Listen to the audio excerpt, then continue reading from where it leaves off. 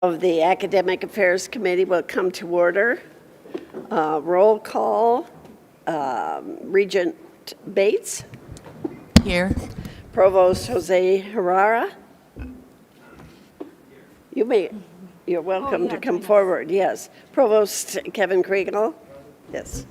And Provost John Wickert. Present. Chief Academic Officer Rachel Boone. Present. And Nancy Butker is present. We have a quorum. The first item of business is the approval of the academic affairs minutes from September. Did anybody have any changes or corrections to those minutes? Seeing none, they'll be approved by general consent. So the first item is from the University of Iowa, requesting a new center. Provost Kriegel, will you please summarize the request? Thanks, Regent Becker. I'm going to have Associate Provost Lois Geist present this. So why don't you sit here, Lois? Good morning. Good morning. The University of Iowa requests permission to create a new center for neurodegeneration, which is designed to study diseases such as Alzheimer's, other forms of dementia, Parkinson's, and other neurodegenerative diseases. These diseases affect millions across the country and are a particular concern among the aging Iowa population. There are currently no cures and no disease-modifying agents available for treatment. The center will take advantage of many strengths that already exist on campus by pulling them together into a more cohesive structure. These strengths include the investigational and clinical expertise in the departments of neurology, experts into the Department of Radiology, as well as the Iowa Institute for Biomedical Engineering. There's been some momentum for the center with the recent designation of UI Healthcare as a clinical center of excellence from the Parkinson's Disease Foundation. They have also recently garnered a more than $15 million grant from the NIH. No new resources will be required, and the center will capitalize on existing strengths, resources, and equipment. Are there any questions? Okay, seeing none, it sounds exciting. New adventure, and so if there's no objections, the Academic Affairs Committee will recommend approval of the Iowa Center for Neurodegeneration at the University of Iowa. Next, items are from the University of Northern Iowa. Provost Herrera, will you please share these requests? Thank you, Thank you. Chair Butker. So UNI is seeking change the name of two programs, and if it's okay with you, I'd like to consider them both. First is the MA degree in Communication Studies, which we are asking to rename as Communication and Media. In 2020, our department name changed from Communication Studies to Communication and Media. This program name change aligns with the department name and is a more accurate reflection of the program areas within the department, which include communication, digital media, interactive digital studies, and public relations. Accompanying the name change, we are asking minor modifications in the structure of the current emphasis areas that help students integrate knowledge across dynamic interdisciplinary fields. This will allow us to capitalize on current faculty in the department, promote collaboration, and most importantly, meet student needs. While internal structure is being modified, the credit hours and faculty appointments will remain the same. Second, we are seeking to rename our current Masters of Arts in Instructional Technologies to Learning Technologies and Instructional Design. The MA Instructional Technology, along with this field at large, has undergone an evolution over the past few years. The new title accurately reflects what students learn in the program and the skills needed post-graduation. This will also allow the program to appeal to a larger market, including corporate education markets. Will not impact the current students, and the program outcomes are still in place. The name change will help marketing and recruitment of future cohorts of students. Are there any questions concerning these name change requests? Seems totally reasonable to me, too. If there are no objections, then the Academic Affairs Committee will recommend approval of these program name changes at UNI. Thank you. So thank you. Next, we have Chief Academic Officer, Dr. Rachel Boone, and she'll present on the annual program review report. Thank you, Regent Bucker. And this report, as presented to you, summarizes the various academic departments that did submit reviews in the past year. There were some delay. I'll note there were some delays due to COVID last year in terms of departments being able to complete these, but it appears from everything I've been told that they're back on track. Getting caught up with all those, which is great news. The reviews reflect a lot of really careful attention to enrollment trends, the evolving labor market. There were a lot of good findings and recognitions of those issues. And I would just lift up, there are examples provided in the report of adaptations and various innovations that are in process, typically trying to improve graduation rates, ensuring sustainability of programs, as well as expanding workforce preparation and readiness. So there's a lot of good, careful study that's been done through these reviews and presented up through the provost as well. And I'm sure they would love to take any questions you have. Yeah. Does anybody have any questions? No materials were in our docket, and so actually seeing none. Thank you for the report, Rachel, for all your work in pulling it together.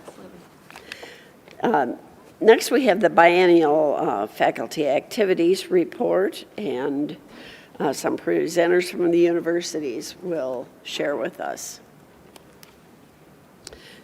Rachel, will you introduce them when they get here then?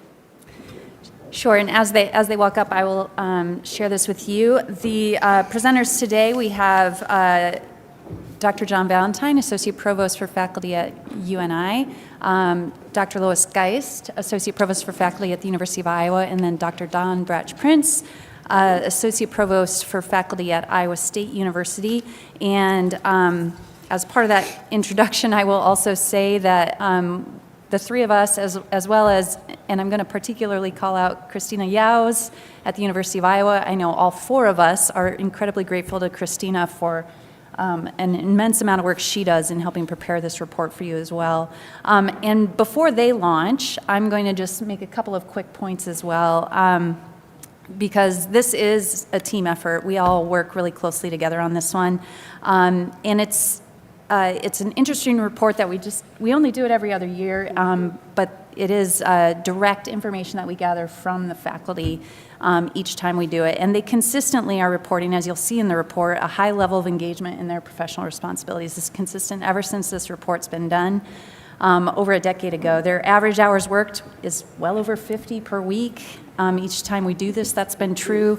One might look at some of this and say there is somewhat of a slight downward trend in that. I want to point out, though, that if we look at the weighted average of these hours worked, the decrease from 2 years ago amounts to about 20 minutes a week. So while you might look at that and say it's a decrease, I would say there's been a lot going on in the last couple of years, so 20 minutes. To add a little bit more context, this survey was, again, as I just said, done during the pandemic. A lot of faculty were working remotely while they were completing this survey, probably, while trying to, frankly, shepherd their own kids through virtual school, or maybe I'm projecting a little bit here, and dealing with all the other logistical and health challenges in the world and their personal lives. So I just wanted to highlight that while there does appear to be a decrease, it's not one that raises red flags for me.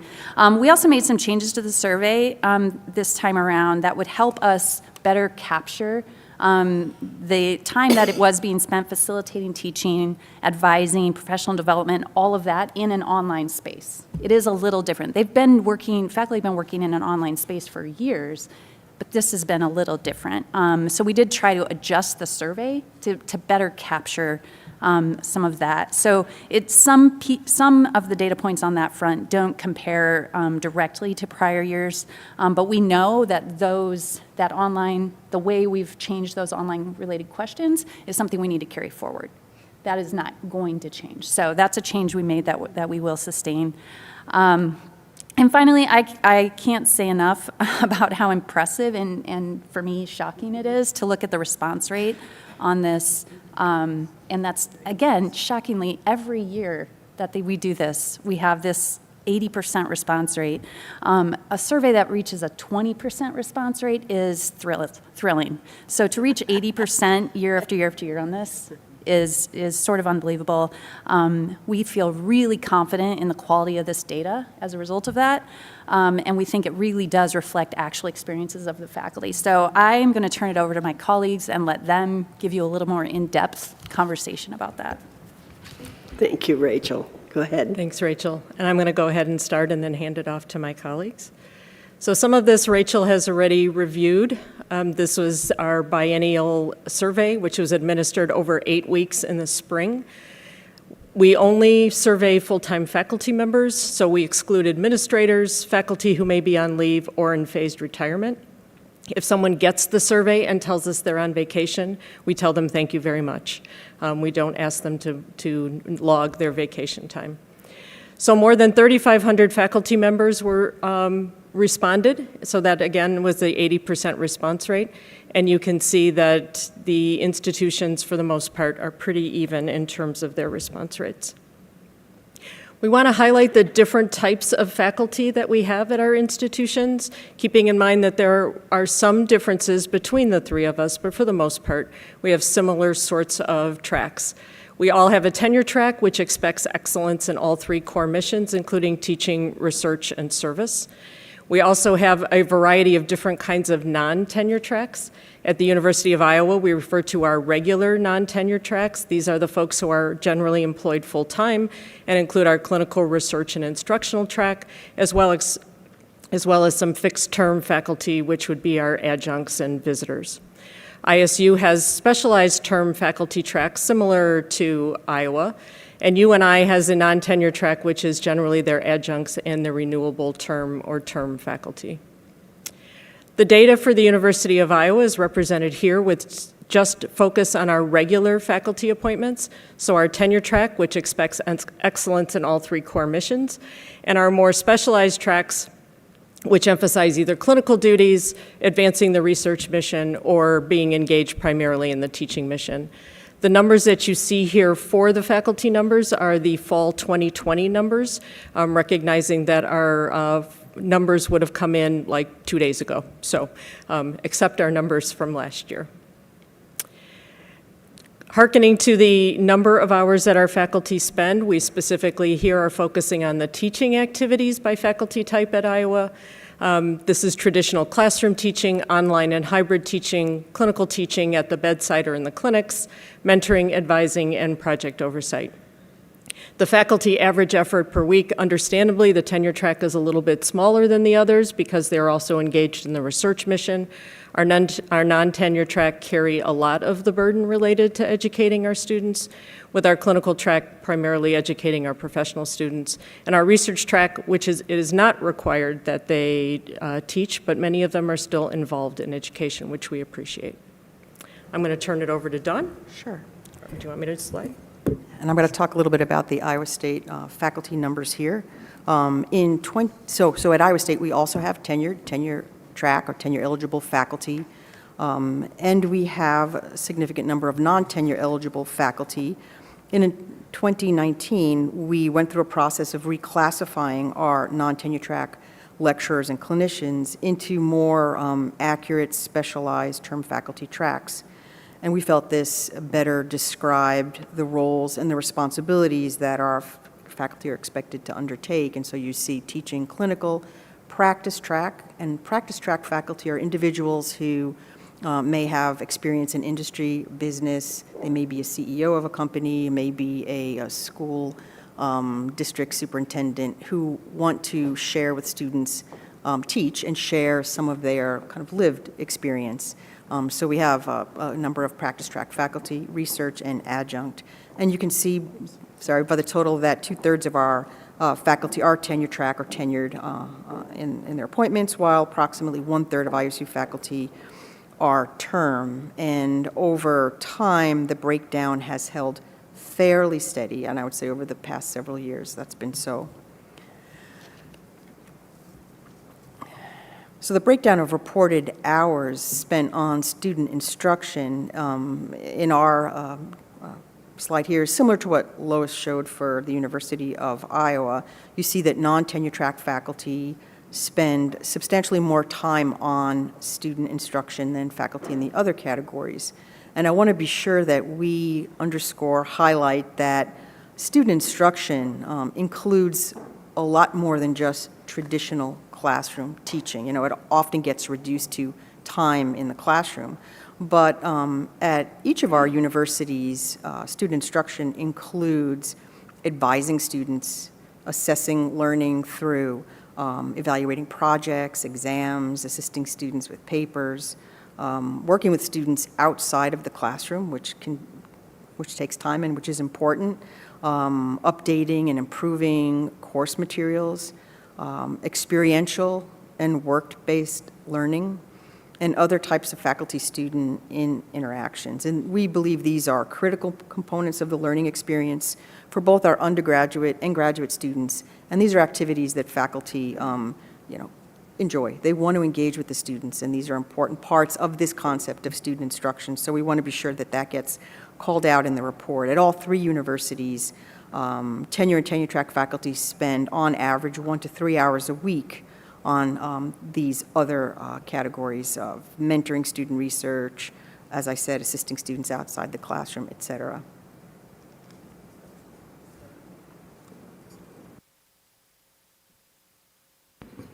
Good morning, Regent Butker and Board of Regents members of the Academic Affairs Committee. On behalf of our campus, welcome. We're glad to have you here. On behalf of our faculty, it's always great to report on their work here at UNI and also the other two institutions. You'll notice on the slide for UNI that the number and percentages of faculty according to their classifications are noted there, with a total faculty of 641 in the fall, and you can see the breakdown of the tenure track faculty. And we have renewable term faculty on some instructors that are renewed every 2 years, and we also have some term faculty that have contracts from 1 to 4 years. And so that's a smaller percentage that's up there. And of course, we have temporary faculty members that help us on campus with various disciplines and majors across the campus. All the faculty classifications at UNI have an expectation, as was mentioned early, of teaching excellence and also scholarship excellence in research and creative activities, and also service work.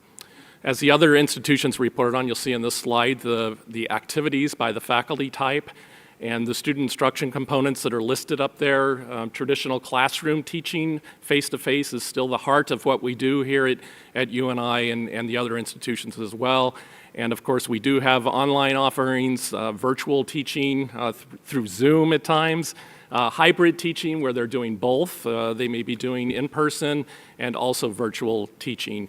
And the extra duties of mentoring, really mentoring students so that they're successful in their classes, and also in career development so that they are successful upon graduation.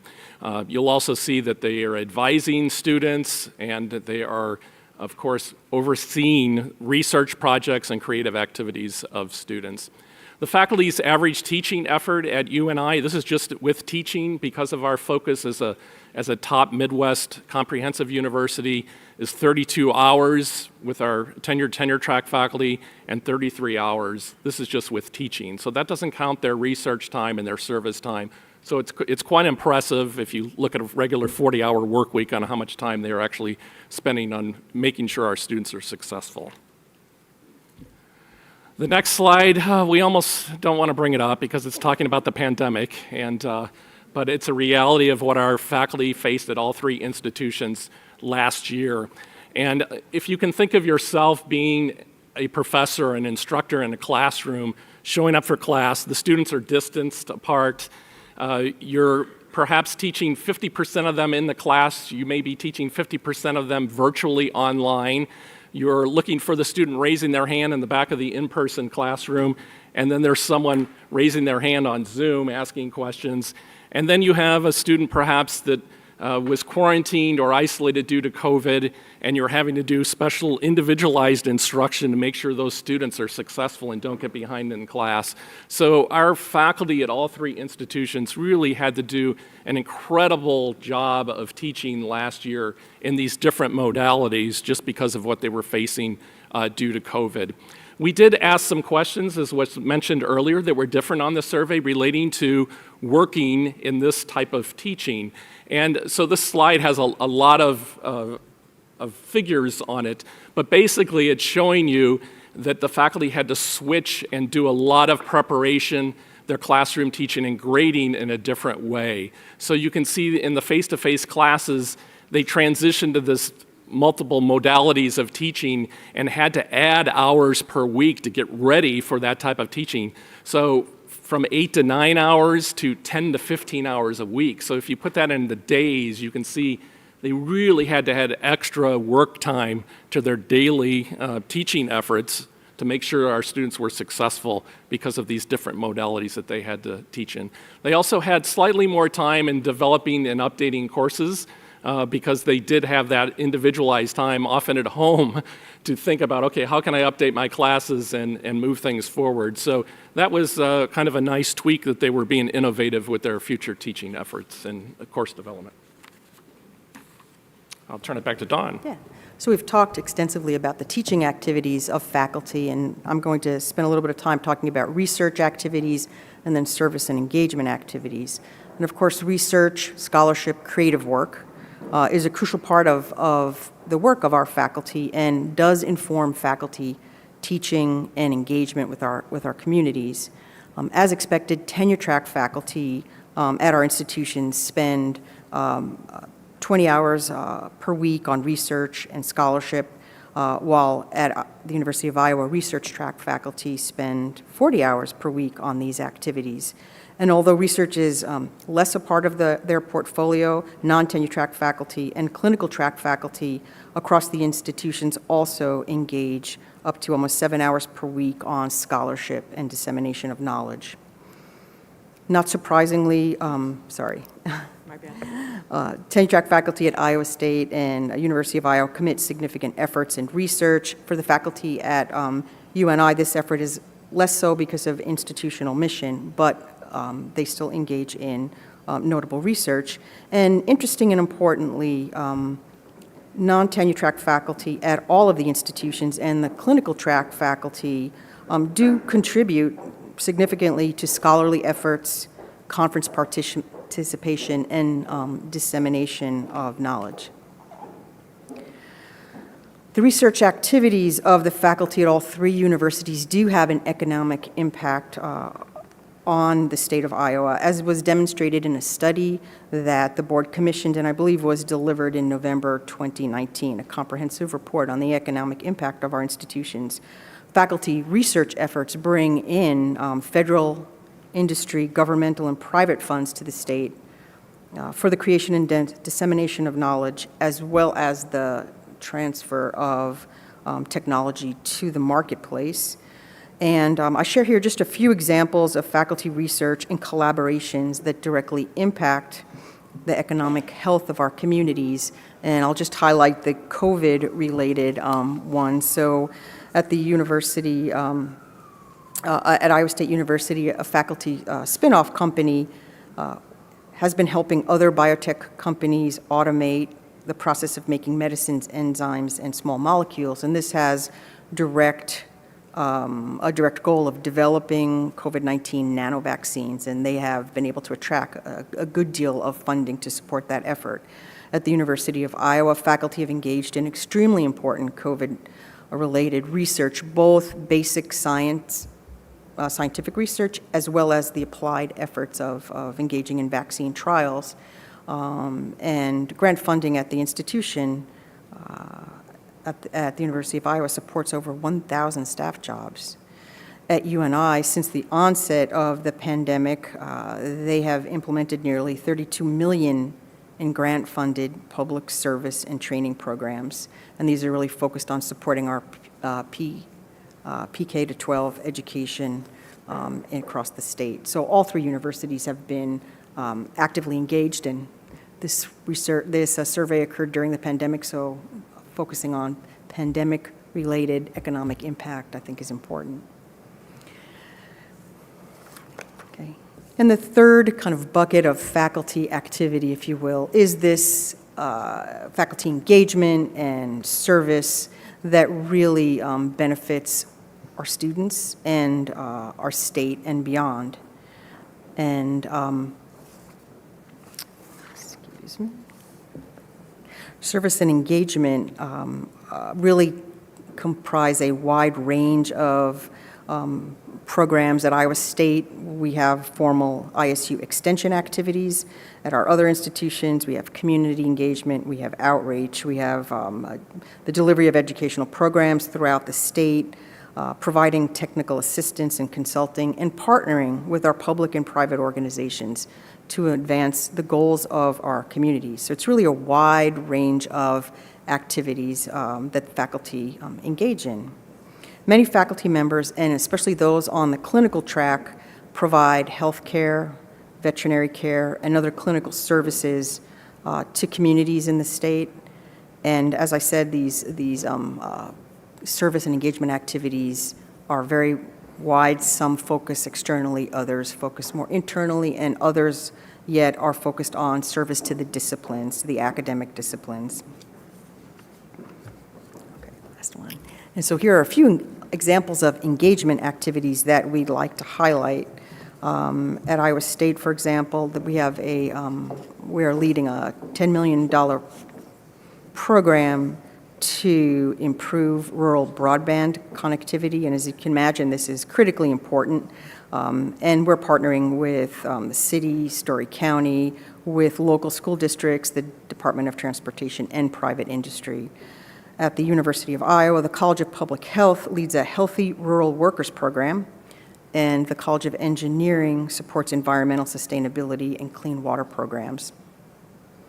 At UNI, UNI is partnering with the Volunteer Center of Cedar Valley with more than 190 community organizations and surrounding counties. So you see the wide range of ways that we work together with cities, with industry, with partners throughout the state. So I'm hoping that with this presentation, or we're hoping, we've made visible to you the wide variety of activities undertaken and led by our faculty. It's really difficult to reduce them down to just one bucket. There's teaching, there's scholarship, research, service, engagement, and extension. Really the diversity of our faculty, their disciplines, the appointment types, their tracks, the work responsibilities, and the expectations that we have really does enrich in the campus learning environment for our students, and we believe does benefit the communities across our state. And so we open it up to any questions you What might an have. impressive report. It all sounds so amazing, really. I'm at a loss for words because I think the whole state of Iowa needs to know your story, more details all the time, and how well you serve the state. So are there any other questions or comments for our presenters? Yes, Regent Bates. Just that I really enjoyed it, and I learned a lot, and maybe to the point that I would like to even know more. Yeah. So it was very good. It touches every person in the state of Iowa in some way. So thank you for everything. Thank you. And we appreciate all your work in pulling the report together, besides all the great info in it.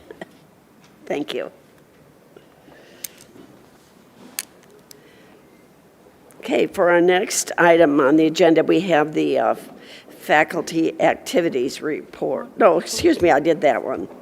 Each year we receive the reports of the faculty professional development assignments from the prior year. Rachel will share with us a brief summary of those reports. We've all seen them in our docket, too.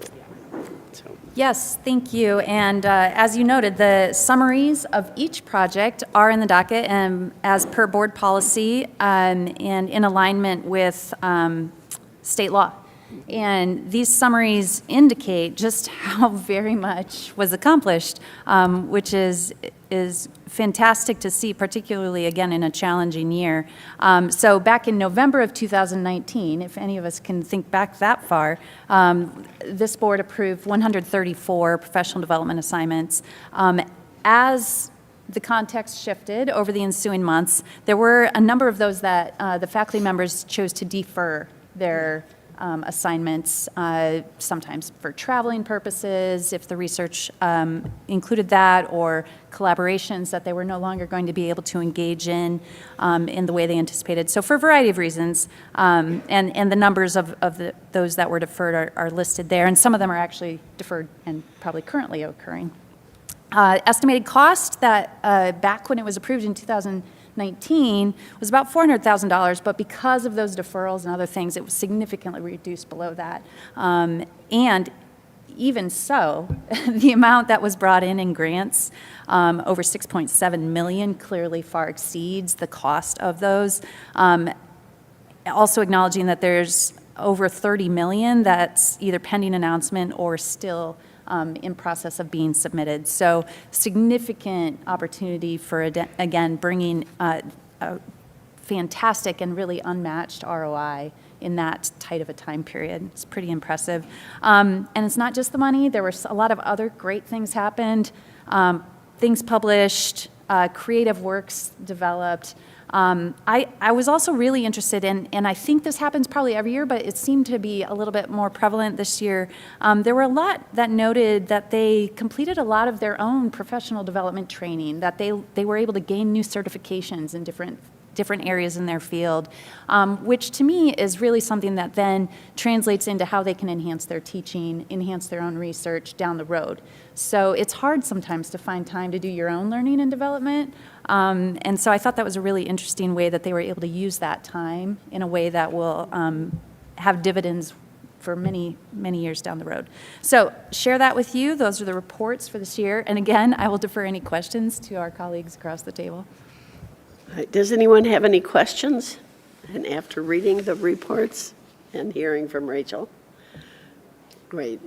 Oh, thank you. Thank you very much, Rachel. That's great. It's always very interesting to read those, too. Next, we'll have the professional development assignment requests. And this is also asked to annually consider the professional development assignment requests for the next year. In this case, for fiscal year 2023. Rachel, can you provide the summary of these requests? Absolutely. So these would be for assignments that would commence after the conclusion of the current academic year. There are requests from the three universities combined for 98 PDAs for that year. They range in length from one semester to a full year. The cost, estimated cost, noted there is $132,888. And just to make note, that cost is, it's the cost of doing it minus salary savings. And because there were a number of them that really are requesting the full year, because of the impact that has on their salary, that means there is significant savings to the institution, to the point where for Iowa State University, Provost Wickard, I believe it said it essentially brings it down to a cost of $0 for the PDAs for FY23. So and again, the summaries were provided, and any questions, we're happy to take them. Are there any questions from anyone concerning the requests? I know it's always so interesting reading what each one is. And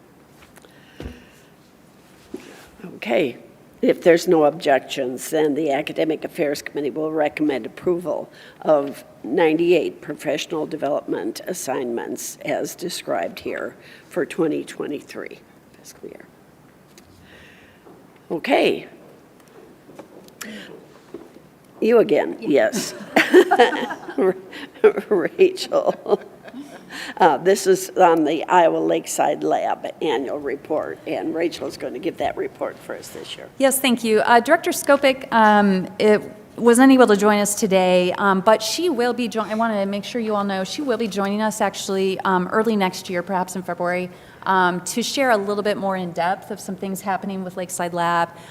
So there's going to be some great opportunities to ask her questions in the near future. I will just say, on her behalf, they had a banner summer up at Lakeside. Students and faculty wanted to be there, which was and they were filled, pardon the pun, to the gills with people all summer. a lot of internships, there were classes happening, there was some incredible research and creative activity as well. So I think there's a lot to look forward to here. If there are questions from their annual report and the budget information that is there, please do send them to me, and I will direct them to Dr. Skopik, and she will get back to us right away. Thank you, Rachel. Did anyone have any questions? It is always exciting to read their reports and their newsletters, and makes you want to be there, doesn't it? Yeah, it does. Okay, thank you, Rachel. Then the last presentation will be more about the graduate and professional students at the universities. And the presenters are from ISU, Dean Bill Graves, from UNI, Dean Jennifer Waldron, and from the State University of Iowa, Dean Amanda Tyne. I wanted to get that right, and I had to stop and think about it, yes. So, welcome. Thank you all for being here today, and I just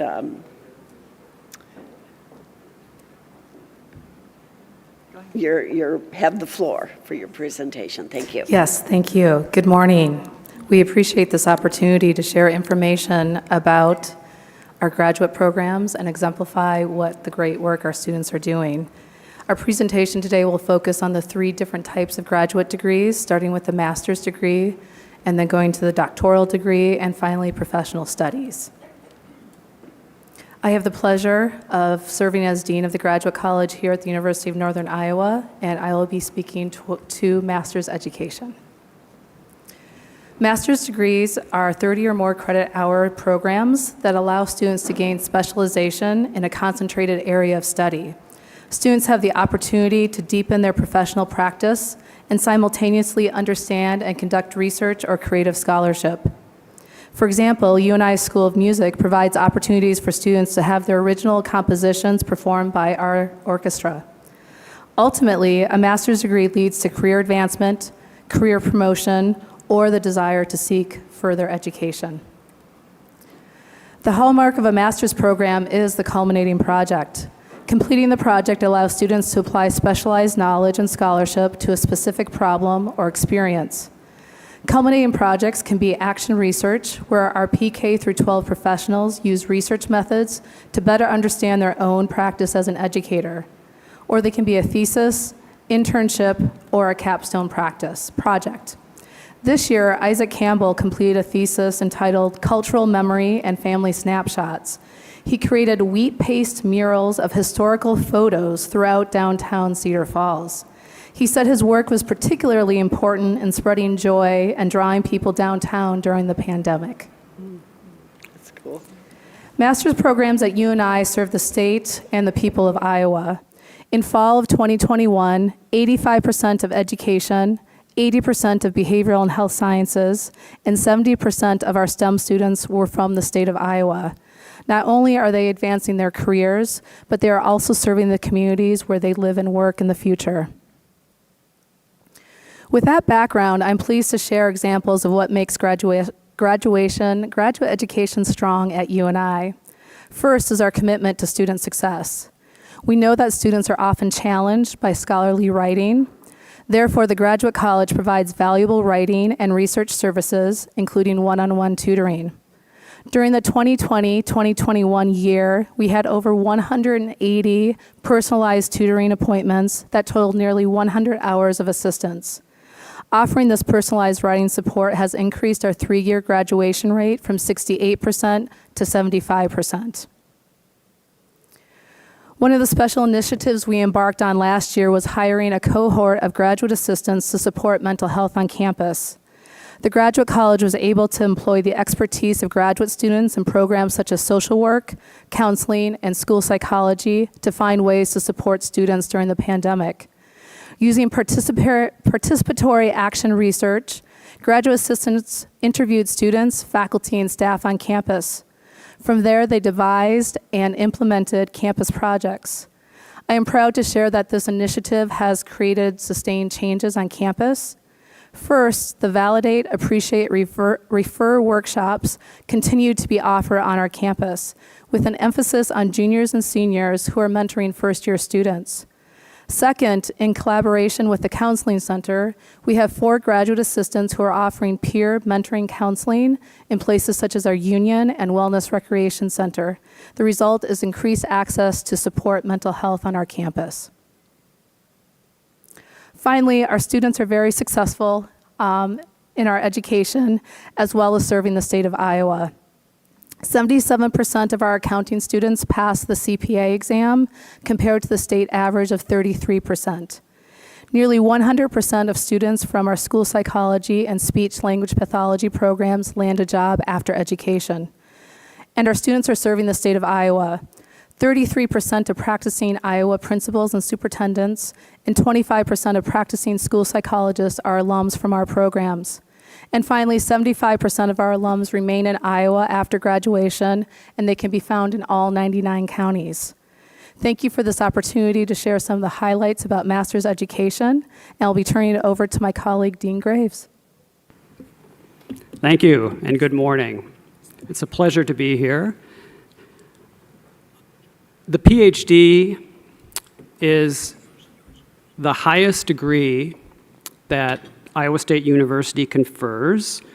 It follows an intensive course of study, deep experiential learning, and most importantly, original research that forges new ground within a discipline or across a disciplinary area, interdisciplinary area. The purpose really is to prepare the future leaders in industry, academia, government, and nonprofit agencies. It is a research-based degree, and students entering the degree program need to be prepared with research experience, either from an undergraduate experience or through a master's degree that's completed before the doctorate. We have 80 PhD programs at Iowa State University, along with the Doctor of Education. The original research is in an area that has not been studied before. The doctoral research is expected to be really groundbreaking within the discipline and to advance the discipline in new areas. The research is reported in a document referred to as a dissertation, and some people feel that dissertations, back when they were printed on paper, were just documents that were housed on a library shelf and collected dust. But that's really a myth. Many of our doctoral dissertations from Iowa State University are downloaded more than 10,000 times from all over the world. And our top dissertation has been downloaded more than 300,000 times. That's a dissertation that was written related to high school students and their preparation for becoming undergraduate students at universities. Students are mentored by teams. The mentorship team is led by a professor referred to as the major professor, and the major professor has at least 4 other members of the faculty who join him or her on this team to guide the student. Each individual doctoral student has a separate, unique mentoring committee, so that even within the same major, each student would have a distinctive committee based on their research interests and the expertise of the faculty that they need to help guide them. I just wanted to take a moment to walk you through the doctoral experience through this slide. If we start over on the upper left, graduate students, doctoral students specifically, are admitted to the university, onboarded. They start taking core coursework within the doctoral program, and they begin often rotating among faculty, which means that they have short stints working with different faculty members to gain experience in their labs or their research programs, and to see where they're going to fit best and where their interests are greatest. Eventually, they're paired with that major professor. They develop a research proposal, And based on the specific research agenda, they take specialized coursework to support that research. In many graduate programs, a qualifying exam is required, and that qualifying exam tests their knowledge of the basic coursework that they've taken. They then form a full program of study committee, that individual team that each student has. They conduct their research. They are expected to pass a preliminary oral examination, and after doing that, they enter candidacy for the degree. They then proceed to complete the research, write a dissertation, and they are subjected, they have the opportunity to take a final oral exam. These oral exams are rather unique to graduate education. They're important milestones, and the Graduate College at Iowa State takes these very seriously. We monitor how they're scheduled, how they're conducted, and make sure that the exams have high integrity, which they always do. And then the degree is conferred. So our doctoral programs attract a lot of applicants. We received nearly 2,500 applications in the last recruiting cycle. About 23.5% of those resulted in an offer of admission, and we had about a 56% yield rate on those offers. We have 2,264 PhD and EDD students at Iowa State this year. We have more Iowans than we have students from any other state, more than 5 times more than any other state. We have students from all over the world who are attracted to our outstanding faculty and the research that they're doing. 72 countries represented this fall, and slightly over half of our doctoral students are women. Over the past few years, we've conferred 379 doctorates on average per year. We pay a great deal of attention to time to degree in our doctoral programs, and we're proud that we're outperforming our peers significantly with a lower time to degree at Iowa State University for the PhD. Our largest programs are several within engineering, and then chemistry, education, and statistics. These are departmentally based PhD programs, but we also are very excited at Iowa State about a collection of 15 interdepartmental graduate majors that confer the PhD. The largest of those is human-computer interaction, a major that this fall has 182 students. 54 of those are pursuing the PhD. These interdepartmental programs bring faculty together from different parts of campus who most likely wouldn't interact with one another otherwise. It's often a graduate student who brings faculty together to forge new ground in these interdisciplinary spaces. For example, in HCI, human-computer interaction, faculty from 6 of our 7 academic colleges participate in this interdepartmental major. So it's really a major that spans nearly every college at the university. We are very focused on preparing our students who are pursuing the PhD for their careers. We see a continual increase in the fraction of our students who want to pursue an industry job after graduation with the PhD. We are preparing them with team-based learning and discovery coursework. This is a very experiential degree. And we also have a career office within the graduate college where the director of the office pays most of her attention to those students who are seeking industry jobs, because our faculty are very well versed on how to help a student prepare for a job in academia. But our career services office really specializes in helping students network with industry and prepare for industry careers. We also have, like you and I, have a very active Center for Communication Excellence in our graduate college. Ivana Raymond, pictured here, won a nationally competitive award that she prepared with assistance from our Center for Communication Excellence for a grant to help support her research in applied linguistics and technology. We also participate in CERTL, which is an acronym that stands for the Center for the Integration of Research, Teaching, and Learning. This is a partnership of dozens of universities across the country, including the University of Iowa, as well as Iowa State. And this partnership allows graduate students at all the institutions to benefit from professional development programming offered at any one of the participating schools.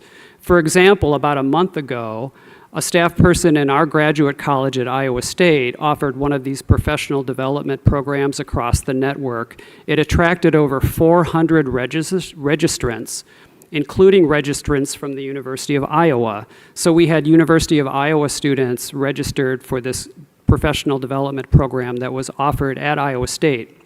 And of course, Iowa State students benefit from programs offered at the University of Iowa and other CERTL participants. And lastly, I just wanted to highlight a very exciting opportunity we have at Iowa State right now is our adoption of a new student information system, Workday Student. And it is transforming the student experience. It will be when it's fully adopted. We're deeply engaged in the planning process at this time and are very excited for how this new technology is going to make the student experience, doctoral student experience, as well as undergraduate and master's student experience much better than it is today. Thank you.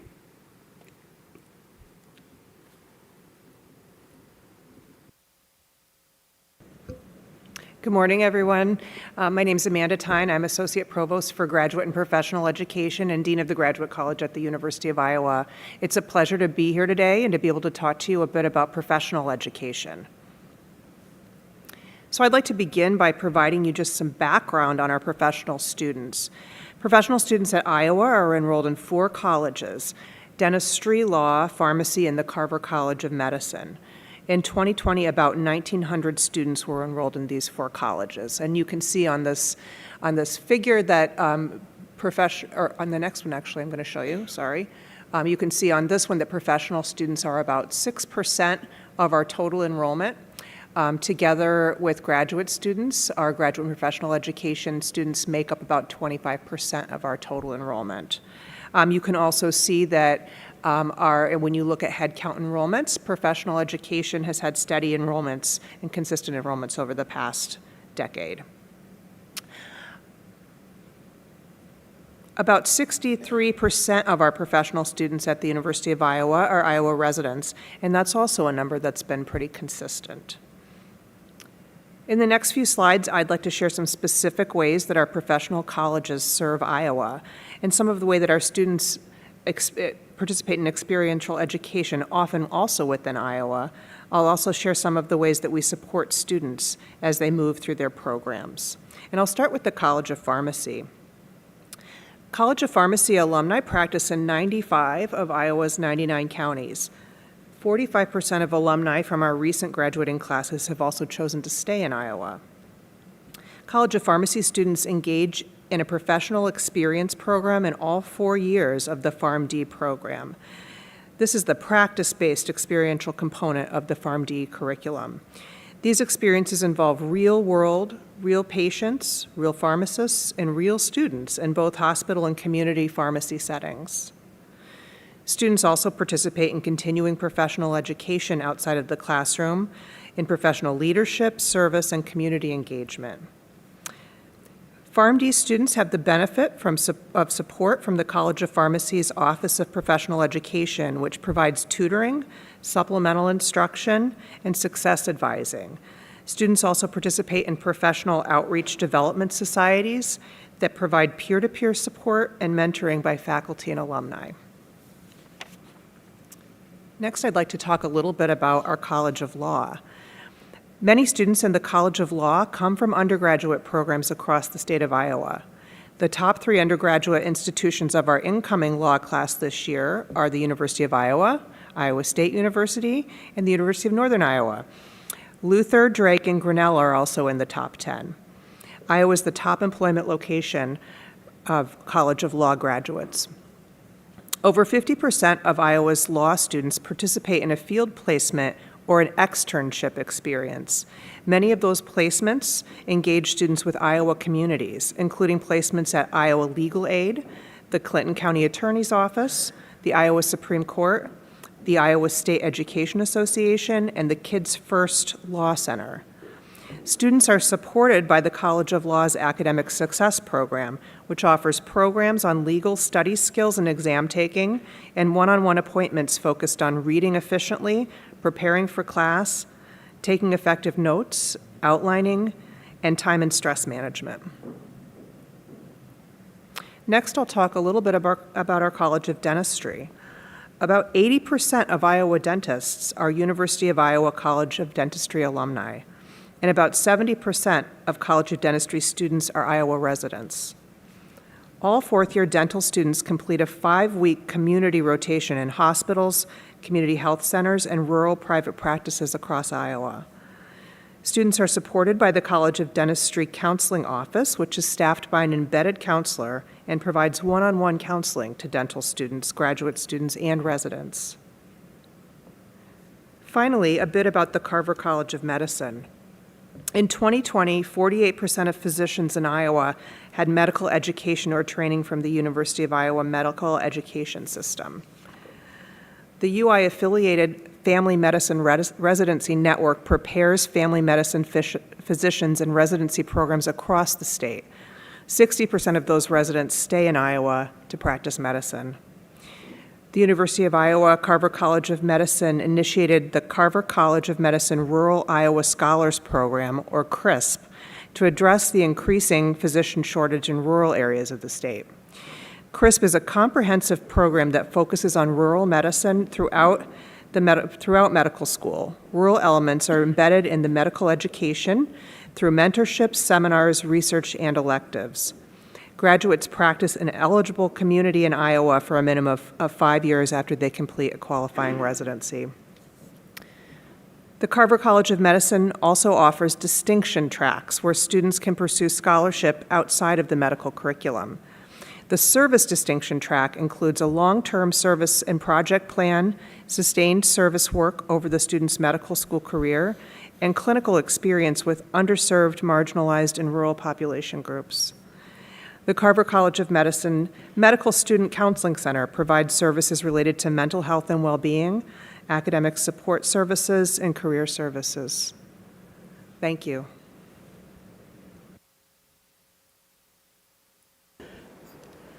Are there any questions that, yes, Regent Lindemeyer? I had a question for Dean Graves. You mentioned that your PhD students complete quicker than your peer institutions. What is your average time to degree? Our average time to degree across all programs is 5 years, and that's better than our peer group, which averages 5.8 years. There's quite a bit of variation across programs. Some doctoral students are able to complete in 3 years. It's highly variable based on discipline. Are there other questions anyone has? Very impressive. Thank you so much for the great presentation. I really appreciate it. Makes me kind of want to go back to school, but I don't know. It made me have flashbacks. Yeah. Thank you very much. So, is there any other business to come before the committee? Seeing none, the Committee of Academic Affairs is adjourned.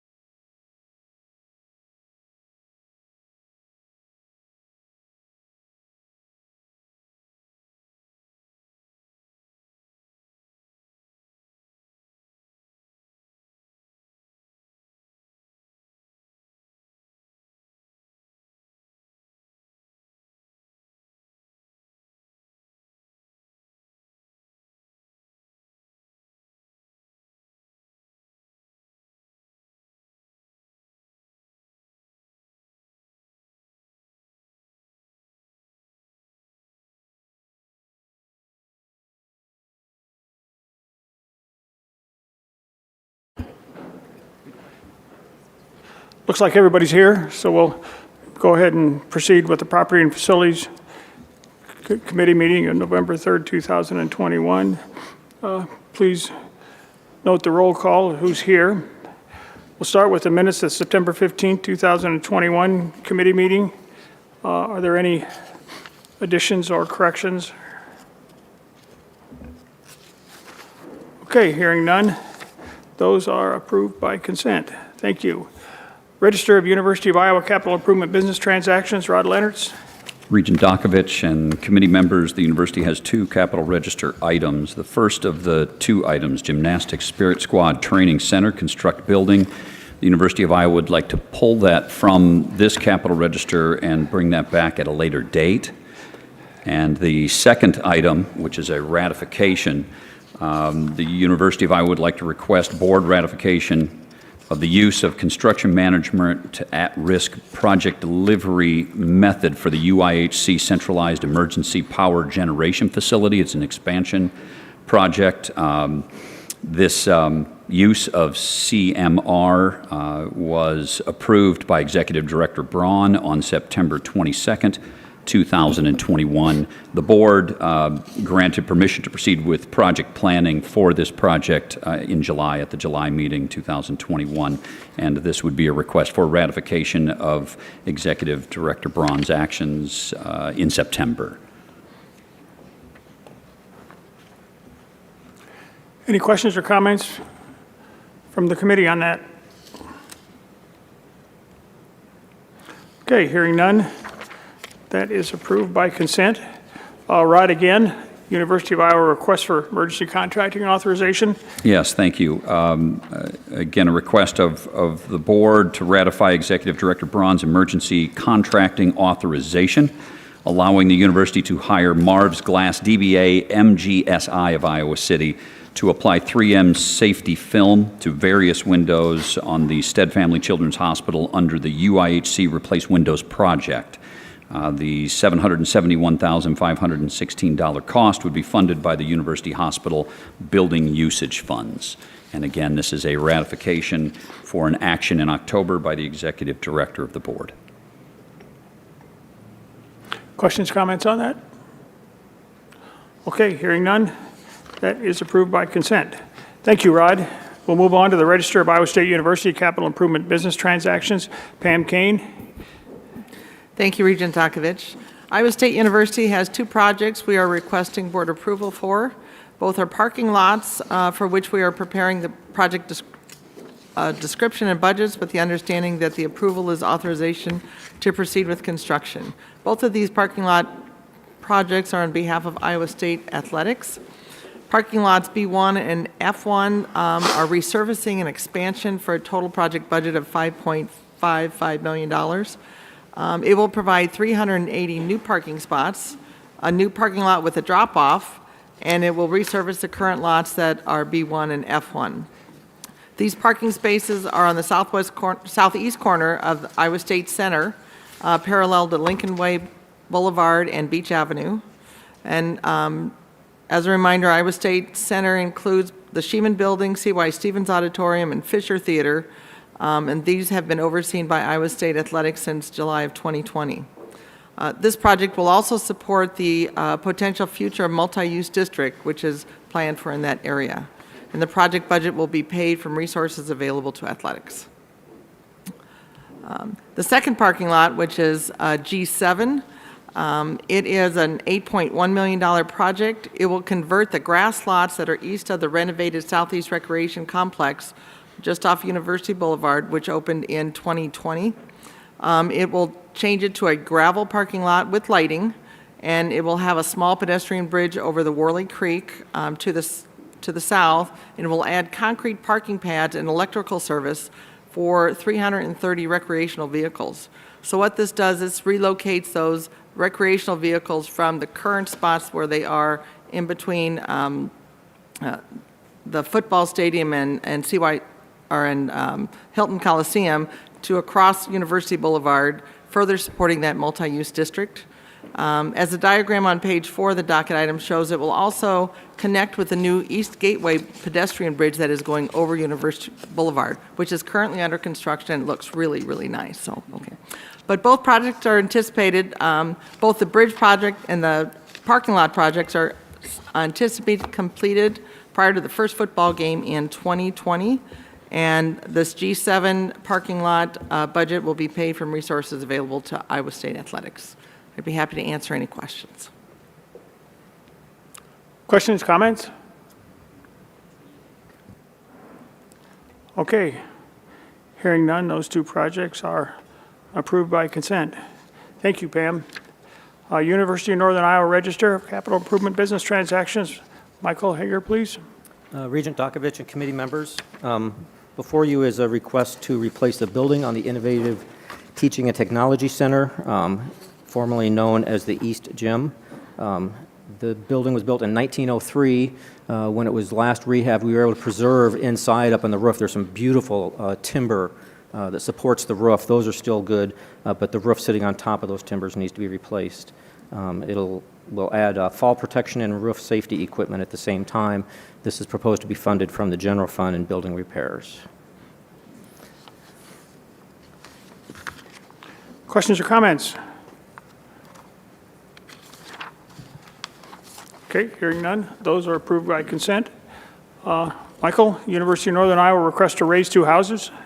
Yes, the University of Northern Iowa has before you a request to raise 2 houses on the north side of the campus. Together, these houses have $1.6 million plus in deferred maintenance. The one house, which is referred to as the Alumni House, currently has a student call center that's active in the evenings. That'll be replaced. The rest of the house is not being used. The other house has 3 staff members in the honors program, and that will be relocated to another building, most likely Bartlett Hall, that was recently renovated as well. Neither of these buildings are core academic buildings. We do have a number of buildings in addition to these that are more than centuries old. Century old, we have at least 7 buildings right there close to those that are century old, but these 2 small ones really do not make sense from a financial perspective to continue on. Questions or comments? Regent. David. Yeah, Regent Barker. thank you. So UNI has a beautiful campus and I think has an excellent record of historic preservation here. And I understand that not all buildings can or should be saved. And we've all supported demolitions in the past of buildings, some that had some historic significance, but looking at the costs and benefits, we decided on it. I've walked through the houses, have begun to study some of the numbers on it. I'm not convinced that the costs, that the benefits outweigh the costs of going ahead with demolition. Michael, do you have any comments? Well, we're sitting on a pretty sizable deferred maintenance of $1.6 million, and so it does move a significant amount of deferred maintenance off the books. They're not core academic buildings. As we are challenged as state agencies to make sure we're being good stewards of our resources, we reluctantly came to the conclusion that these 2, while not sizable, do provide a savings to us and do not diminish the impact of the physical footprint for the institution. No, I understand. I think some of that $1.6 million in deferred maintenance is not absolutely necessary to do going forward, as we discussed earlier. But I understand there are costs and benefits. I understand it's a difficult decision. Yeah, the one is not ADA accessible at all, and the other one needs about $75,000 just alone for the ADA to make the first floor, and the second floor is not ADA accessible. So we have code issues in addition to both are being used now, though. Correct. Yes, they are. Any other questions or comments? Regent Dokovich, just a quick comment as I read this and am listening, and I've not been in the houses or know specifically which houses outside of the docket item.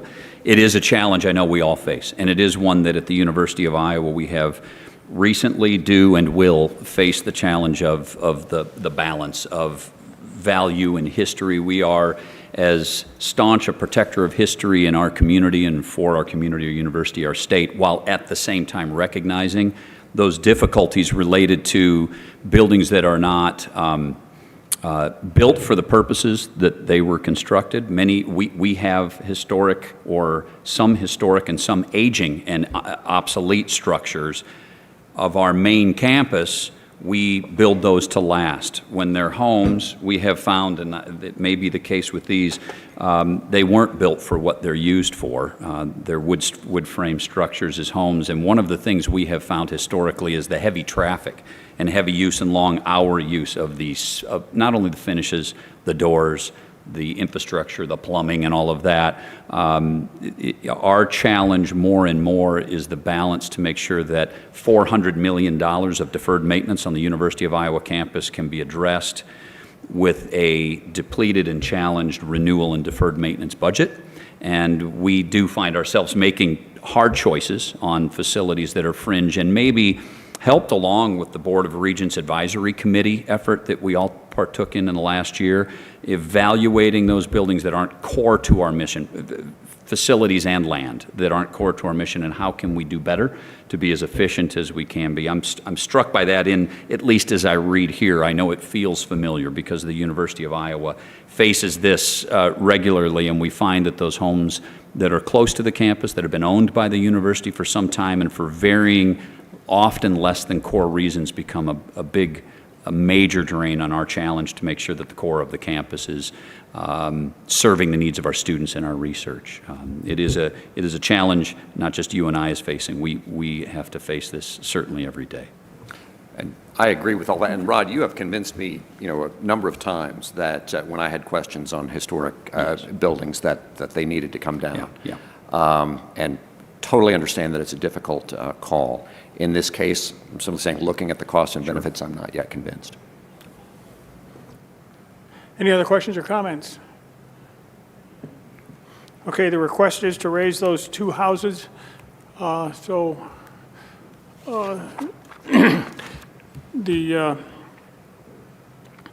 guess the motion on the floor is to raise those. All those in favor? Committee members? Aye. Aye. Aye. Opposed? No. Okay, that request passes. Thank you, everybody. Institutional, let's see, we've got one lease and some easements. We'll start with Pam Kane, please, for the Iowa State University. Thank you, Regent Dakovich. Iowa State University has one 20-year lease proposal for board approval. This public-private partnership between Iowa State and Alliant Energy, which is Iowa State Power and Light Company, would allow Alliant Energy to install solar panels on ISU property, which is a strategic part of the ISU agricultural corridor southwest of campus. Iowa State would continue to own the land, and we would earn renewable energy credits available for electricity for ISU facilities. The renewable energy generated under the lease would displace fossil fuel emissions and feed the electric power grid with renewable energy for the next 20 years or more. It will help Iowa State meet its sustainability goals by reducing its carbon footprint while expanding research and other green energy opportunities. ISU's College of Agriculture and Life Sciences, through collaboration across colleges, is well positioned to contribute much needed teaching, research, and extension activities related to the agricultural and energy industries. The renewable energy credits generated by the solar farm would be available for the surrounding teaching and research farms. And Alliant Energy would design, construct, operate, maintain, and own the solar farm's panels and associated equipment. I would be happy to answer any questions. Any questions or comments on that? Yes? Pam, this is just kind of for my own curiosity, because I see a lot of these going up in fields. Is there a preference for putting these in a field on land as opposed to on roofs? And what's the reason? We have the land available in this location. There's not a lot of roofs in this location. And so sometimes it just depends on where those are. They have to have total access to sun. So that's a corner that we are not using, and it just seemed to be the right place. And it's close to the Alliance grid lines, also down State Avenue.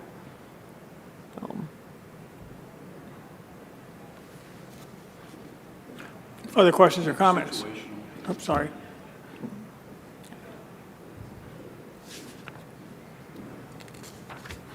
Other questions or comments on that?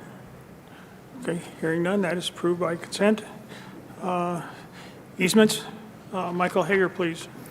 The university is requesting permission for or approval of right-of-ways, permanent easements, and temporary easements in support of the new high school being constructed in Cedar Falls.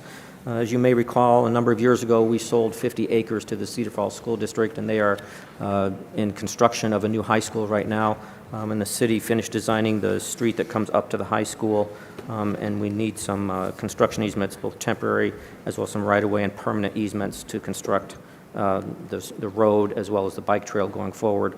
Part of the bike trail will be put on the university property but maintained by the school district, including snow removal. Any questions or comments on those easements? Okay, hearing none. Those will be approved by consent, taken to the board. Is there any other business to come before the Property and Facilities Committee? Hearing none, we stand adjourned. Thank you.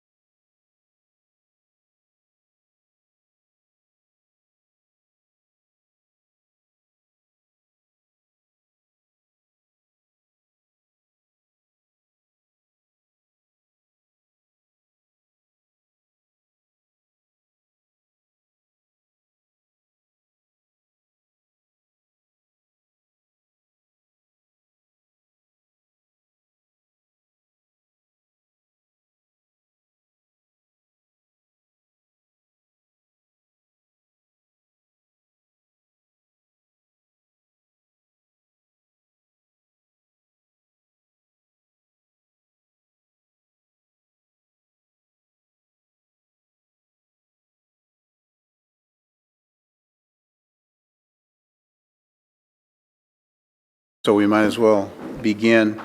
I'd like to call the meeting of the Campus and Student Affairs Committee to order. And for the purpose of minutes, roll call, looks like all members of the committee are present. First item on the agenda is to approve the minutes from the April 7th meeting. Does anyone have any changes or questions about those minutes? Okay, hearing none. They're approved by general consent. Every October, our universities publicly post their campus crime statistics as part of the federal Clery Act. As we enter those reports into the board's public record, we have the university police chiefs here today to talk about trends they are seeing on their campuses and answer any of our questions. Please welcome Chief Helen Hare from the University of Northern Iowa, Chief Michael Newton from Iowa State University, and Chiefs Lucy Wiederholt and Mark Bullock from the University of Iowa. Please proceed. I think I got picked to go first, so. Okay. Good afternoon. As you said, we do this every year.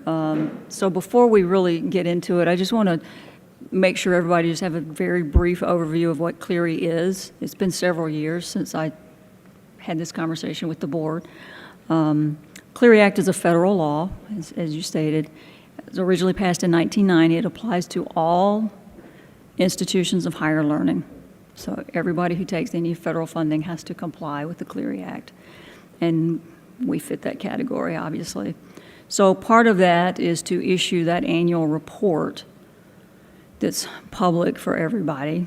We all post it on our websites. It has information not only about crime statistics, but it also talks about some policies. It also talks about procedures if you have complaints, programming that's offered by the university. And in conjunction with that, we also have the fire report that is part of it also. So just to let everybody very brief overview there. But one of the common misperceptions that we find when we're talking about our crime statistics, people assume that the crime statistics only apply to our students or people who are university affiliated. The crime statistics are for any of those crimes that occur in our geography.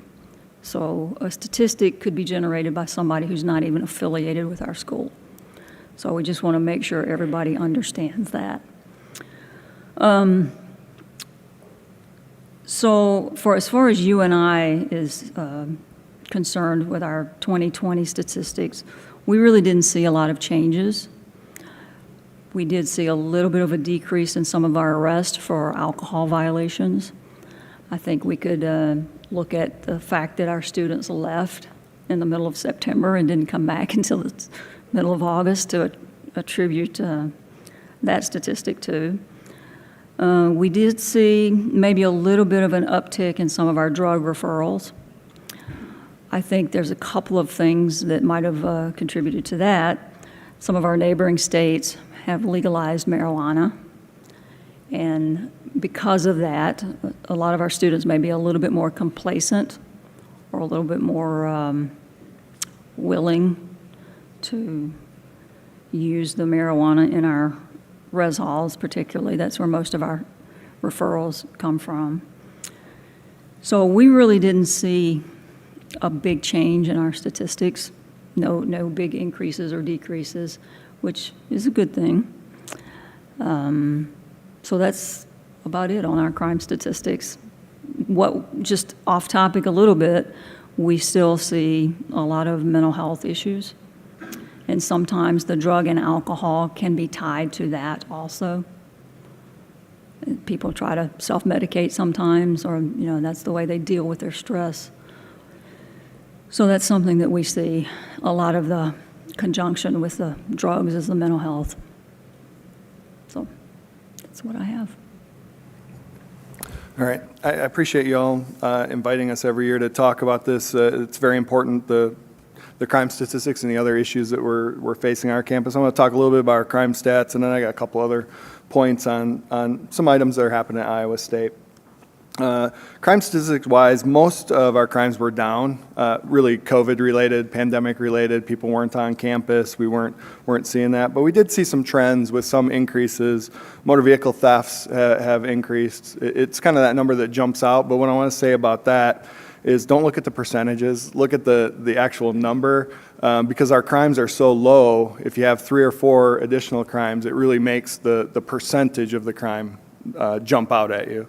And so I'm really encouraging people to look at the actual number. But we're finding that students come to campus and leave their cars unlocked with their keys in them because they're used to that in some of the areas that they come from. And so we've done a lot of time of educating about those issues and making sure people lock up their cars. But we went from 1 car theft to 7 in 1 year, so that looks like a dramatic increase. Alcohol offenses were down by the nature of the fact that we didn't have any, or many of our home football games didn't have fans. That's generally where we do see a number of our alcohol offenses, plus the resident halls looked different last year, which I also want to give the caveat of when we release next year's report, you might be alarmed, right, as we've come back on campus and these numbers go up. So it's something we should put a caveat out there and have people think through and think about. And criminal mischief was up. We did see, I think people were antsy. There wasn't a lot going on, and we saw some damage of signs and exit signs and things like that in facilities. We're 11 months right after the year we're releasing crime stats for the previous year. So one of the things that we wanted to do was be a little bit more transparent. We started doing a monthly report that we put out at Iowa State. I put out all of the crimes via social media. We did a 4-page report that we put out so that people were just knowing what's going on. And on that, we also added our quarterly response to resistance, or our use of force, the force that officers are using, so that the community was aware of the activities that are happening. We've continued our engagement, inclusion, and diversity work on campus. I will say that recruitment and retention of police officers is a real problem right now and really tough for all of us. And I think it's important for the board to be aware of that. We are looking at all kinds of different opportunities to recruit people to come be part of our organizations. I also have my student advisory board that meets monthly. They met last night. And one of the topics that's really on their mind, and Chief Hare already mentioned it as well, is mental health. And the mental health issues and problems that we're seeing, really I think were exacerbated by the pandemic. Also the fact that people are more willing, the stigma starts to go away and people are more free, willing to talk about the mental health concerns that we're seeing on our campuses. But also, and I talked about this last year when we all met, we also got to look at the mental health of our staff, those that work in the police department, those that work outside of the police department, because there are folks in those areas that are also struggling, and what are we going to do? And what I will wrap up with is we're in this together. It's going to take a team effort. It's going to take all of us if we're going to change the culture and move into a different space. So thank you.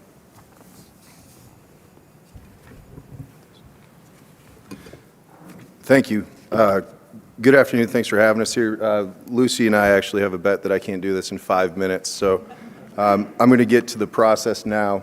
2020 was a year at the University of Iowa that presented a lot of great opportunities because of some great challenges that we had. I'm going to talk about some of those opportunities and what we did to address them. But first, I have to provide a bit of a disclaimer. Shortly after releasing our report on September 30th, we realized that our alcohol and drug referrals were much lower than they should be. We went back and did an audit of our reporting systems and found that there were some that were unreported. So we'll be releasing a new report after today, most likely attributed to COVID and having reduced residence halls. Our disciplinary referrals still did decrease in most categories by about 200. So a very significant decrease when we're talking about 500 something from the years prior. So now that I've got that, one of the things that you're going to see in talking about some of the challenges that we've seen since 2019 is our aggravated assaults. So the assaults that require, medical response, more than first aid, weapons, serious injury, things like that, increased significantly.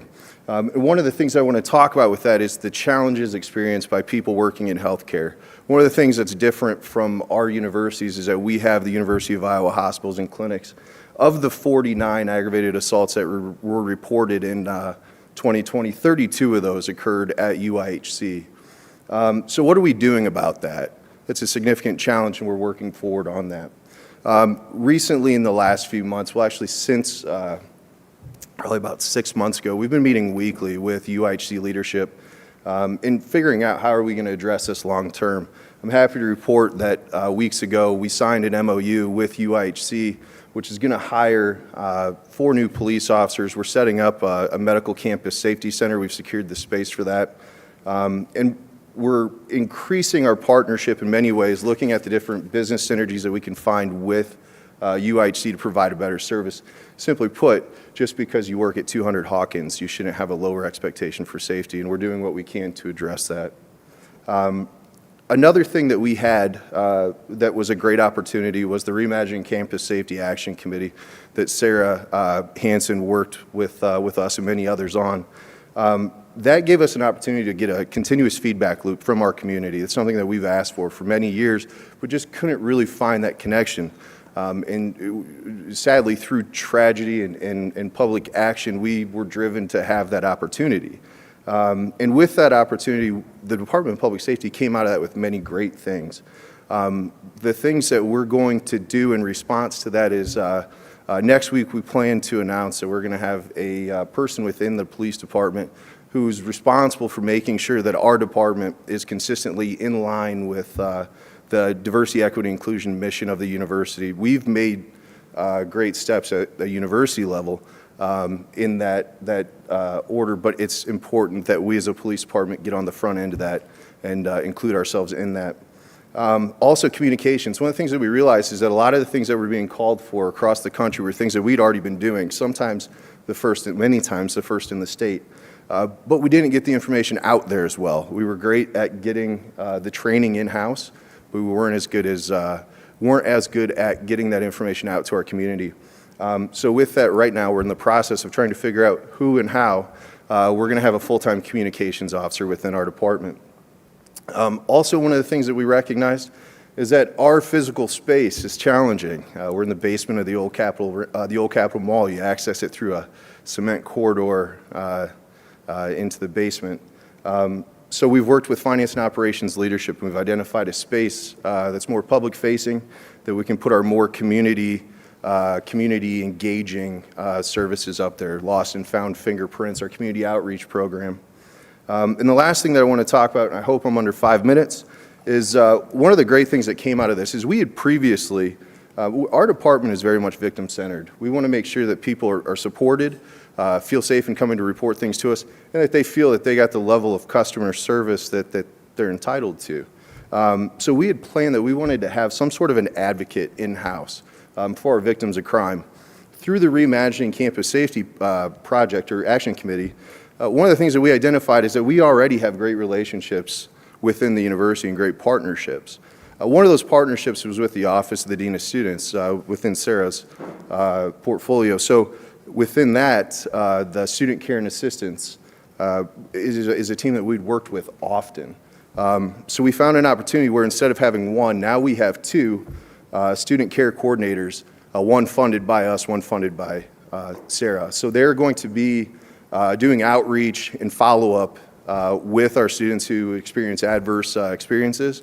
And ultimately, we're hoping that they feel supported, experience better outcomes, and obviously that an adverse experience doesn't affect their future in the academic setting. So that's all I have. Lucy, do you have anything to add to that? Okay. Any questions or comments for the chief? Regent Crow. Perfect. Thanks for speaking with us all. Mark, I have a question for you about the new security officers at UIHC. Will they be stationed in any particular units that see more of these incidences of aggravated assault, or are they rotating? How would that work? Yeah, so our initial implementation plan, because as Chief Newton was talking about, it's hard to get police officers right now. So we're going to have a staggered plan. Year 1, we're going to hire 4 people, and the plan is year 2, we'll hire 4 more so that we can achieve 24/7, 365 coverage. As you know, the footprint of UIHC is large, and healthcare is dynamic. While we experience more aggravated assaults in the emergency department because of the nature of it. It's more volatile. It's 24/7. Generally speaking, the people that come through are in crisis. They haven't been screened. So naturally, I would say that there's going to be there's a high likelihood that there's going to be more presence there, but there's not any dedicated location for it. We're going to have visible patrols and make sure that we're addressing the issues wherever they may come up on the medical campus. Thanks.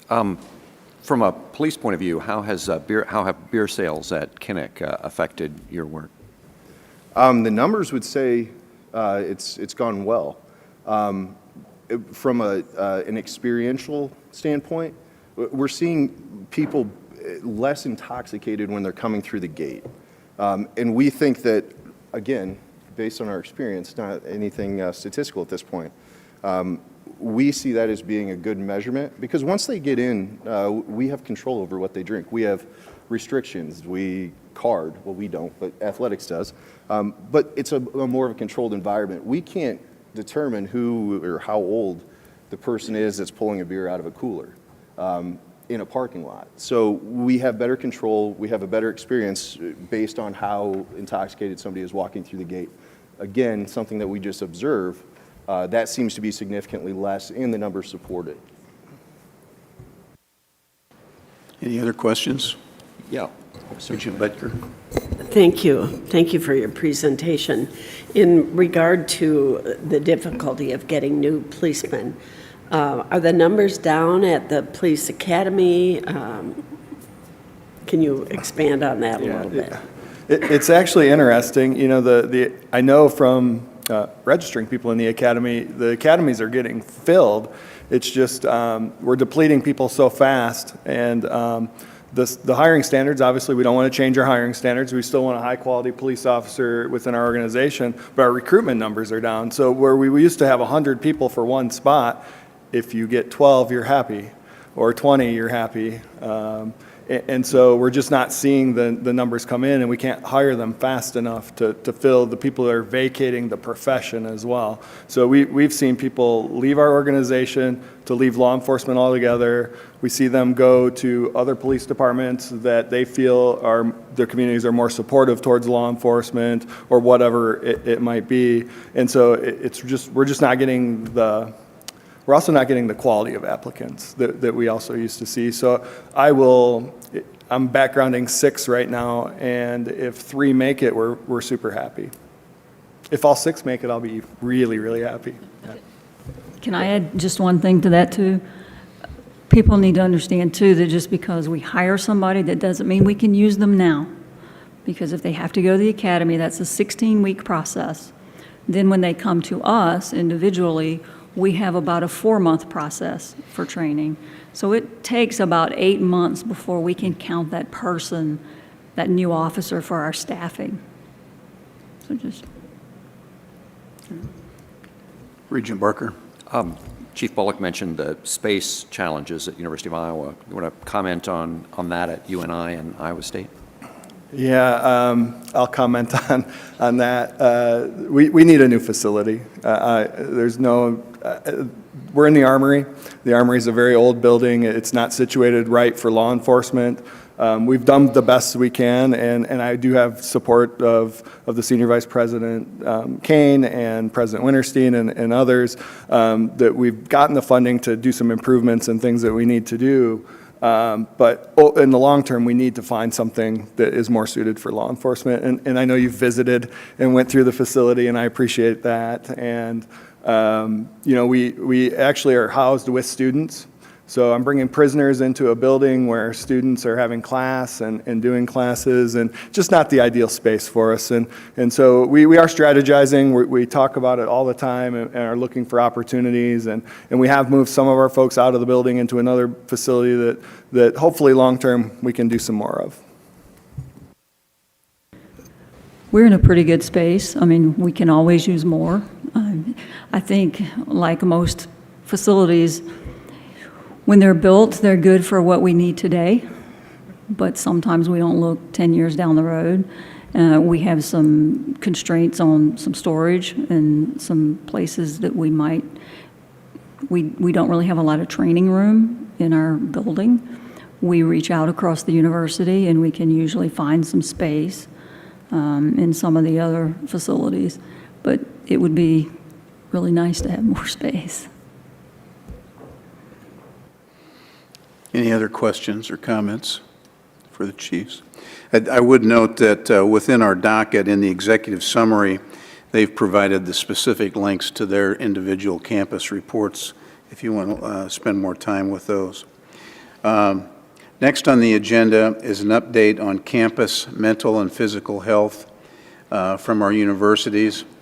Presenting today are Sarah Hansen, Vice President for Student Life at the University of Iowa, Toya Younger, the Senior Vice President for Student Affairs at Iowa State University, and David Grady is the Interim Vice President for Student Affairs at the University of Northern Iowa.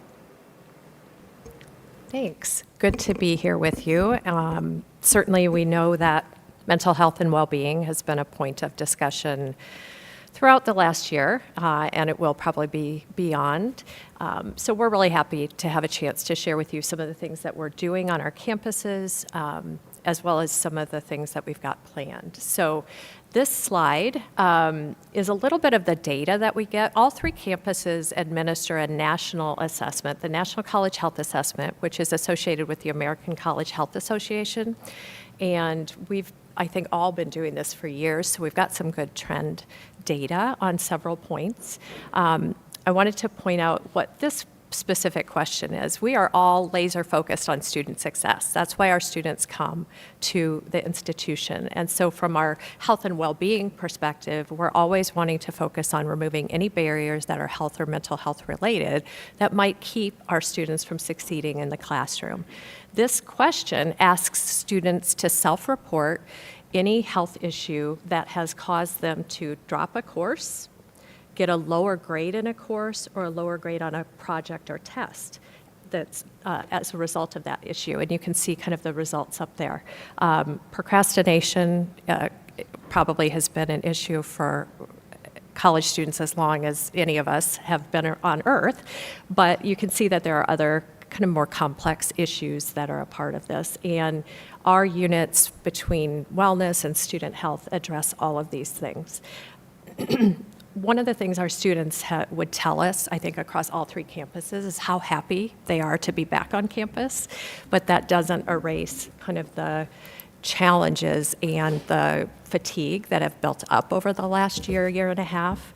One of the things that I focused a lot on, and I know my colleagues have as well, is really helping our students understand that it is perfectly normal to feel distressed right now with everything going on, with all the change, the transition. So it shouldn't necessarily be of undue concern if you're feeling upset and kind of out of sorts. What we want to focus on is any sort of a disruption that's really hurting academics, hurting friendships, hurting relationships. Each of us are going to share some of the highlights from our campus, and my colleagues will talk a little bit about kind of prevention versus intervention. We aren't just waiting for students to develop issues. We are really trying to invest in teaching them skills and creating environments that support their health and well-being overall. So I'm going to turn it over to David to share a little bit about UNI. Thank you for your interest in this topic, this very important topic. I'd like to start with a story that kind of explains the public health model of holistic mental health services that we try to provide on our campuses.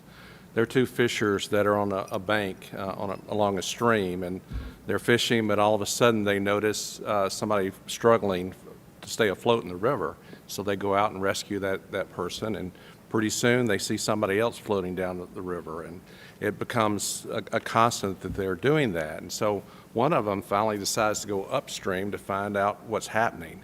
And they discover there's a bridge there that's got a hole in it. And folks, some folks are passing by okay, but others are falling into the river. And so what we try to do on our campuses and college campuses across the country is that we have students that are floating down the river. And our mental health therapists that we have on campus are working tirelessly to help them by providing direct services that we have here.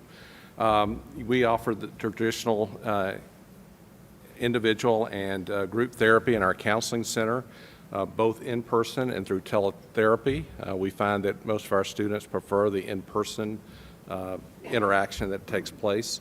We also offer primary health care services and psychiatric medication evaluations and management through our student health clinic. And so because we share the same medical records, we're able to provide the continuity of care between the counseling center and the student health clinic. For students in crisis, we have a on-call counselor that's one of our mental health professionals that's available. Their schedule is open, so if somebody walks in, we're able to work with that. And we have a lot of faculty and staff and other students that walk students into our facilities every day. Of course, there's needs for mental health services after hours, after the clinic is closed, and we offer two things. We have a protocol, which is a phone line that offers behavioral health intervention information after hours, and the information that happens after hours is shared back with the counseling center so that they have that information, so when the student comes in, they have that information. We know that students like to text. There's a national crisis text line that students can take advantage of 24/7, 365. For students that are in need of alcohol and drug counseling, we have an agreement with a local agency that provides counseling on site in our health clinic 1 day a week for those students. Another direct service that we provide is outside of the health clinic and counseling center, and that's from our Office of the Dean of Students. Our care team is often the first contact that our students have, that our faculty and staff contacts when there's a student in distress. And our staff in the Dean of Students office will reach out to those students and provide them support and services they may need, or make a referral to other folks on campus. Two other direct services that we provide is the Panther Pantry, which offers food and other necessities to students in need, and also the financial support that we provide through our emergency fund that we have available.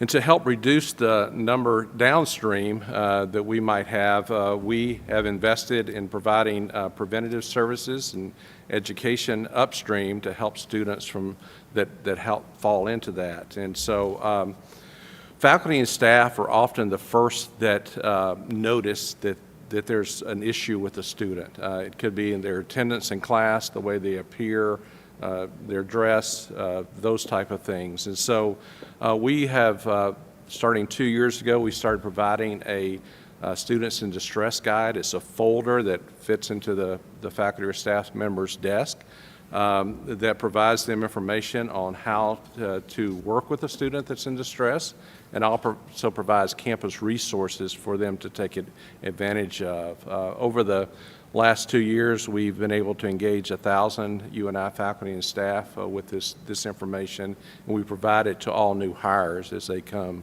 to the institution. Another thing that we do is when a student has an appointment with the counseling center or the student health clinic, regardless of why they're coming in, we have 3 screening tools that we have them fill out. One is to deal with alcohol, the other is drugs, and the third is suicide. And so that provides good information for the medical professional that they may be able to do an intervention at that point in time of seeing those students.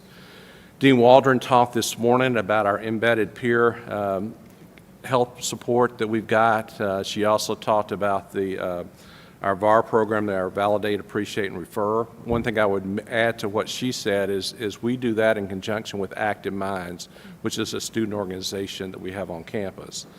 The other program that we offer is called QPR, Question, Persuade, and Refer, which is a 90-minute program that includes role play that deals with how to help somebody who may have suicidal ideation. We also have a couple of homegrown products that we do. One is a mental health ally that teaches participants the importance of a culture of care and help-seeking behaviors that are related to mental health, and also a Men in Mental Health. That's a workshop that explores the cultural barriers for males in trying to seek help for mental health concerns. So I will now turn it over to my colleague from Iowa State, Toya. Thank you so much. Good afternoon. It is a pleasure to meet many of you for the first time face to face. I think I'm the new kid on the block. So I'm excited to be here and share with you a little bit about what we're doing at Iowa State University. We know that student health and wellness are inextricably linked to our student academic success, retention, and persistence to graduation. And so having an opportunity like this to review some of the data that we're seeing, as well as collaborate with my colleagues across the Regent institutions, is really important, and it's helpful as we look to improve and modify some of the services to best support our students and our campuses. Additionally, we need to continue our focus on investing in student mental health and wellness services, as well as recommit to focusing on holistic well-being for our students in our college campuses. And so at Iowa State University, our motto specifically for our student health and wellness unit is no wrong door for students. We want all of our staff to be cross-trained so that regardless of if they work in recreation services, student wellness, student counseling services, and the Teelan Student Health Center, that they're able to provide the same information for all of our students in need. Additionally, we have our cyclonehealth.org website, which is updated daily and provides resources for those students. One of the things that we are so proud of is TAO, which is our therapy assistance online. And TAO is an online self-help program that provides information and tools to navigate mental well-being. Many of our students are able to use TAO in a way that fits with their schedule, their specific needs. They can select certain content that they're struggling with, as well as opportunities for them and times that work around their schedule to meet and to have these conversations online. Ironically, we started this before the pandemic, and little did we know that almost a year later we would find ourselves in need of significant online therapy opportunities for our students. So we are really pleased with that, and that's one of the things that we will continue providing services with. Additionally, we have our collegiate recovery community, as Dave mentioned. They have one here also at the University of Northern Iowa, and that really puts a lot of emphasis on a support-based and student-focused program that provides and connects students with who are in recovery and or seeking recovery from issues such as substance abuse, gambling, gaming, et cetera, and provide them with the necessary services, resources, and opportunities to help them thrive at Iowa State University. Additionally, we also have our medical nutrition therapy team, which is relatively new, but it's comprised of providers within each department of our student health and wellness unit, and is really designed to provide a comprehensive approach for the treatment of eating disorders. This team is comprised of a mental health provider, a dietitian, a physician, and a movement specialist, which engage in ongoing communication with our students and really coordinate to provide the highest level of care for our students who are struggling specifically with some eating disorders. And lastly, I also want to talk about food insecurity. We are so excited. This year we celebrated the 10th anniversary of the shop. The shop is known as Students Helping Our Peers, and that is our student food pantry, which is completely run by students. They have done an amazing job of reaching out, securing external funds. Just recently, we received a $20,000 grant from the Iowa Food Bank that helps us support our food pantry. And we're really excited because we were initially, of course, passing out non-perishable items, and now with the support from these folks, we can put the emphasis on healthy foods and not just peanut butter and crackers and all those types of things. But we have refrigerators and freezers now that we can provide meat, and we can provide vegetables and fruits and things that are more healthy for our students. And as I said, it's delightful to see this student-run, student-led effort that has had such a significant impact on the Iowa State University community. Additionally, just wanted to focus on a few more mental health and well-being support services that we offer at the university. The first being our Green Dot, which focuses on power-based and violence prevention. As we have seen some increase in sexual assaults on campus, the Green Dot program has been amazing. You will see people all across campus walking around with their Green Dot pins. Thank you, Chief. I didn't even plan that, but thank you for having on your pin. But you'll see administrators and staff, we have green dots on the door, and it lets people know this is a safe place. If you want to report, if you want to have a conversation, there are people who are trained and ready to support you and have these types of conversations. Additionally, we have several peer-to-peer programs. We have learned the importance and the efficacy of peer-to-peer conversations with regards to mental health. We can talk to, we're blue in our face, but when we have conversations with their peers, they're more apt to listen. And so from that, just recently, Iowa State University launched our Cyclone Support Campaign. We were seeing an increase, as Chief Newton mentioned, our student leaders were coming to us and saying, we're really concerned about mental health of our peers and want to do something. And so after meeting with student leaders and student government, we came up with a whole campaign to address some of these issues. And so it started out the first week with passing out information on campus. And it was so great because it was a collective effort. As we mentioned earlier, it's all hands on deck. And so we had faculty members, academic advisors, student leaders, and members from the staff of the Division of Student Affairs who were passing out information about resources all across campus. Then last week, we wanted to do something a little fun and exciting, so we had Poppin' In to check on you. And we were all across campus passing out popcorn. And I thought it was cheesy, but the students loved it.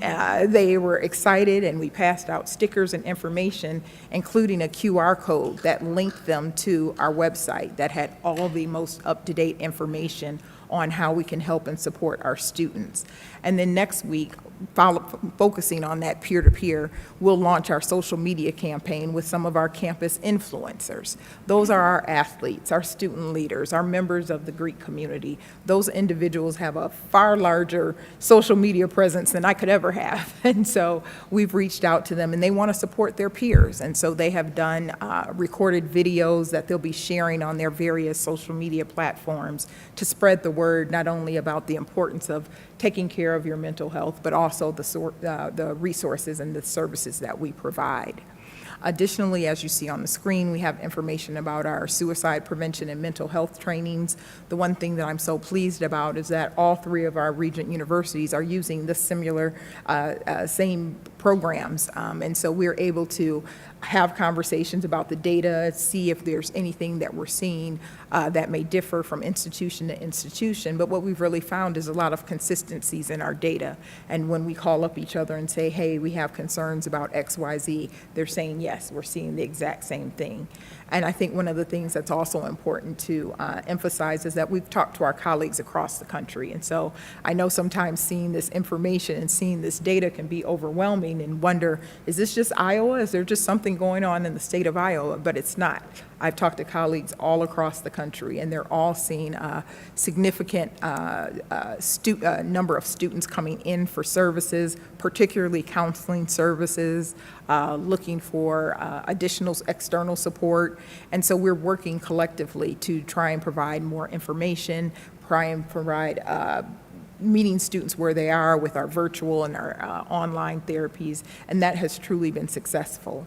Additionally, ultimately, we also know that a major part of helping our students through some of their mental health challenges is to help them create community. We want them to know that they're connected, that they're not in this by themselves. And so we do that in a variety of ways, be it with our clubs and organizations, our intramural sports, our international student circle. It gives them an opportunity to connect with their peers.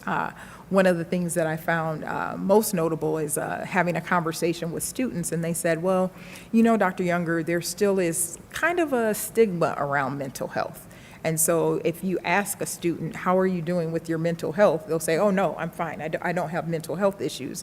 And so as we were working collectively with our students and trying to develop materials for their campaign, instead of saying, how are you doing with your mental health, we said, are you stressed out? Are you tired? Are you nervous about, upcoming exams? And they said, oh, yeah, I'm that. I don't think I'm struggling with mental health, but I am very stressed out. And so just kind of changing the language has helped us see an increase of people who say, maybe I do need help. Maybe I should reach out for other resources. And so we're so excited about the work that we're doing, not only at the university, but how we're able to collaborate with our colleagues at different institutions and share ideas and see what's working and what's not. And so with that, I'm going to pass it over to Sarah to discuss what's happening at the University of Iowa. Thanks. And to your point about language mattering, it's also one of the reasons that we've used the term well-being, all three of us. Well-being is really a more holistic approach. It's not just your head or your body or your heart. It's kind of everything that helps you feel functional, balanced, happy, healthy. And so it tends to be a word that resonates a little bit more with students and doesn't feel as though we're focusing on what's broken, but just what needs support. So a couple of new things that we've added at the University of Iowa. Some of these came out of the work that Mark and I did together on the Public Safety Task Force. One was collaborating with Community, a local agency that is providing a dedicated UI crisis and support line that has phone, text, and chat. And my colleagues mentioned their versions of that. Our specific students really wanted a chat function, and so we worked specifically to have that built, and it's getting a lot of use already. It's just started this last month. We also have students who Mark would be able to share more about this, but who consistently either don't call for ambulance assistance or they have UIPD or the police transport them when maybe that's not always the best approach. They either don't want to pay for an ambulance service or they're worried that their parents might find out that they've been transported. So to make sure that we're providing support for staff who might be calling to have a student transported or for a student that needs to be transported, we have a contract with a local ambulance and secure car service so that they will take a student to the ER and wait and make sure that they don't just get discharged and sent out without any ability to get home, make sure that they get home safely if needed as well. It's the student care and assistance area is an area that we are investing in more, and the reason for this is that we find that so many students don't actually need mental health counseling. I think we've done a great job of helping our students understand that we have a great counseling service. I think the downside of that is that they sometimes think that individual counseling is the only thing that will help them, when there are a ton of other sources and resources, and not everyone needs individual counseling. Sometimes they need a listening ear, an adult who can help connect them to the right resource, someone who will help them talk to their faculty member, and that's the kind of thing our student care staff can do. They really are navigational guides. They help students figure out, where do I go on campus for this? They help students who might have been hospitalized come back to campus and get caught up and make sure that they're kind of liaising with a variety of services. So it's really a care coordination approach. And we get, for instance, follow-up from that crisis and text line, and we can reach out to students who might have reached out to the crisis line the following day and find out what they might be needing, get their issues kind of managed. We're really proud of our embedded counselors. These are counselors that are trained mental health professionals, and they're embedded within certain environments. The College of Law, specifically to meet law school needs, for instance. We've got College of Dentistry, athletics, residence halls, Tippie College of Business, and those folks really become members of those communities, and so students are much less hesitant just to drop by and say, hey, do you have any resources about X, Y, or Z? They kind of really get to know that person. Most of the other things that are up there are things that my colleagues are also doing, so I won't necessarily touch on those. But this concept of really what we're trying to do within all of our institutions is support the whole student. We want our students to leave the University of Iowa, UNI, Iowa State, having people who are a part of their network on their team, right? Faculty, staff, and other students, having places that now feel like home on our campuses, and having had a chance to really figure out what is their path to success, what are their passions and purposes, and really well-being is foundational to all of that. I almost hit my computer to go forward instead of the other piece. The final thing that I want to share is that I think this is that point that I made earlier, where this is not all about individual counseling. Students learn a ton of skills during school, and one of the things that they can learn skills on are stress management, self-management, how to get good sleep, how to manage their thoughts, how to be present during conflict and not kind of escalate things. And we have programs that help teach all of these. And these are all things that are upstream, that keep our counseling service from being as busy. The more students that we can get engaged in skill building is a prevention strategy. So we do a lot of work in these areas. Mindfulness, which I think sometimes people think of as a spiritual activity, is really just a focus on understanding how your thoughts influence how you respond to situations, and how the more that you're aware of those thoughts, the more that you can manage anxiety and depression and other mental health issues. And that's something that is trainable, it's teachable. So we're really investing a lot in this prevention side and skill building, because we know that that investment is that upstream piece that my colleagues mentioned. With that, I want to make sure that if you have questions or comments or suggestions for us, that we're happy to hear those. Regent Barker. Thanks. I think it's wonderful that there's such an emphasis on student well-being. I'm wondering how we're doing. And I know this is very difficult to measure, but is your sense, do you have a sense of whether student well-being is improving, whether it's better now than it was in recent years? What are the results of what you're doing? I think it's a yes and answer. There are definitely some things that I think we're seeing improvements in, certain nutrition behaviors, some of the activity behaviors, and we've got full data sets that we can share with you, and we're happy to get those to Jason to share as well. I think that there are areas, things like healthy relationships, where students are making some progress and feeling more sense of, ownership over how they handle relationships, areas of safety, resiliency. One of the new sets of questions on the American College Health Assessment was about resiliency skills. I feel like I can kind of handle my issues. I feel like I can bounce back from disappointment. And there's some promise in that area as well, which really relates to a lot of this. There's still a lot of work to do. I think we all, probably around this table, know that that's a lifelong process. But I think that we're doing a better job with that basic needs component. Things like nutrition choices are easier when you have access to healthy, nutritious foods. And so making sure that all of our students have that is really beneficial to them. I'll let my colleagues also share if they have other thoughts. I would just say that I think across the country, at all levels, you've seen an increase in anxiety and depressive disorders, and it's no different than you're seeing on college campuses as well. So we're experiencing the same thing that you're seeing in the greater community. You know, I think one of the things that I found interesting, because as Sarah mentioned, our students are so excited to be back. And so the first 3-4 weeks, everyone was excited and things seemed to be going great. And then all of a sudden, we kind of hit this wall. And so I have a Student Affairs Advisory Committee, and I asked them, well, what was going on? Everything started out so great. And they said, well, we missed our friends. We hadn't seen them in over a year, so we were so excited to get back and hang out with our friends. But I think, and I can speak as a somewhat introvert at times, too much exposure to your friends might be a little much. And so at those first couple of weeks, they said it wore off. Some of that wore off, and then it was the reality of being back into an educational setting. And so then they started getting back into the classroom and focusing on that, and that's where I think some of the stress and anxiety came from. Some people have shared, you know, it's different, not good or bad, just different, trying to learn online. And so I spent last year, you know, some of my classes were in person, some were online, and then I come to the next level of that class, and I'm starting to think, well, wait a minute.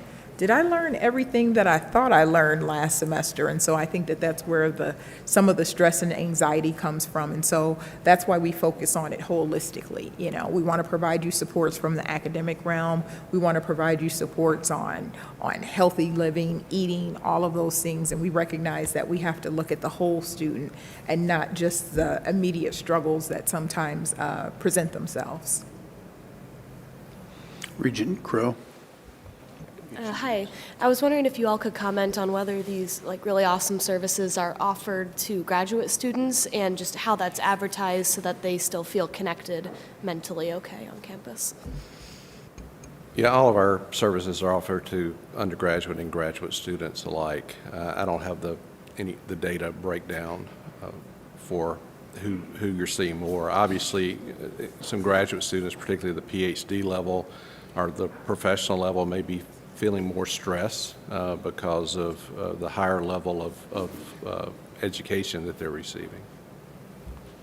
And we've actually seen an increase of use of services from some of our graduate students, professional students, the College of Veterinary Medicine. It's a very rigorous program, and so many of them have been much more open to pursuing and receiving supports from some of our offices on campus. So we're excited and have really been intentional in making sure that they recognize that they are part of the student body as well. Sometimes I think they can feel like they're a little bit separated and think that a lot of the programs that we are providing are just for undergraduate students, but that is not the case. And so we want to make sure that they're included as well. Regent Bates. You talked about peer counselors or peer mentors. Where do they come from? How do you set that parameter up with those? And then do any of those students that they help then want to become peer mentors? Yeah, we're so excited. A lot of our peer mentor relationships started with our learning communities. We have a whole host of learning communities, and that really kind of set the groundwork and the guidelines for what that looks like. And so because some of them had been so successful, we started looking at peer programs, particularly within wellness and other areas that we had not explored before. As I mentioned, we're seeing that students will listen to their peers sometimes before they listen to us. And so we have extensive training for our peers. Interestingly enough, we just celebrated homecoming, and as I was participating in interviews for our Cardinal Court, and we asked them what was the best experience you had, or what was your favorite organization or that you participated in, many of them talked about being a peer mentor. They said when they arrived on campus, they were assigned a peer mentor. They developed this long-term relationship with them, and then they wanted to give back. And so many of them went on and became peer mentors themselves. And so we like to see the relationships that have evolved from that and that they feel connected. And so sometimes a student may not feel comfortable reaching out. And so I get messages from their peer mentor and says, hey, I have a group of 30 students who I'm serving as a peer mentor for. This particular student needs some help. Can you point me in the right direction? And so some of them, while they're peer mentors, they're also advocates. And they step up and they reach out and look for services for their peers, and we appreciate that. Hey, Regent Barker. Sir, I think I heard you mention the importance of places that feel like home. How have you worked to provide that at University of Iowa? Great question. It is a really important thing. When we talk to students, that's one of the things they say, that, you know, it feels like home. And that can be things like our learning commons in the library. One of the things we talk about with students is, you know, at the end of their first semester or their first year, they should be able to tell us where their favorite place to study is. They should have found a nook or something that is kind of their go-to place that hopefully isn't their residence hall room, which is not a great thing from a sleep hygiene perspective to study in your room. And we hear about the IMU. We have a place called the Rest Nest in the IMU that has a lot of really comfortable chairs that students hang out in. The cultural centers are a really critical component, as you know, and I know that you're really familiar with those. The Women's Resource and Action Center is another example. Some students find that space within their college. So Tippie College of Business happens to be a building that has a lot of kind of gathering and hangout space. and a tight-knit community that tends to take courses together in more of a cohort model. So sometimes it's in their academic program, sometimes it becomes the group of their learning community, but physical spaces really do matter. And so it's one of the things we're thinking about as we look at things like the Iowa Memorial Union, Wellbeing Center, cultural centers, is how do we help students shape spaces in ways that they can connect with. Regent Butker. Thank you. Thank you for your presentation. Appreciate it. All the work, focus areas, mental health and well-being at the University of Iowa. There's one thing that caught me when I was reading through, and then again now, cognito.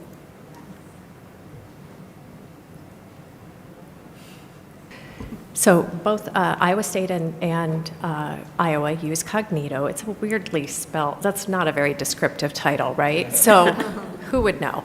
It's a suicide prevention program. It's an online program, and it uses avatars, which are little characters on the screen, and basically it takes you through scenarios where you get to choose a response. So a student walks into your office, your faculty member in this scenario, and makes certain comments that might be of concern.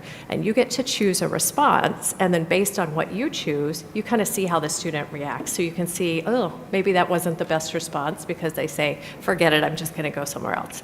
Or they maybe lean into the conversation and you're able to get them to the right referral. So it's a skill building program. Our students all take that at Iowa through the Success at Iowa course, so that from that peer perspective, they are watching for concerning behaviors and know how to open that conversation. And then it's also available for our faculty and staff from that skill perspective. And I don't know if Toya, if they use it differently, so I just wanted her to share No, too. we use it the exact same way, and we are always excited when we see people actually taking advantage of it. As you see, we all have a variety of services and programs and things that are geared toward student mental health and their wellness, and we're not quite sure what's really being used. But Cognito is one of those programs that are really being used. As you can imagine, as I mentioned earlier, any type of app or online things that we provide, that's where we see the increase. And if you're anything like me, it drives me crazy seeing all these college students on their phones all the time. And I wonder what's going to happen with their social skills down the line. But we recognize that that's where they are. And so we have to adjust and make the adjustments to make sure that we're providing information that is easily accessible, that's on their phone, that's as quick as an app, but that can connect them to some really, really helpful services that we have seen that they really need and that they benefit from. Great. Thank you. Any other questions or comments? Thank you for those great reports, and you have difficult jobs. Really appreciate what you do to keep our campuses in general safe, and specifically helping keep our students and staff healthy and safe. I appreciate it a lot. I know our entire board does. So thank you very much for that. If there are, is there any other business to come before the Campus and Student Affairs Committee? Okay. Hearing none, our next meeting will be February 24th, 2021. This committee is adjourned. Thank you.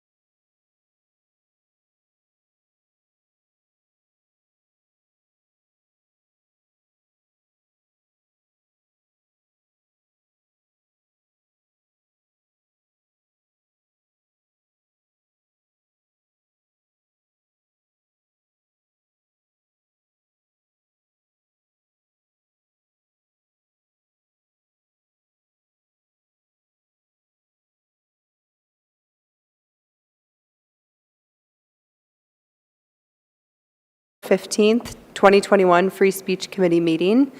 Are there any revisions that need to be made? Hearing none, the minutes will be approved by general consent. We'll move on. I would now like to recognize Professor Scott Peters. Welcome. University of Northern Iowa professor in the Department of Political Science, who will provide us with a presentation on academic freedom. I'll turn it over to you. Thank you for being here.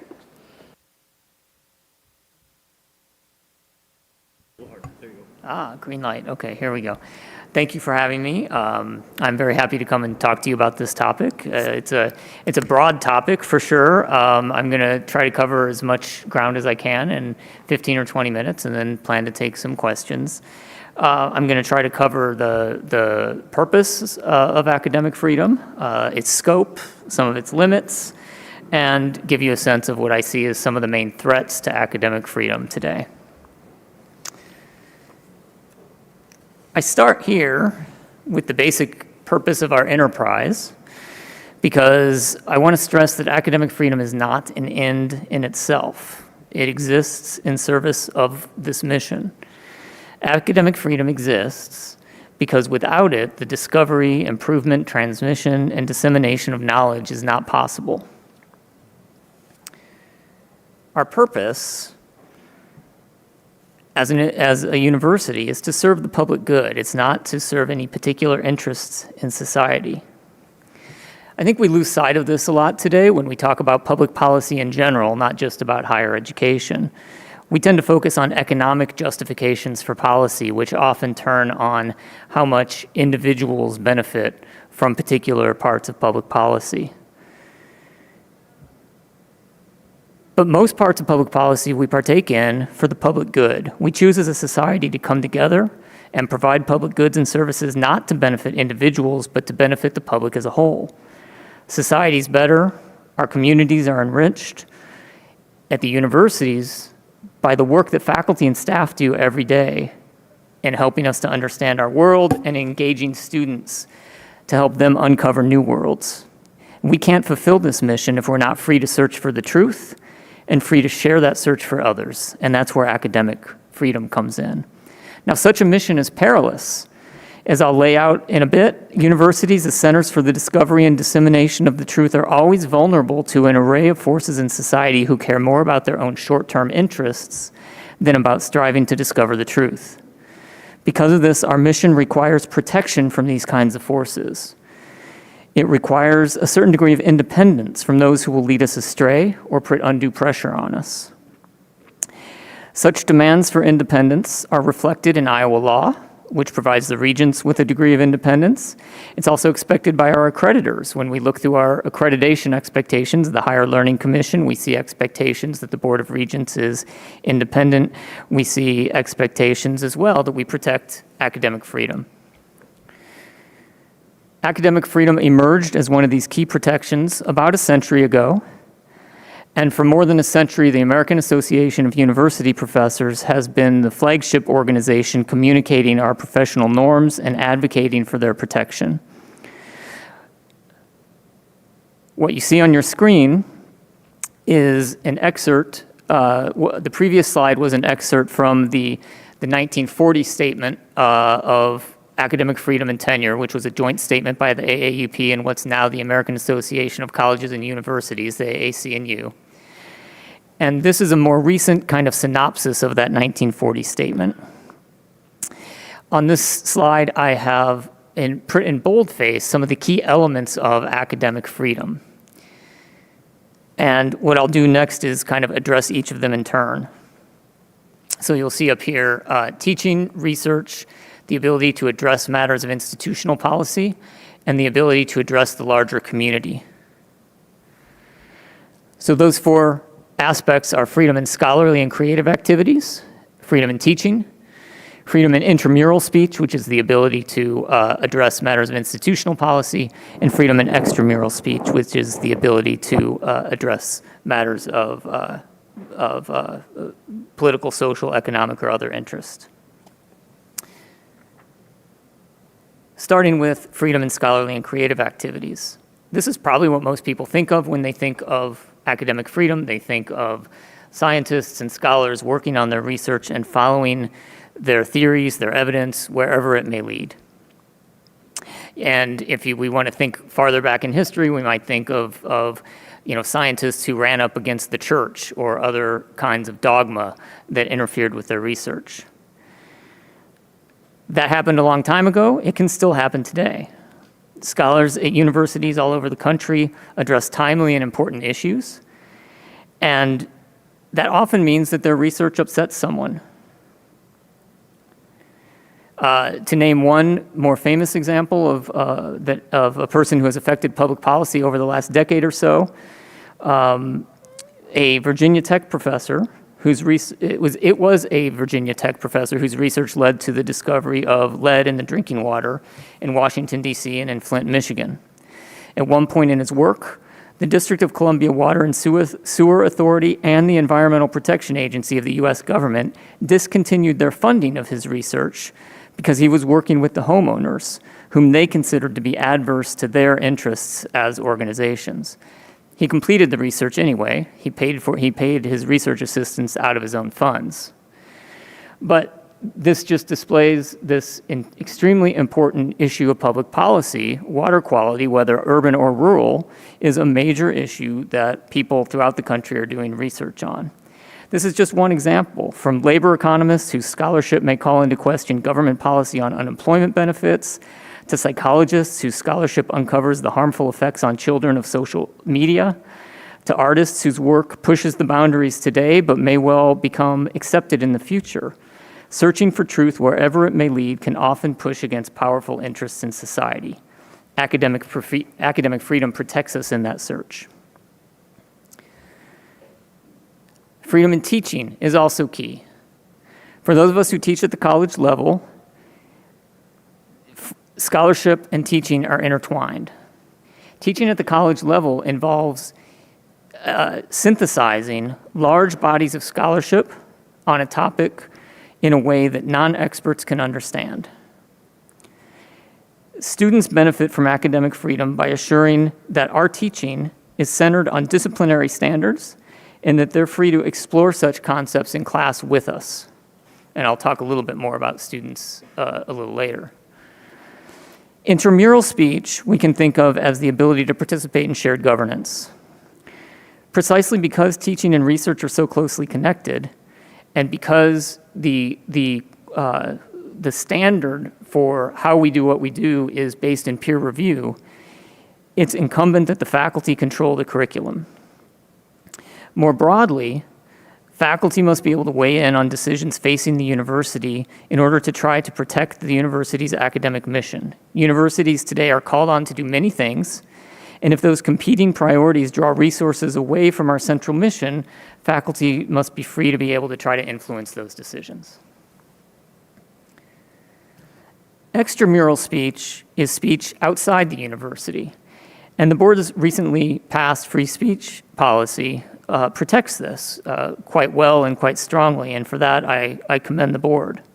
Now, some argue that extramural speech isn't an academic freedom issue at all, it's just free speech. But I argue that it's an important component of academic freedom. Now, not everything I say and do outside of my role as a faculty member is protected by academic freedom, right? There are places where it's very clear I'm speaking and doing things as a private citizen. But the distinction between scholarly speech that's extramural in nature and personal speech isn't always as clear as you might think. In fact, all of our universities have community engagement, outreach, or extension goals. And in order to fulfill these goals, we invite faculty members to bring their scholarly knowledge to the public for the public good. At UNI, many departments, including my own, reward public scholarship and outreach in our evaluation criteria. If we say we value these things as institutions, we must be ready to protect the academic freedom of those who help us carry out that part of the university's mission. I should also note that social media is an increasingly important forum in which to do this, and I'll talk more about social media shortly. But the fact that scholars might post personal opinions at one moment and a scholarly interpretation at the next on their same personal social media feed complicates this issue quite a bit, and it argues in favor of exactly the type of broad protections of extramural speech that the board has provided in its free speech policies. Of course, academic freedom isn't absolute. As Keith Whittington, a political scientist and legal scholar, put it in his book, Speak Freely, free inquiry is not a free-for-all. Academic freedom is governed by professional norms, and we must comply with those professional norms. First and foremost, we're bound by ethical restrictions in our search for the truth. We must be honest, we must abide by all ethical rules of our institutions and our discipline. Secondly, we're expected to meet professional standards in our scholarship, teaching, and service. Our scholarship is subject to review by our peers, others who study the same subjects.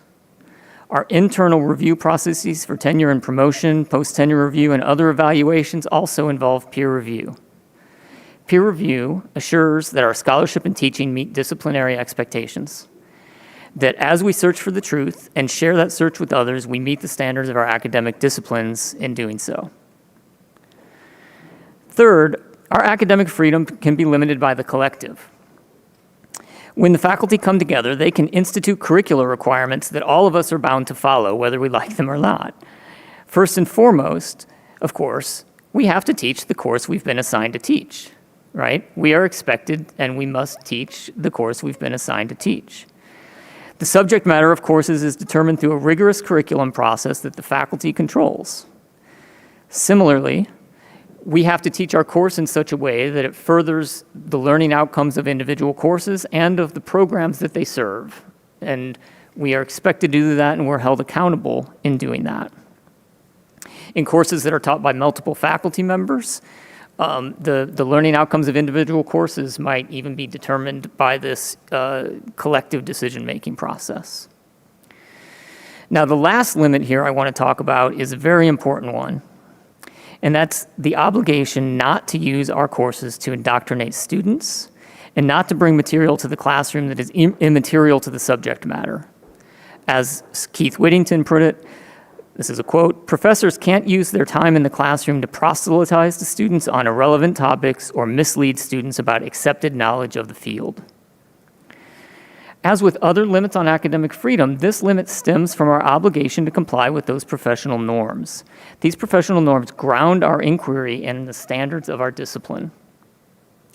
Now, we're not obligated to present every single approach within our discipline in every class. We could have a class, for example, that focuses on one set of theories within a discipline. But we are obligated to present material to students in a way that they can understand the state of the knowledge within the discipline. If something's relatively settled, we teach it that way. But if a theory is highly contested, we must represent it as such to students. When we do so, students not only start to see how knowledge is built within a discipline, but we invite them to contest us, to challenge us, to be real participants in the search for the truth, to exercise their academic freedom in the classroom. Along the same lines, to proselytize or to seek to indoctrinate in the classroom is to mislead students. To quote John Dewey, it's to promulgate as truth ideas or opinions which have not been tested. Now, there are examples of professors crossing this line, no doubt. They're rare, but they exist. I do think it's important that when we look, though, at the language up there, not introducing material that's not pertinent to subject matter, that we read the word pertinent somewhat generously. Faculty may have valid pedagogical reasons to introduce topics that might seem to an outsider to be unrelated to the subject. For example, an engineering course might have a unit on gender equity in an effort to address the historical biases that have led products to be designed for men's bodies or for the way that men use them. An urban design or an environmental policy course may include sections on racial equity to address historical decisions about highway placement or zoning that were based on racist policies. Professors of literature may ask students to consider how the development of what's considered the canon of great works reflects the times in which the canon was developed. Or they may ask students to consider how themes in those classic works of literature shed light on controversies today. As with other aspects of academic freedom, the key to pertinence lies in whether the professor has justifiable pedagogy that reflects disciplinary approaches and that resists proselytizing personal opinions that are not grounded in such disciplinary approaches. I'd like to highlight a few things that I consider threats to academic freedom before I wrap up. The biggest threat to academic freedom is the erosion of tenure. Now, to be clear, all faculty and staff who teach and do research enjoy academic freedom, and university policies must protect their academic freedom. But tenure remains the strongest protection of this freedom. Weakening tenure, whether through the increase around the country in the reliance on adjunct and other non-tenure track faculty, or through more direct attacks on the tenure system, makes it much easier for universities to turn their backs on their stated values, and it makes faculty and students less secure in their assurance that the university will live up to those values. Political and social pressures. In today's polarized political atmosphere, there's landmines anywhere. I teach political science, so come to my class sometime, you'll see the kinds of discussions we have. It's a challenging time. It's a very challenging time to be in the classroom and conducting scholarship. Across the country, scholars have been targeted by legislators, by members of governing boards, by students, by colleagues, by members of the public for writing, speaking, and offering their expertise on a variety of issues: racial issues, gender and gender identity, social justice, the state of American democracy, public health, you name it. People have been contested in their teaching and their scholarship on these things. These attacks have come from the left and the right. Sometimes, it must be said, challenges to things that faculty have done or said may have merit. They represent instances of professors not living up to their academic responsibilities. Too often, however, they represent an attempt to shut down inquiry and dialogue simply because that inquiry causes discomfort. Scholarship doesn't exist to make us feel good. It doesn't exist to reaffirm the values that we may hold as part of our personal identities, or to serve the interests of any particular party that currently holds power. Our search for the truth will often challenge people's values and identities, but through interrogating competing ideas, we add to the state of knowledge about our world and we advance the public good. I separate out pressures from donors here because they can be unique and they present their own kinds of challenges. Typically, when pressure from donors happens, it's because donors exert a lot of influence on a particular program, department, or college. Sometimes the program or college might even be named after the donor.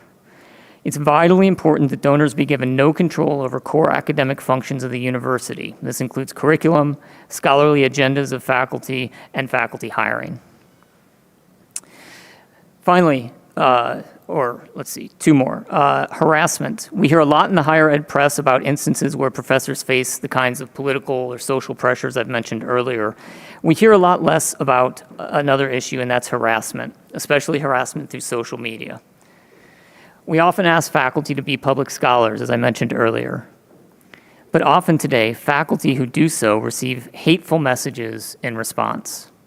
There's an entire ecosystem that has developed to capture potentially controversial statements and circulate them on social media. That has often led to hateful and harassing direct messages to the faculty members. I follow a lot of academics on Twitter. It's one of the ways that I keep up on scholarship in my discipline and in related disciplines. Nearly every week, I see a faculty member share awful messages they've received after engaging in public scholarship. Female scholars and scholars of color are especially vulnerable to messages containing sexist and racist language and violent imagery. Administrators need to be aware of this, and they need to be ready to offer support when faculty members experience it. I include the last threat to academic freedom because it's often seen by those outside the academy as a cure-all. If you just teach both sides of the issue, the critics say, you'd avoid all this controversy. And there's a kernel of truth to that. As I mentioned earlier, professors are obligated to give an accurate overview of the state of knowledge in a discipline. And this often requires us to provide students with different theories and viewpoints and to qualify our teaching about particular concepts by pointing out ways in which the ideas are being contested within the discipline.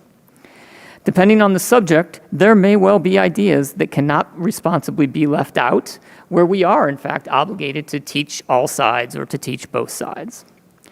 But there's no obligation to present ideas that do not have standing in a discipline. Geologists can't be expected to present young earther ideas. Environmental scientists can't be expected to give credence to climate change deniers. Historians don't need to give audience to Holocaust deniers.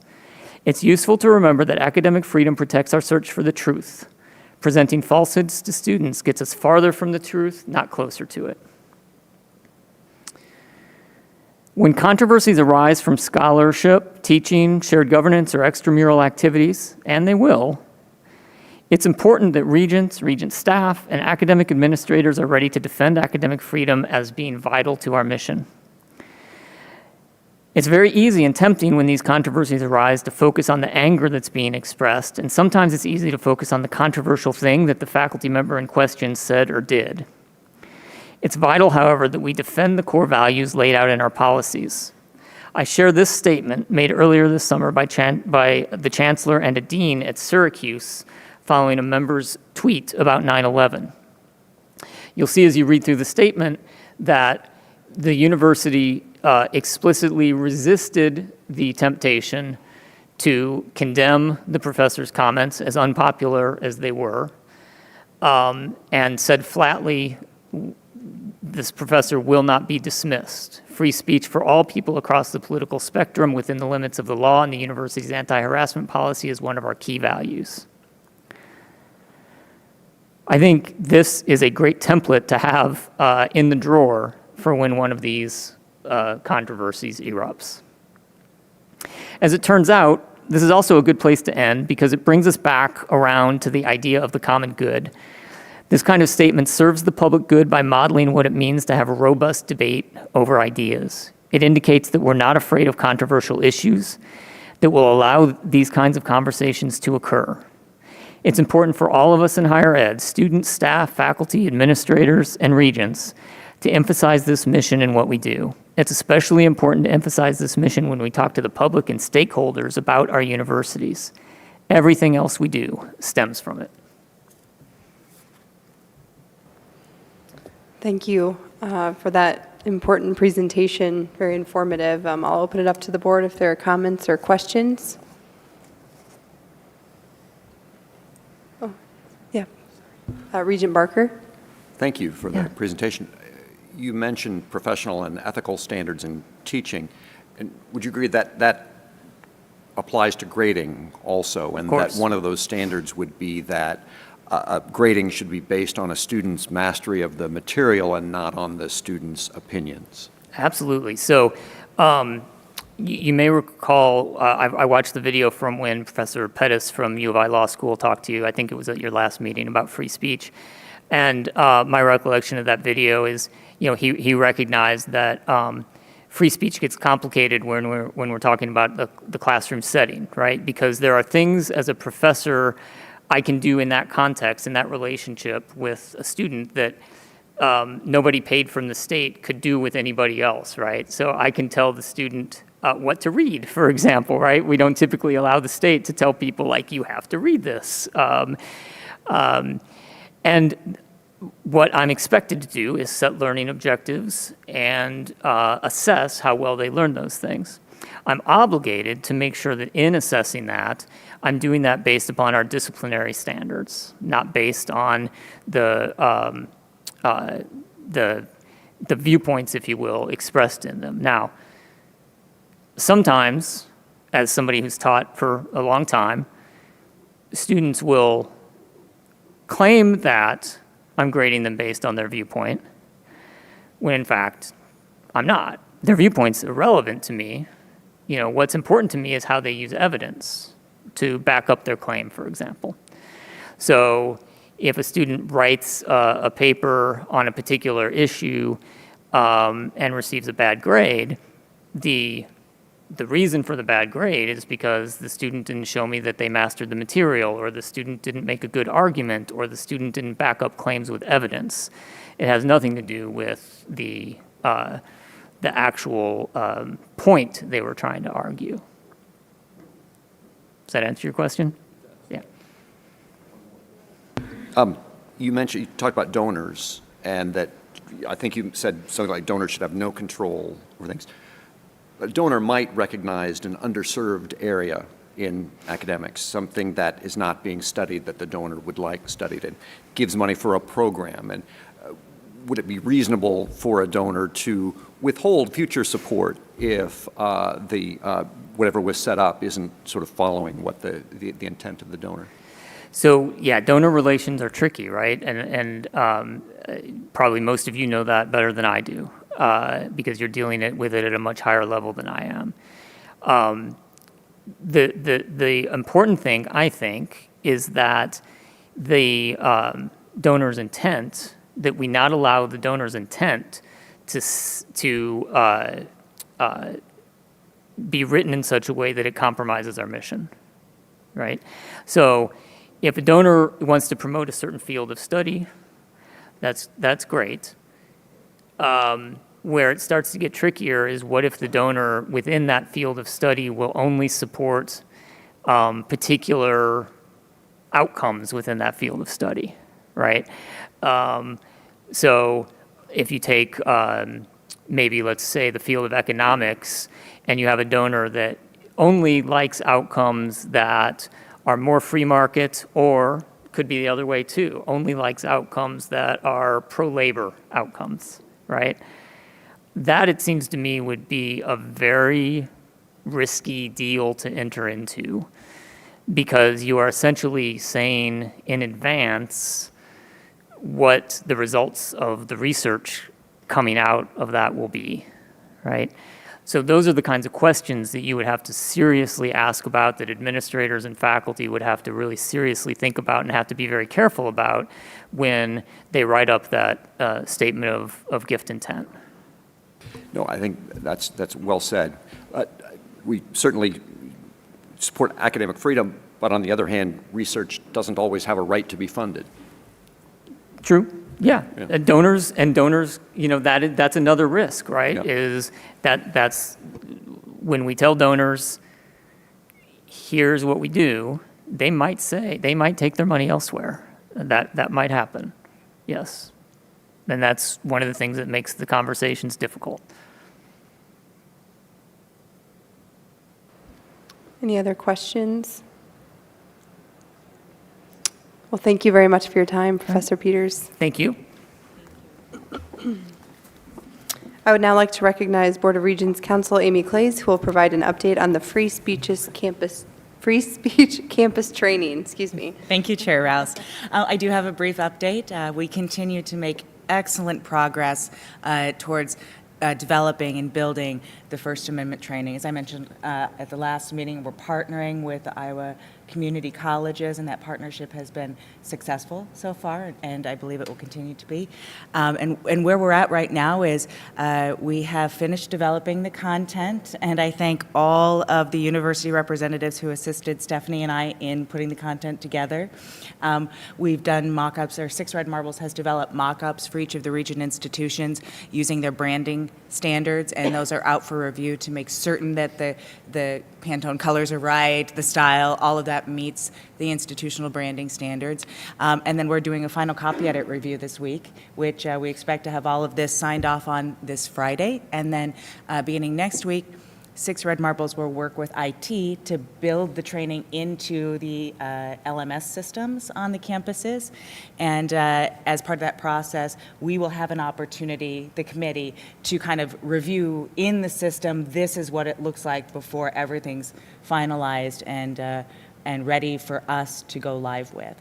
And so the next steps that I'm going to be working on with the representative from the community colleges is coordinating on, because we are in a partnership, timing of release and when we expect that we can all release this kind of together.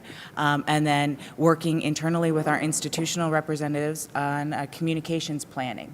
We are on track to have this ready December, but as I believe I mentioned last time, that's not an ideal time to release a training when everyone's going on Christmas break. So the community colleges and the Regents are planning on having this go live for the start of the spring semester. Very good. Thank you for all the work. I've reviewed the content, and yeah, it's very informative and will be a good thing. Are there any other questions from the committee? All right, I'll turn it back to you, Amy. Yes, I also have, Rachel Boone had to be at another meeting today, and so she asked me to give you an update on the efforts related to the free speech survey. The survey is completed and signed off on and has been reviewed. It is ready to go live November 9th, and we'll have an open window through December 1st. And a communications plan has been developed to push out reminders to please complete the free speech survey. And then after the window closes, Rachel and the committee working on that will begin a process for synthesizing and analyzing the data and building the end product, the report, whatever that might look like. So I'd be happy to pass along any questions you have to Rachel. Any questions? All right, thank you, Amy. Okay, are there any other topics that you'd be interested in discussing during future meetings or any other business to come before the committee? All right, with that, we will adjourn. Thank you.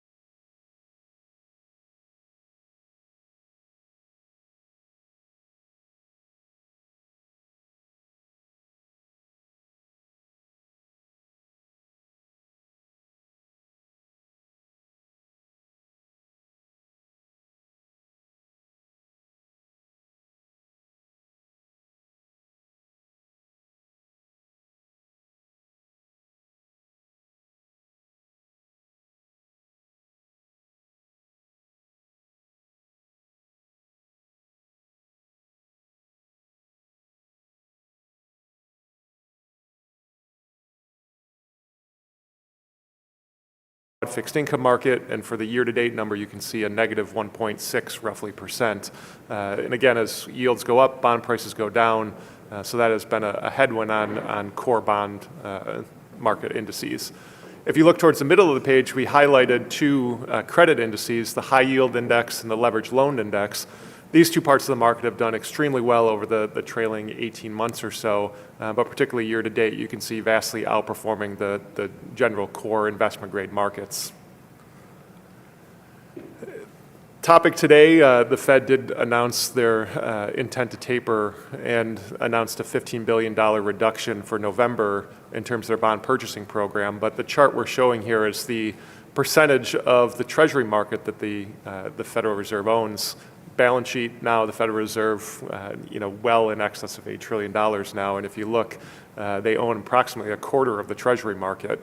Again, the idea for the Fed over the next several months is to slowly start tapering down those bond purchases and eventually start to reduce their balance sheets similar to what they did after the financial crisis. One of the byproducts of this is you're basically taking out a large source of demand from the market, so this could have an impact on yields in the future. Today, 10-year Treasury yields were up a couple of basis points in the news from the taper announcement. If you look at what the market expects for the yield curve here, we show the next 4 years based on the forward markets. With the typical caveat, the market is typically pretty poor at predicting where interest rates are going, but this does give you a sense of what the market is anticipating. And again, you can see the short end of the yield curve, really the expectation of rising rates over the next few years. And then ultimately, you can see the long end of the yield curve does rise, but generally a flattening at that point towards 2024, 2025. On the equity markets, again, September was a negative month, but if you look down the year-to-date columns, you'll still see pretty strong returns on an absolute basis. The S&P 500 was up almost 16%. Small cap, particularly small cap value, led the way up almost 23%. If you look at the one-year number, you can see value, particularly small value, has been the best performing area of the market. You can see the returns almost 64% over the trailing year. It's been a phenomenal run over the past several months. I think it's also instructive to look over the long term. You look at the 10-year numbers here, the broad market up over 16% over the last 10 years on an annualized basis, so well above historical average returns for the equity markets. We have a chart here showing the calendar year returns of the S&P 500 in the bars, and then the green dots show the maximum drawdown in each calendar year. And again, typically you do see a correction in the market, a 10% plus drop in the market every other year or so. This year, the roughly 5% drop is pretty nominal relative to what we've seen in the past few years. But again, I think the point remains is that it's typical to see these types of reductions in the market. It's a healthy part of the market. And again, this year it's been below what we've typically seen in terms of drawdowns on a given year. And then with relation to the Fed and the equity markets, 2 points to take away here. This chart just shows the S&P 500's total return. That's the blue line, and then the Federal Reserve's balance sheet. And then you can see again the Fed's balance sheet in excess of that $8 trillion. Really, the expansion that we saw post the onset of COVID dwarfed the expansion that you saw during the financial crisis. And I think one thing to take away from this chart is that when the Fed has been very accommodative in terms of their monetary policy, when you've seen vast amounts of stimulus and quantitative easing, it's tended to stabilize risk assets and allow people to feel comfortable going into those parts of the market. And you can see from a return standpoint, equity markets have not only been stabilized, but tend to do very well in those periods of time. When the Fed is looking at tapering these bond purchases and then potentially contracting their balance sheet, that's just making it a little bit more restrictive in terms of monetary policy. So it's taking a tailwind that the equity markets have and starting to slow that tailwind down. And would you say another maybe lesson from this chart is that the tapering announcement today is not anything to really be concerned about, that tapering in the past hasn't necessarily meant Exactly, and I think the Fed learned a lesson from their initial announcement back after the financial crisis when they started to think about tapering. If you remember, they called it the taper tantrum, where the markets reacted very aggressively, and I think the Fed has done a great job at telegraphing, and today is no exception. You can see the equity markets are up, and the fixed income markets have taken the news in line with what we were expecting. And then, mentioning earnings, you can see such strong earnings results in the first quarter and second quarter here. Again, this is looking at the year-over-year earnings. And thinking back to last year, you saw a lot of reductions in earnings estimates, and those obviously have reversed as we've gone into 2021. You can see these start to normalize over the next several quarters in terms of estimates, but earnings have been driving the markets in 2021 so far, after the last 2 years, really driven off of multiple expansion. So earnings are going to remain extremely important to sustain the levels we're at right now. As I mentioned, the third quarter earnings have been very strong, most surprising to the upside of expectations. And the portfolios under our collective care are well diversified across multiple asset classes to achieve desired outcomes, including U.S. equity, non-U.S. equity, fixed income, and private markets. As illustrated here, non-U.S. equity has also performed well, not to the same extent as U.S. equity, but developed markets in particular, Japan, Australia, and continental Europe have been supported by economic recovery. Those markets tend to be more heavily influenced by cyclicals like financials, industrials, materials, and we have seen those sectors perform better. What's interesting to observe about this chart in particular is the downturn in emerging markets. Emerging markets represent one of the best opportunities for growth among public equities, but we saw a sharp downturn in the third quarter, driven almost entirely by a downturn in Chinese equity markets. China represents almost 30% of emerging market equity, and one or two names in particular, Evergrande Group, which is a real estate development company, has been confronted by more regulatory oversight from Chinese markets. And that regulatory oversight has caused a little bit of a pullback as some of those companies have had to dispose of assets to meet financial regulations. But it is interesting to observe that emerging markets are lower this quarter. We would expect more growth coming from those, or that sector in particular. The following slide just illustrates the magnitude of the downturn in Chinese equity markets. If we were to look at this same chart 1 year ago, China experienced the most dramatic and quickest recovery following the COVID crisis and was one of the best performing geographies in equity markets. In terms of real estate, we view real estate as a very important diversifier and supplier of income, especially given the fact that we have a very low yield from fixed income. And what is most noticeable about this slide, as highlighted in that middle, is the constant and reliable income that's generated from core real estate properties. And these properties are apartments, offices, industrial, and retail that over the last 10 years have provided a very consistent source of income that hovers around 4 to 5%. Far outpacing what we can achieve from bonds. And we add on top of that capital appreciation that does tend to ebb and flow, but that adds value over the long term, and the net result is a very attractive return that's somewhere in the neighborhood of 7 to 10%. In terms of the overall our income and return expectations going forward, what we think we can count on from 2021 to 2025, as evidenced by the purple bars, industrial and multifamily offer the most compelling expected risk or most compelling return characteristics. Industrial space has expanded dramatically as American consumers have shifted the way that they've purchased, referred to as the Amazon effect. Apartments always tend to be in demand and tend to be the most resilient during periods of economic distress. Most apartments have a 1-year lease, and those leases tend to increase during periods of economic expansion. Retail, as I think most of us can recognize, has contracted over time as the need for traditional brick and mortar retail has contracted. Retail now only represents about 15% of this particular real estate index. And then lastly, office space. There's still a tremendous amount of uncertainty that exists around the way that employers and employees will use office space going forward. Private equity represents roughly, or represents 25% by policy weight in the endowment portfolios for both University of Iowa, Iowa State, and UNI. And that asset class has performed incredibly well over the long term. What is critical in terms of accessing private equity is having access to managers that consistently deliver top quartile, or more importantly, top decile performance. And what we can observe from this chart, really twofold.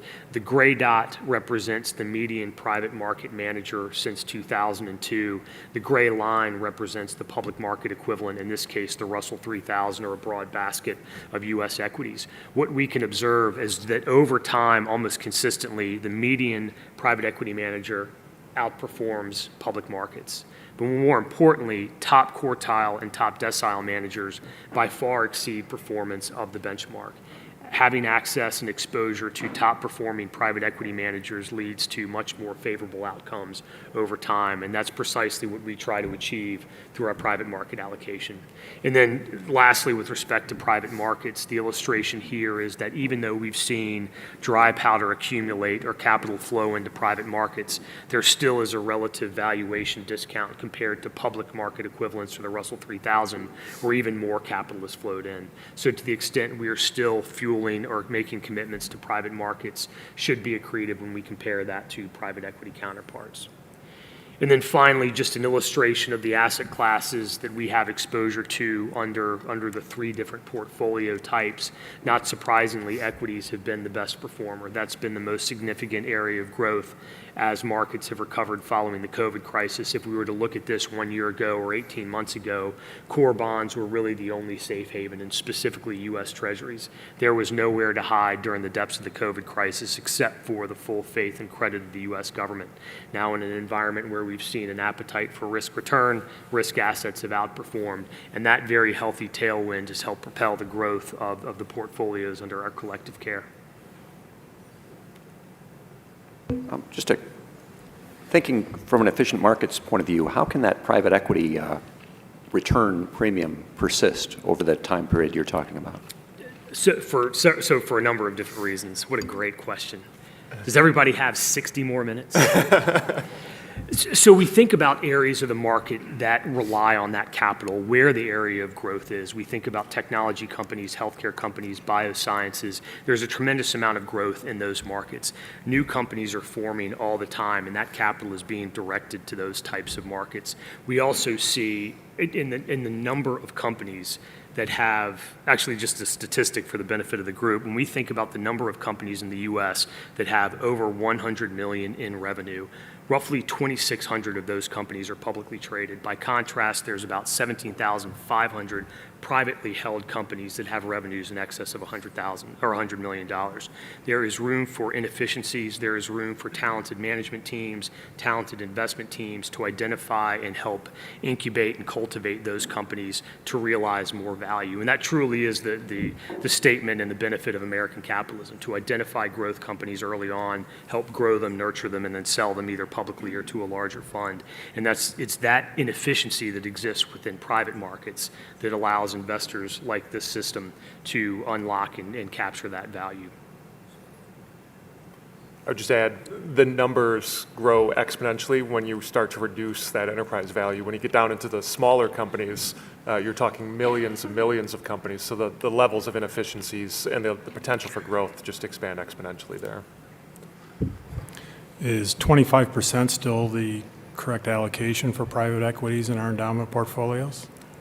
Another great question, and that's something we look at routinely to make sure that our return expectations are aligned with our desire for liquidity. And one of the things we'll look at in just a minute is that we've moved slightly beyond the goal allocation commitments have accumulated. So while our target is 25%, we're closer to 30%, still within range. But what we encourage all of our clients to think about is maximizing that illiquidity premium, because based on historical observations and what we expect going forward, that illiquidity premium will persist. Something we look at all the time. 25% seems to be like the right number for now. Well, we'll move into the portfolios here, and starting with the operating portfolios here. So the first page on page 19 here, this is the University of Iowa and the Northern Iowa operating portfolio. We show the actual and the policy targets here, so you can look across and you can see relatively close to targets across all of the different parts of the portfolio. Again, this is in terms of the three different portfolios, the lowest returning portfolio by design. It's the safest portfolio by design. You can see most of the assets in more stable fixed income-like investments with a smaller allocation to risk investments. And again, here we're targeting that 3% return over the long term. If you look at returns, this was a rough quarter for a portfolio that has most of their assets in fixed income. Again, if you're looking at this year in a rising rate environment, having more assets in fixed income in a negative environment tends to be a pretty big headwind. But the portfolio did manage a positive return for the quarter. And if you look over the trailing year, well in excess of that 3% target. And really the main drivers of performance here have been obviously the risk assets, so equities have performed extremely well, but the credit part of the portfolio has done extraordinarily well. Both the senior secured loans and high yield that we talked about earlier in the market environment have performed quite well over this time period. And then similarly, the Iowa State operating portfolio here on page 21, again, very close to those actual policy targets on a relative basis here at the end of the quarter. And from a performance standpoint, very similar, that 30 basis point performance for the quarter, and then again over the long term, consistently outperforming that 3% target. If we move on to page 23, this steps up a little bit more in terms of the risk-return spectrum to the intermediate portfolio that both you and I in Iowa are invested in. Here you can see a little more allocation to risk assets in the equity markets, and again, from a target standpoint, very similar to the overall policy targets. But here with more allocation to the equity markets, unfortunately for the quarter, equity markets did have a little bit of a rougher go, particularly in September. So you can see flat return for the quarter, but consistent with the strong returns that we've seen over the past year, the trailing 1 year period, almost 9% return for the portfolio. And then again, on a relative basis, outperforming the target return of 4% here consistently over the long term. The endowment portfolios, of course, have the longest term time horizon and the most aggressive return goal of roughly 7 to 7.5%, and we've allocated accordingly higher allocations to U.S. equity, non-U.S. equity, and importantly, private markets, lower allocations to fixed income and to core real estate. And we've benefited, especially given a backdrop of very healthy equity markets.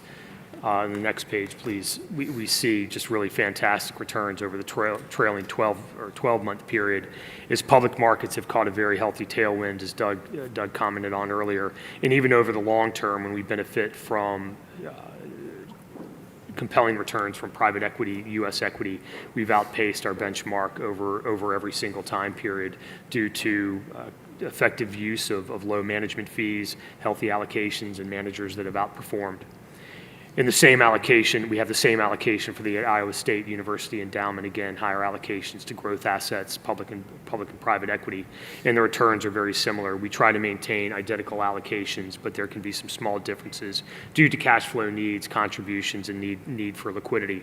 But generally speaking, we are aligned with these policy goals at all times, and the results here are also as compelling. We've been helped by a very healthy growth-focused allocation and an equity market tailwind that seems to continues to gain steam as we move into the final months of the year.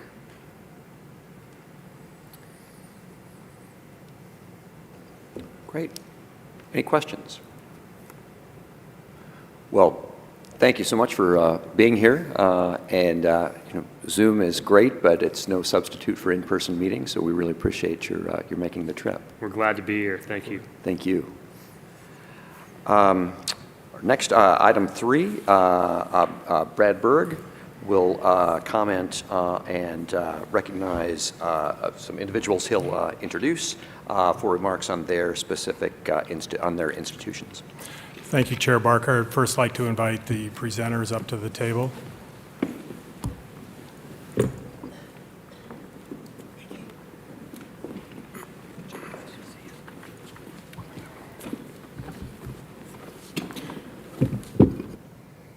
Before the committee today is the FY 2021 Comprehensive Fiscal Report, which provides a budget to actual comparison as well as a 5-year history of operating funds for each of the institutions.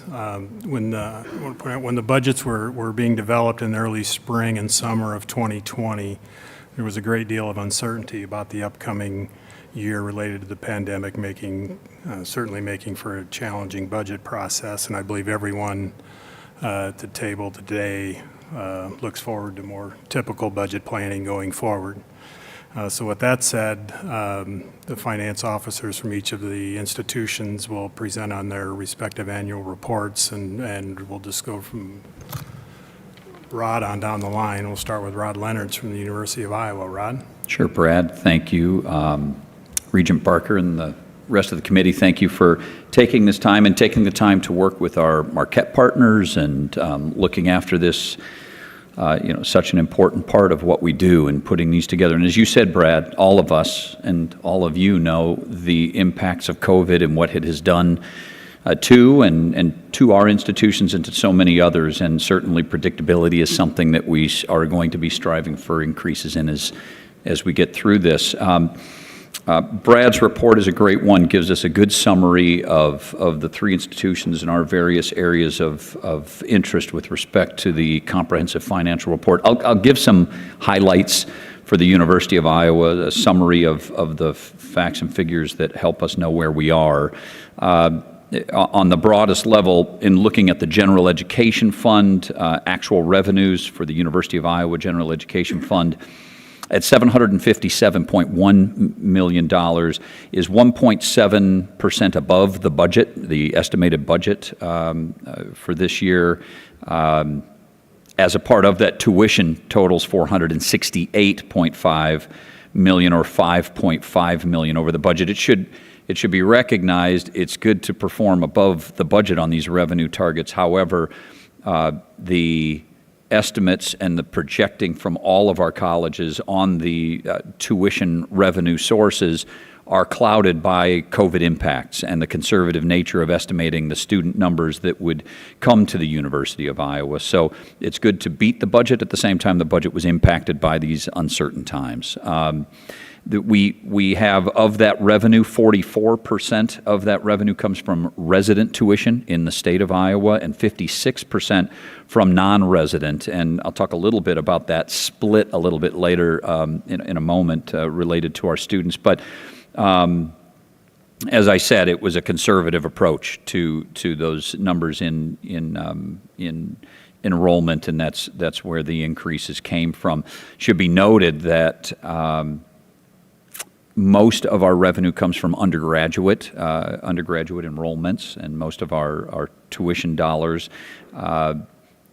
as the charts indicate, roughly a little more than $120 million from residents who are undergraduate and $225 million from non-residents, despite the fact that we have almost 60% resident students compared to a little more than 40% non-resident.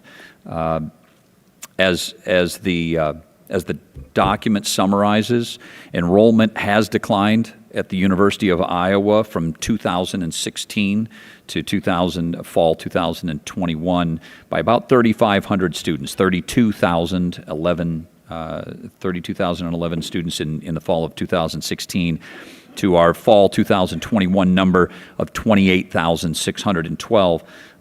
We have seen that primarily based on a decrease in undergraduate non-resident students, mentioning the mix of students, more Iowans than non-residents in our current mix. And yes, please. How much of that is international students? Yeah, it's certainly an impact. There was a point at that time in 15, 16, and I'm going anecdotally here, but we were in sort of the 600 students, and it's drifted combination of many factors, and we're seeing other institutions seeing these same challenges, to very few, under 100 numbers. And so absolutely, we group the international students with our non-resident students, but the combination of that factor and competition changes and other things occurring in and around the Midwest certainly have evidenced in these last few years a change in our undergraduate non-resident count. Do you see that change in international students as a permanent change or a temporary change? Well, we strive, obviously, as a global institution, we strive to have as many opportunities as we can for students from all over the state of Iowa, all our 99 counties, and also the United States and around the world.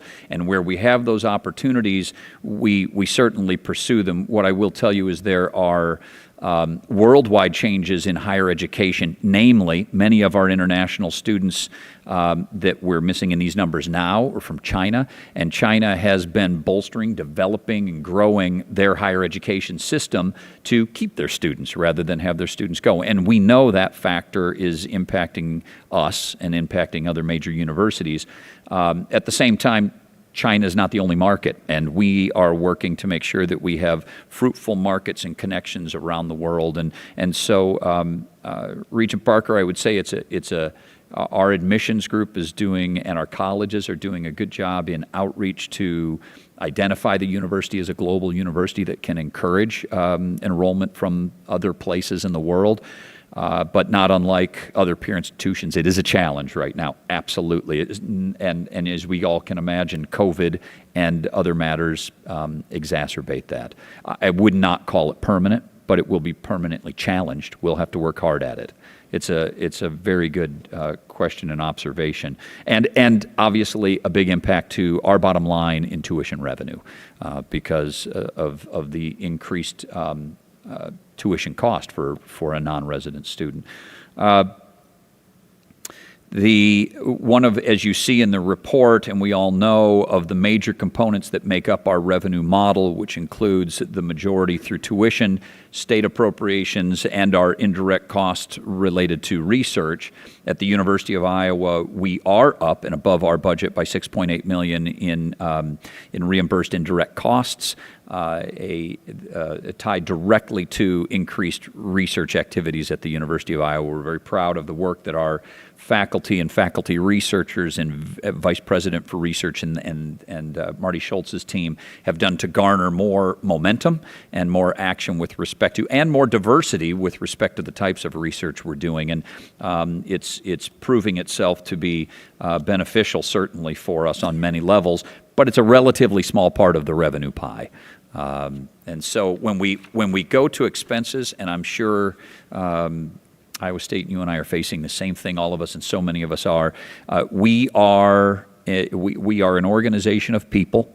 The University of Iowa, 66.8% of our expenses are salary and benefits, and so that number stays primarily level each year. We had 3.24% over the budget for expenses on salary and benefit. And that gets into some of the conversation that has also gone on about, just mentioned, the tough market for hiring, the tough market for labor, and finding employees, staff, and faculty to work at the University of Iowa, in Iowa City, and many of those markets, of course, extending well beyond our state. So it continues to be a challenge. Student financial aid was under budget by 0.9% at $104 million. Those are the discount rates for our tuition need and merit, and that number then thus is virtually on the budget. It represents 22.2% of our tuition revenues when we think about discounts in the combination of merit and need-based. And the other final major bullet point I'll make with our general fund is utility expenses, which were under budget. It's important to know, but also know moving forward, that we have for 3 years frozen our utility increase rates on our campus. This has been done through a concerted effort on efficiencies, modernized systems, and investments that can keep our utility cost increases in tow. It's not that it's picturing a worse picture moving forward. It is inevitable we're going to see those increases. And in context with our work with NG and our P3, we prepared our modeling and the institution for what would be a generally expected to be 2% increase in that. I think what I'm trying to point out here in this highlight is we have worked hard to have the past 3 years not go up, which has been something we're proud of with our utility work that we've done and has been a benefit to the institution during these tight times. So those are the primary bullet points related to, as Brad's report spells out, related to the general education fund at the University of Iowa. Questions for Rod? Michael? Thank you. I'll be referring mostly to the chart on page 16 of your agenda item. But before I get to FY21, there is one piece of business from FY20 that I need to bring back or would like to bring back before the group. There's an item that's reported a year behind schedule. We were just notified last week that we received a Certificate of Achievement for Excellence in Financial Reporting from the Government Financial Officers Association. This is the 29th consecutive year that we have received that Certificate of Excellence. There is no other four-year university in the country that has such a long record of receiving the Certificate of Excellence. So, yeah. I want to acknowledge as the accounting team is led by our controller, Tanya Gerbrek, and they do an excellent work with that. But as we all know on financial reports, it's the underlying transactions that also make a difference. And so the team in our business office, led by Christina Gawicki, does a great job of making sure we have our transactions as close to right as we can. We're not perfect, but we get there and we do good work. So I just wanted to acknowledge that, and we hope to be back here next year letting you know that 30 came through. So if we look at the general fund for FY21, when I read financial reports, I tend to move to that right-hand column and look at the variance number because that's usually the one that tells me if something's going good or not so good. I tend to skip over the ones that are right at 100%. But I think that would be a mistake on FY21. If we look at FY21, the first line there, the appropriations, came in at 100%.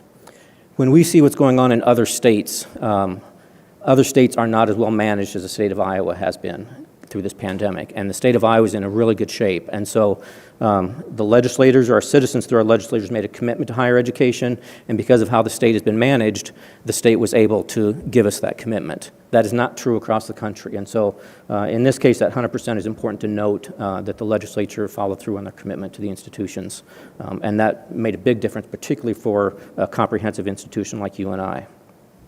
If we move on down, federal support, we were not anticipating. Using the formulas that were provided with some of the HERF funding, we were able to pull in about $2.9 million into the general fund.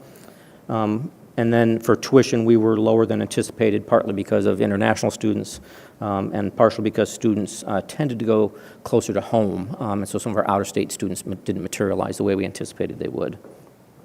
If we move down to the expense side, you'll see salaries were significantly below budget. A lot of that is student labor. Students just weren't on campus, and so we didn't fill the student jobs that were there as well.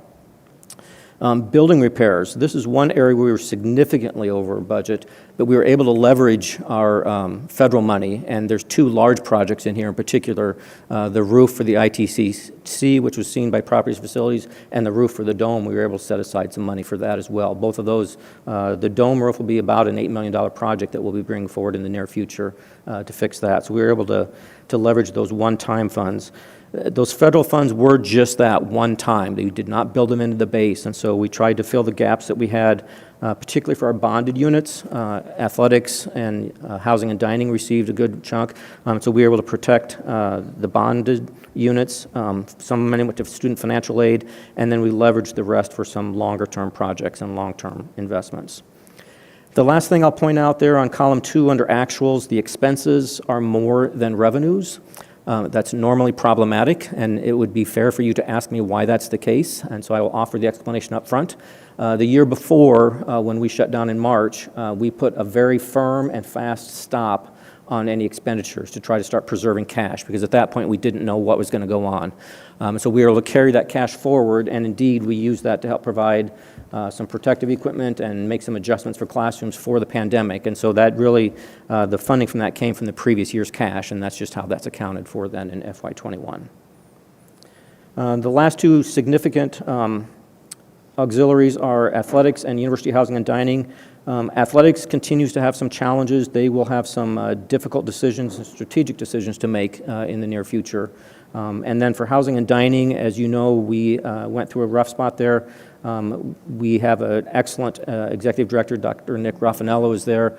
We have roughly 90%, give or take, of our freshmen choose to live on campus, and the majority of them now are back living on campus for a second year. And so Nick's doing a great job of turning that operation and moving that operation forward as well. I'd be glad to answer any questions that you may have.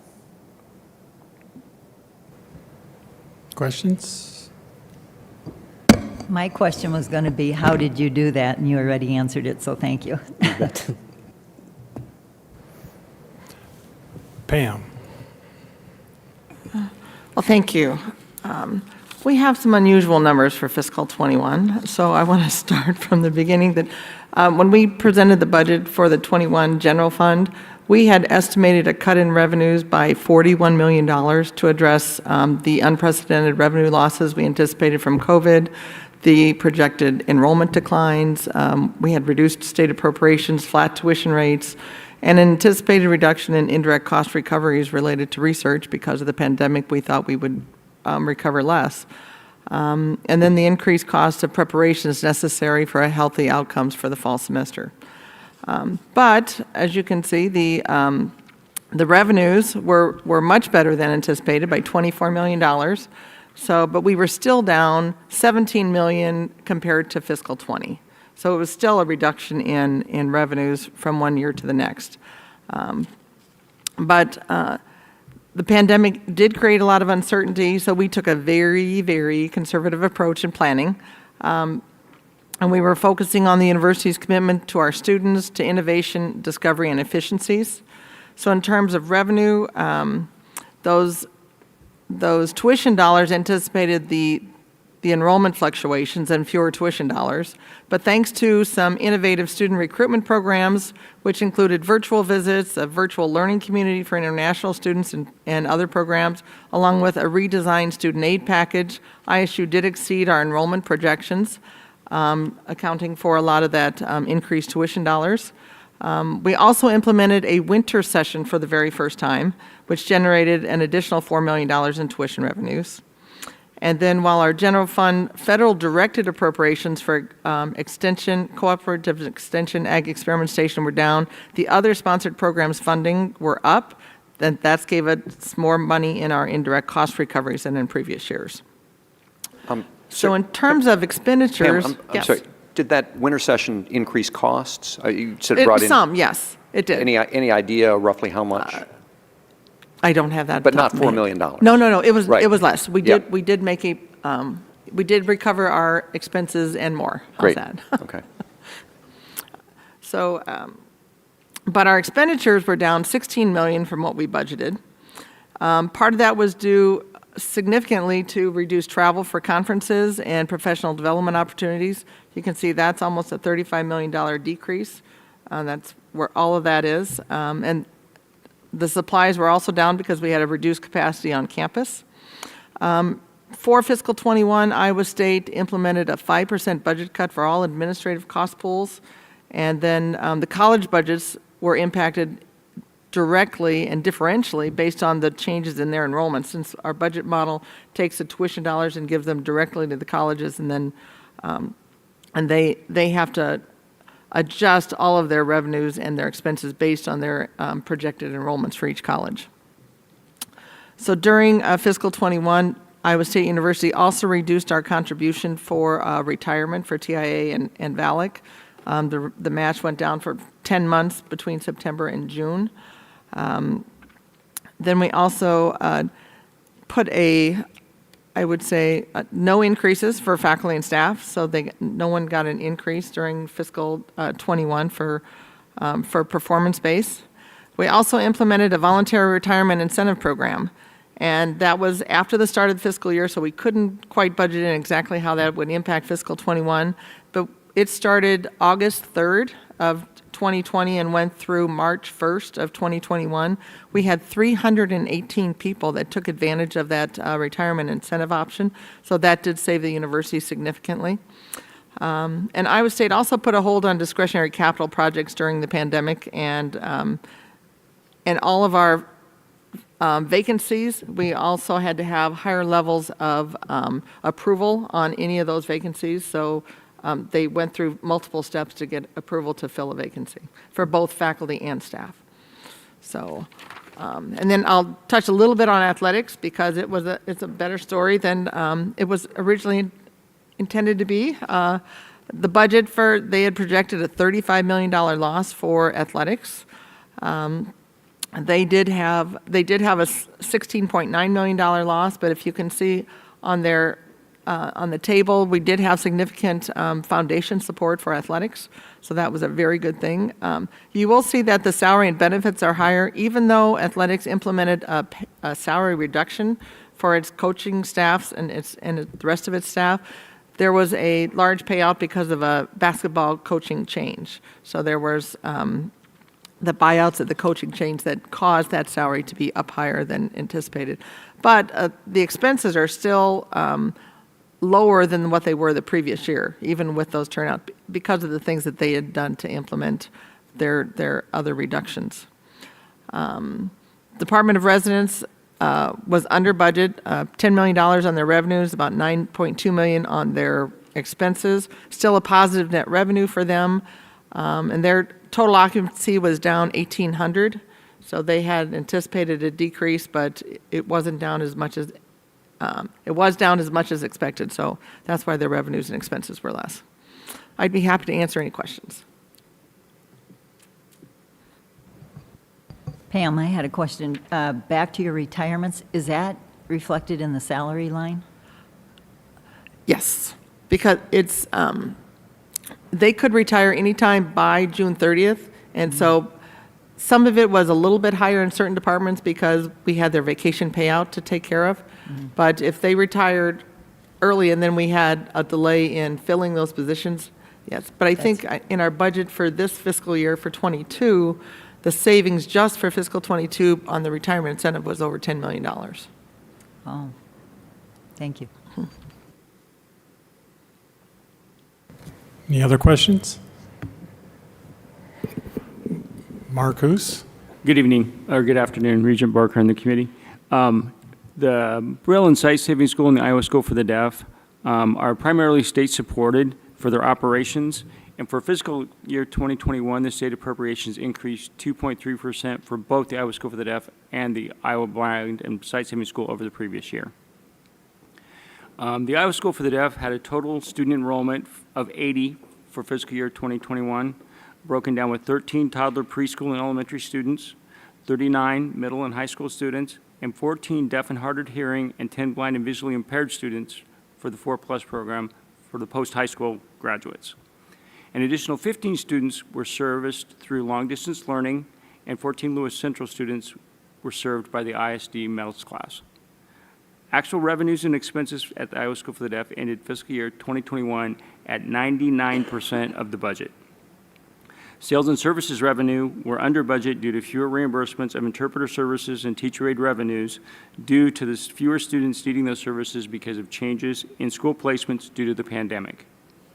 Salary expenses were lower than anticipated due to staff vacancies. These savings were utilized to pay for higher than budgeted utility expenses, building repairs, and equipment purchases.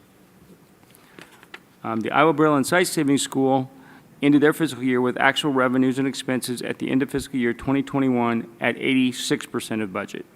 Other income was lower due to the sale of Vinton property in August of 2020. The Iowa Braille and Sight Saving School provided services to a total of 621 students in the 9 area education agencies, Des Moines Public Schools, and the ISBVI 4+ program. No state funds are available for the salaries of orientation mobility specialists or teachers of the visually impaired. The Iowa Braille and Sight Saving School contracts with the 9 AEAs, the Des Moines Public Schools, to provide these services. During 2021 school year, we employed 34 teachers of the visually impaired and 11 orientation and mobility specialists to fill these contract requirements. These contracts total $3.9 million and are made up of 42% of the Braille and Sight Saving School budget. Salaries were below budget due to vacancy savings of faculty and facilities employees that worked at the Vinton campus. There was also savings in utilities due to the Vinton property being sold. If there's any questions at this time, I'd be happy to answer those. Any questions for Mark? That concludes our report. Well, thank you very much. I think the takeaway that I get is that COVID was financially painful, but not as much as we expected, and part of that was because of the great preparation, the great response that you had, and the conservative approach that everyone took. And Regent Barker, I wouldn't want to underestimate the impacts of learning we've had through COVID and understanding what we and many others refer to as the future of work. I didn't know what a Zoom meeting was 2 years ago. And a vast majority of our meetings, our interactions are virtual, whether that's completely good or not. You mentioned it's nice to see our folks from Marquette actually here. I think that there are opportunities for future efficiencies in operations and in teamwork that, if planned for and acted on correctly, will also help us to combat these challenges that we've put in front of you today. It's not going to solve the problem, but it will help. And I think there's strides being made on that front, and some of that is also helping to recruit and keep staff and faculty here because of this sort of changing future of work environment. Well, I agree, and I think the board also is using Zoom quite a bit. You know, the optimal amount of Zoom is not zero, and it's also not 100%. That's so, right. Yeah. Thank you. All right. So item 4 is the proposed bond issuance schedule for calendar year 2022. Yes, thank you. This item contains a new money bond issuance planning schedule for 2021 that at present includes one bond issue on behalf of UIHC being planned for January. In addition, the university staff, the board office, and the board's municipal advisor and bond counsel will continue to monitor our refunding opportunities during calendar year 2022 to realize any interest rate savings that may be available for us. So as long as the market remains advantageous to do so, we expect to be in the refunding market as well next year. I'd also like to add that all of our bonded enterprises have investment grade ratings from Moody's and Standard & Poor's, and their outlooks remain stable.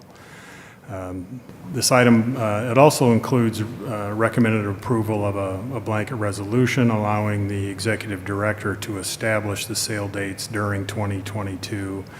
And it also contains historical information on past bonding activities, including savings realized from refundings. With that said, I would be happy to respond to any questions you may have. Any questions? Well, if there's no objection, the committee will forward this item to the board for consideration. Thank you. Is there any other business to come before the committee? If not, the investment committee is adjourned. Thank you.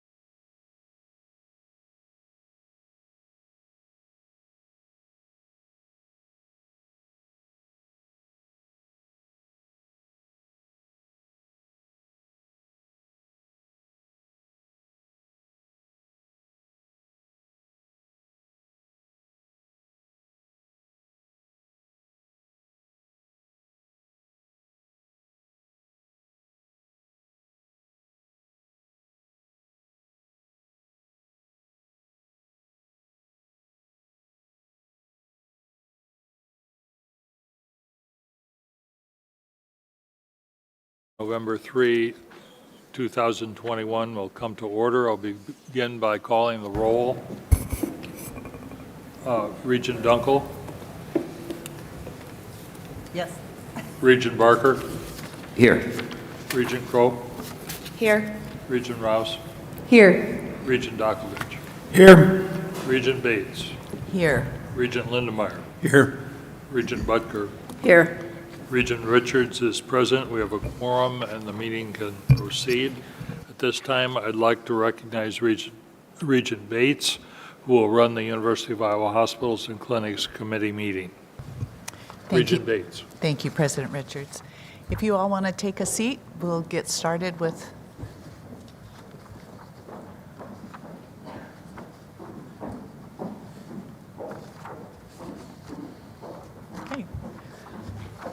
welcome. Our first item is approval of the minutes from the September 15th, 2021 meeting. Are there any questions or corrections? If not, the minutes are approved by general consent. And now, I'll welcome Dr. Brooks Jackson, Vice President for Medical Affairs and Tyrone D. Arts Dean, Carver College of Medicine. I'll turn the floor over to you now. Okay, thank you very much, Regent Bates, and good afternoon, Regents. I am pleased to be here today, and I'm joined by Senior Associate Vice President for UI Healthcare and Chief Executive Officer for UI Hospitals and Clinics, Suresh Gunasekaran, UI Healthcare's Interim Associate Vice President for Finance and Chief Financial Officer, Mark Henricks, and our faculty presenter today, Dr. Nicholas Moore, Professor of Emergency Medicine, whom I will introduce in more detail a little later. As has been the case during most of the board meetings over the past year and a half, I'd like to begin my opening remarks with an update on our evolving pandemic response. In brief, both the number of newly reported COVID-19 cases and the number of hospitalizations due to COVID-19 in Iowa have declined steadily since the recent high point in mid-September. As of this morning, the number of COVID patients in our hospital is 19, 2 from Johnson County, and the number of individuals with COVID-19 symptoms who tested positive has been about 15 per day this past week, which is about 1/3 the number from 6 weeks ago. In addition, today, only 20 UIHC employees are out in isolation with COVID infection, which is the lowest number out since August 3rd.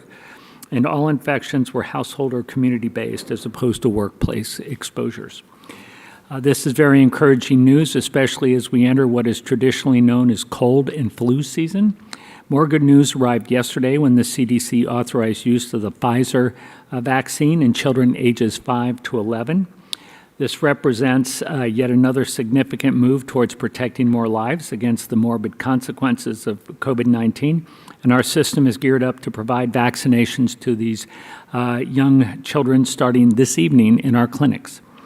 It is, of course, thanks to the remarkable work and unwavering dedication of our faculty and staff that we successfully navigated this latest surge and at the same time continue to address the many other healthcare needs of Iowans.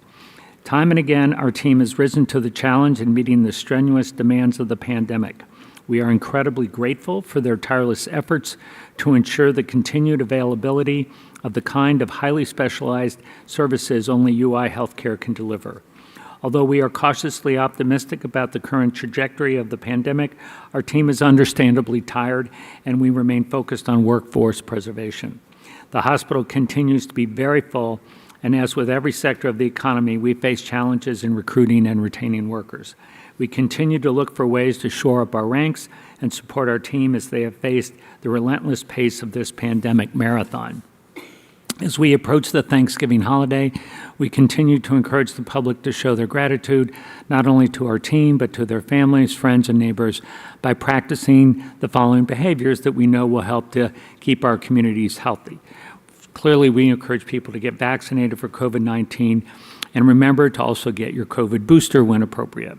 Get your flu shot, and know that it is safe to get both a flu shot and a COVID vaccine or booster at the same time. And now that the weather is getting cooler and we are spending more time indoors, take steps to avoid large gatherings, practice good hand hygiene, maintain social distance, and wear a mask in high-risk settings.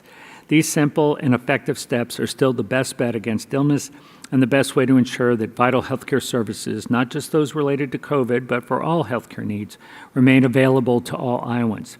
There is light at the end of the tunnel, and we will eventually turn the corner to brighter days. And even while we continue to battle on the front lines of this pandemic, we are keeping an eye focused on the future. Towards that end, you'll hear from Suresh shortly about just a few of the ways the hospital is working to ensure greater access, enhance the patient experience, and support the healthcare workforce needs of tomorrow. Finally, regarding our research mission, I'm pleased to report that our researchers continue to be highly productive, and through September, our overall external funding is up 15.4% over this same time last year. This represents more than $84 million in external funding, including awards from the National Institutes of Health.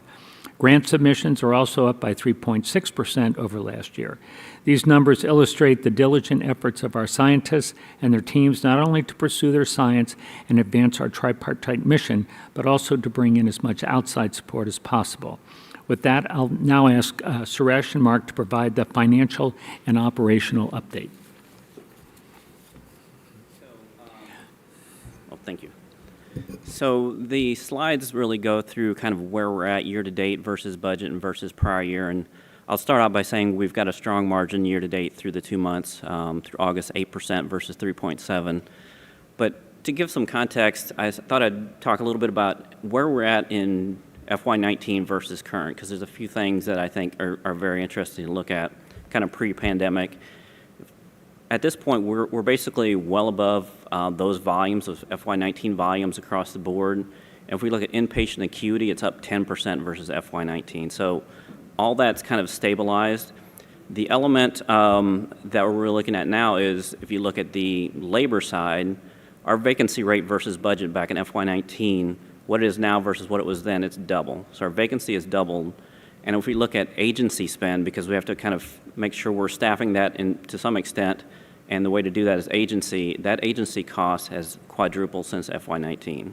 And so this is not unique to us. It's a challenge the whole industry is experiencing. But that is, to me, that's kind of the risk going into this next quarter and the rest of the years. How do we make sure we have the necessary staffing to maintain the volumes and serving the state as we are? Overall, if you look at the financials, again, 8% is about $31 million. So we're about $17 million ahead of budget. And again, the good thing there is we are going to see inflationary expense side issues that are going to drag on that margin going forward. So it's nice that we've got this strong start, but that staffing and beyond that, the cost of goods, non-staffing supply inflation is going to be an issue as well. Lastly, the key metrics, those really haven't changed since we last spoke. We still perform quite well against those. It'll be interesting to see how those kind of change as us and others in the industry deal with these inflationary issues on the expense side. With that, I'll turn over to Suresh. Good afternoon. Good to be with you. I know you've had a really short day. I only need about 2.5 hours to get through these slides. Is that all right? I'll do the more abbreviated version for you.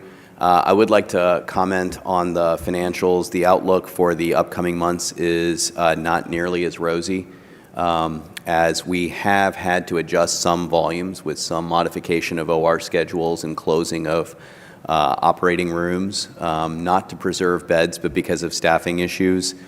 We have had to modify some of those schedules, and accordingly, there have been some clinic changes and other things. And so at the end of the day, we can't sustain higher volumes, and being understaffed, we are going to adjust the capacity that we need. The reason we don't do this very aggressively is that we are a safety net for the entire state. And if we start shutting down beds, we start shutting down ORs, that's just a longer and longer waiting list of Iowans trying to get in. So we're trying to balance our mission with the challenges that we have. We've also created some extra compensation for our existing staff, which will also have a financial impact. So we do think that it was good to start the year with a positive start, but we've certainly going to experience both a top-line challenge in terms of revenue and an expense increase that we intentionally created.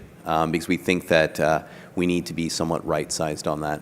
The purpose of today's presentation, because the last several presentations have been significantly focused on tertiary and quaternary care as well as on COVID, I just wanted to make sure that you understood that we were still working on efforts to continue to improve the efficiency and effectiveness of the care that we deliver. We've done major projects to improve our access to cardiology services. This is one of the areas that we have seen the largest increase in waiting times, and we have put in a program that has dramatically reduced the wait times for patients. You can see here that our cardiology referrals, 60% of our referrals are actually from one UIHC doctor to cardiology. This is that notion of complex care. Patients that come to UIHC don't come for one condition. They come for something, and they need additionally the cardiology services. 33% of our referrals into cardiology come from other Iowa doctors, and 7% actually come from patients themselves. If you compared us to other hospitals, that would be very different. You would not see 60% of the referrals are all internal to the system. That number would be about 20. And that the missing 40% is patients referring themselves. So most hospitals are about 40% the patients refer themselves and 40% referred by doctors. And so you can see how different our pie chart is. So what we've seen is that since we have complex patients, we have had bottlenecks, both associated with being able to get on the schedule, but also getting the appropriate testing before you come in to be seen. And so what we wanted to do was create a system in which we could create more appointment slots that both integrated new patient appointment slots as well as the testing slots so that patients could get in faster. And so we formed a multidisciplinary group that included cardiology faculty, it included staff, it included social workers, it included mid-levels, it included representatives from testing, and we started measuring where the bottlenecks were, and through multiple cycles we began to implement our recommendations in March of 2021.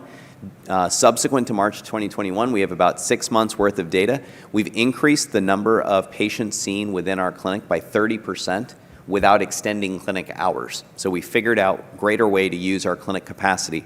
We also increased our testing so that patients didn't have to come back multiple times to do this by 51% without, again, modifying the hours of operation. And so the number of patients that were able to be seen within 14 days increased by 52%.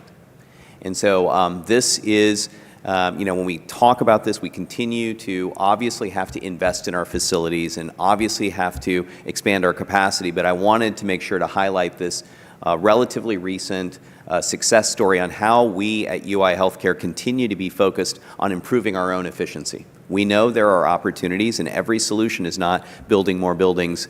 We are very focused on doing this as well. But unfortunately, at a certain point, the bottleneck does end up being space.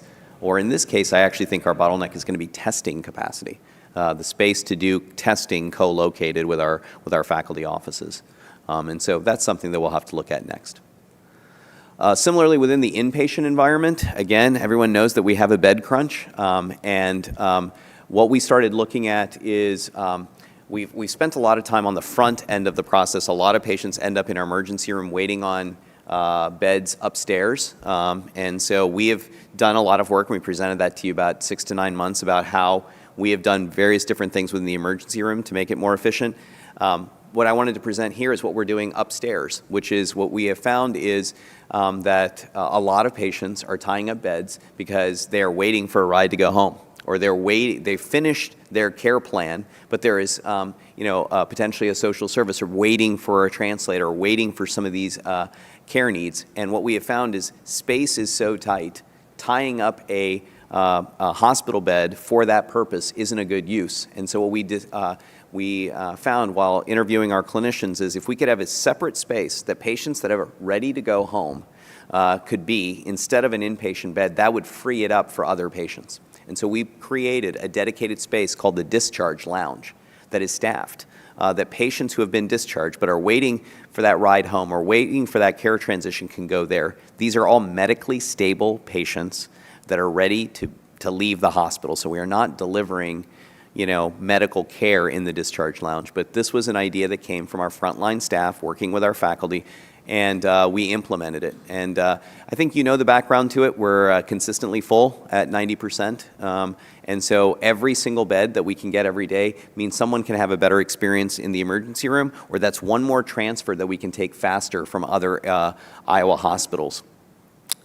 As I mentioned before, the impact of having the discharge lounge is it creates capacity in the hospital, we're freeing up beds, but that capacity then creates capacity in the emergency room, where the emergency room is backed up waiting for those beds. And so even though we're fixing something that's at the tail end of the process, it has a lot of impact upstream.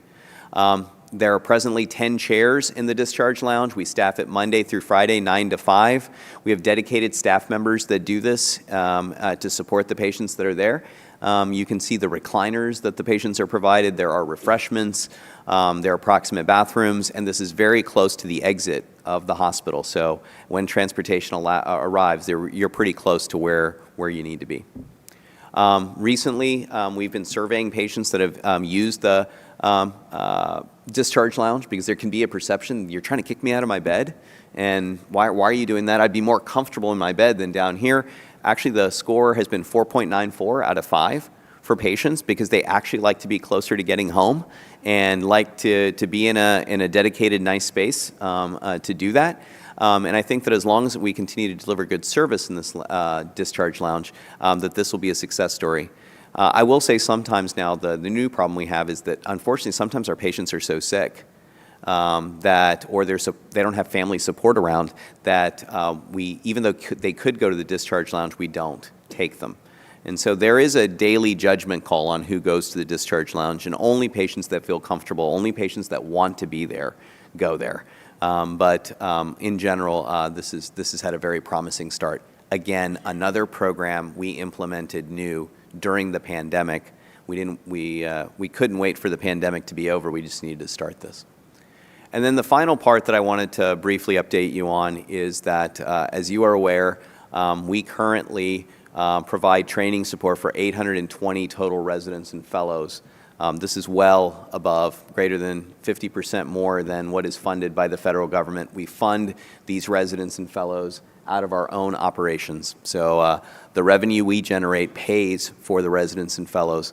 Under Brooks's leadership, every single year we look at the strategic priorities of UI Healthcare across all 3 missions and how we can best meet those missions. And one of the things that Brooks has been strongly advocating for is continued expansion of our medical education platform in order to better serve the state of Iowa. The outcome in this fiscal year is we've made the decision to expand our residency and fellowships by 65 additional trainees in fiscal year 22 at an expense of an incremental $5 million.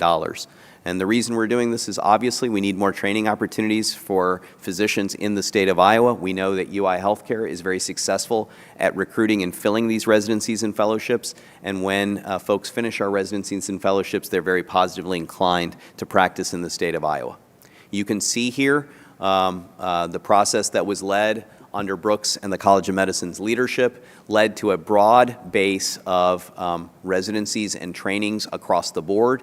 You see here things that are deeply needed within the state, OBGYN, rural track. You can see a family medicine expansion, an emergency management, emergency medicine residency expansion. You see here also subspecialties that are going to be very important for us to continue to be able to provide unique care that only UIHC does in terms of hem-onc and bone marrow transplant, but you can also see neuropathology, psychiatry, addiction medicine. All of these things show you the breadth and depth of what UI Healthcare does, and you can see a lot of this was driven by meeting the physician shortage needs in the state of Iowa, but it was also making sure that we can continue to offer those subspecialties that only UIHC does so that Iowans don't have to go out of state. You will see that over the next several years, we will recruit into these residencies and fellowships, but the first set of these will start coming in the next fiscal year. With that, I'll be happy to answer any questions about the presentation if there are any. Regent Barker? Sounds like you have a lot of great ideas coming internally and through groups that you've set up. Do you also have outside consultants looking at things to give efficiency ideas? Sure. Right now, one major area of focus is within our operating rooms. So we do have an outside firm, the Berkeley Research Group, that is looking at how can we use the existing ORs we have and be able to serve more Iowans. How could we improve processes so that patients can get through the OR faster? So definitely, we are looking at that as well right now. Are there any other questions? I have a question about the residencies. How were those chosen? How were those decided upon? So there were multiple components of that evaluation. First and foremost was the state need.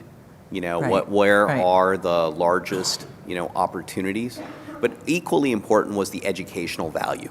You know, you can't just grow residencies without the ability to provide those residents training opportunities, the ability to have sufficient volumes to see those patients, sufficient faculty in order to mentor them, the ability to support them in research and those projects. So every clinical department that participated in this wrote an educational plan that was reviewed by an educational review committee.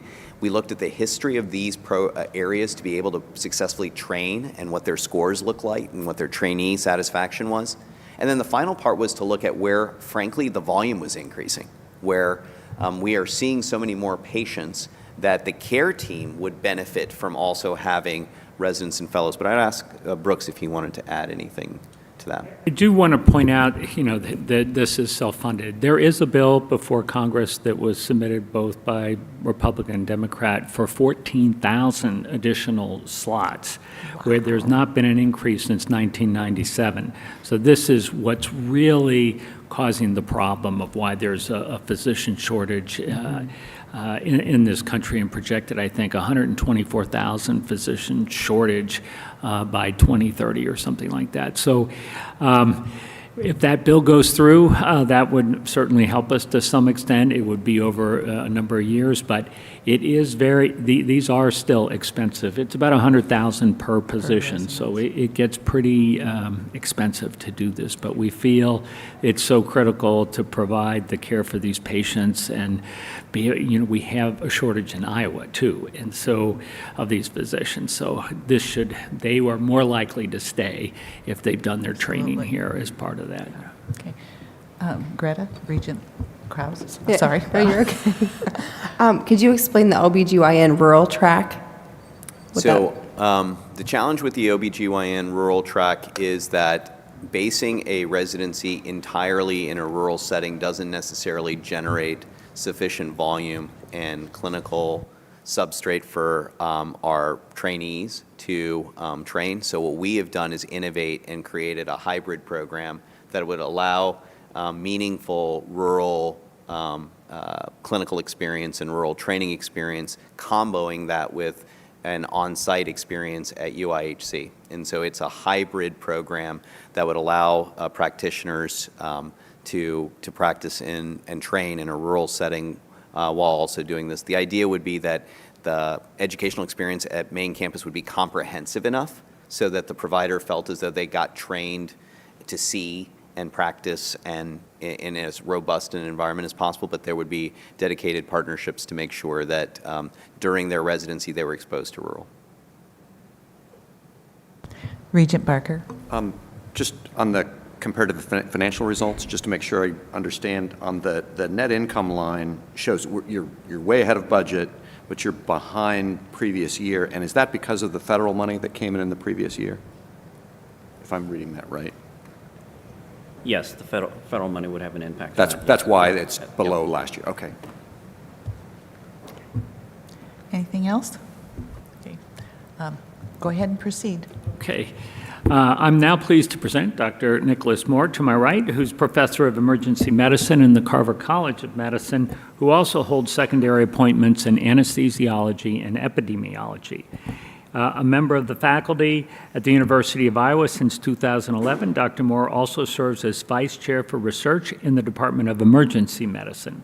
Originally from Bettendorf, Iowa, he completed his bachelor's degree in mechanical engineering at Iowa State University and completed medical school at the Carver College of Medicine before his emergency medicine residency at Indiana University and critical care medicine fellowship at Washington University in St. Louis. Dr. Moore's research focuses on the use of rural telehealth to improve access to high-quality care in rural critically ill patients, and he is the Deputy Director of the Rural Telehealth Research Center, a collaborative center funded by the Health Resources and Services Administration, HRSA. Dr. Moore's telehealth research has been funded by the Agency for Healthcare Research and Quality, the Emergency Medicine Foundation, the Federal Office of Rural Health Policy, and the Veterans Health Administration Office of Rural Health. He's published over 150 peer-reviewed manuscripts and textbook chapters, and he has mentored over 40 medical students, graduate students, and postgraduate trainees in health services and clinical research. As the board knows, UI Healthcare is committed to making good on our promise to serve the entire state of Iowa and ensuring access to care for rural populations, which is integral to that commitment. We're delighted Dr. Moore could join us here today to tell you more about the important work that he and his colleagues are doing to address the emergency care needs of rural Iowans. Go ahead, Nick. Great, thank you, Dean Jackson. And thank you for having us here today. I'm really excited to be here to talk with you. I want to start just by telling a brief story. My grandfather is a lifelong farmer in southwest Iowa. When I joined the faculty at the University of Iowa a decade ago, I was studying new therapies for severe lung failure. This was before COVID, but it would be relevant now. When we went home for Thanksgiving, my first year back on the faculty, I was telling my family some of the things that I was working on, and he asked me a question I really had a hard time answering. He said, "How long will it be until the things that you're studying will be in the hospital in my community?" And the truth of the matter was, a long time, maybe never. Because the types of people who have the diseases that I was studying don't stay in the community where he lives. They get sent to Des Moines or Iowa City or Omaha or some other place that can provide a higher level of care. And so I started to think about what emergency care looks like in Iowa. How do we provide care for 3 million Iowans, not all of whom live near a tertiary care center? And in fact, what we've learned since then, the University of Iowa as an academic medical center is has one of the highest proportions of any hospital in the country, taking care of patients transferred in from other hospitals. So I want to start just by telling you a little bit about what emergency care in Iowa looks like. You know that we have about 120 hospitals in Iowa. But 2/3 of those are federally qualified critical access hospitals, which means that they're in rural communities that are so critical to the health of their community that they have a different reimbursement mechanism through Medicare. One of the requirements of that program is that those hospitals provide 24-hour emergency care. And so we have 120 emergency departments in Iowa too. If you look at the staffing in those emergency departments, 2/3 of all the hospitals in Iowa staff their emergency department with an advanced practice provider, with no on-site physician supervision. And there are a lot of forces that drive that, but that dictates how we provide emergency care to the people of Iowa. We also know that emergency department utilization is increasing. Over the last decade, rural emergency department visits have grown much faster than urban emergency department visits. In fact, they're up 50% over the last decade. And now in Iowa, even though we have some really big hospitals with really big emergency departments, half of all the emergency department visits statewide occur in a rural hospital. We know that rural emergency care is really important. We talk about trauma care often because we know that there are huge disparities between rural trauma survival and urban trauma survival.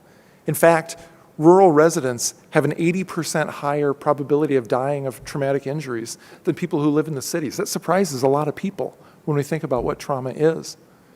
We've shown that if you live in a rural area and you have a life-threatening infection, if you decide to drive past your local rural hospital, your mortality is 6% higher. If you live in a rural area and unfortunately your rural hospital closes, the all-cause mortality in your community goes up by 5%. That really reinforces how important rural health care is, and the access, especially to emergency care, is to maintain the health of our rural communities. We also know that a rural emergency care is unique.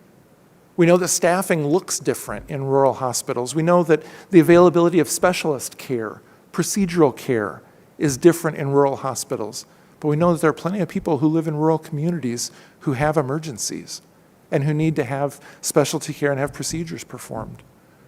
We know that there's a relationship between high volume care and good clinical outcomes. And that's a real challenge if we say that it is so important to have access to good local care, but some of that care might be low volume care.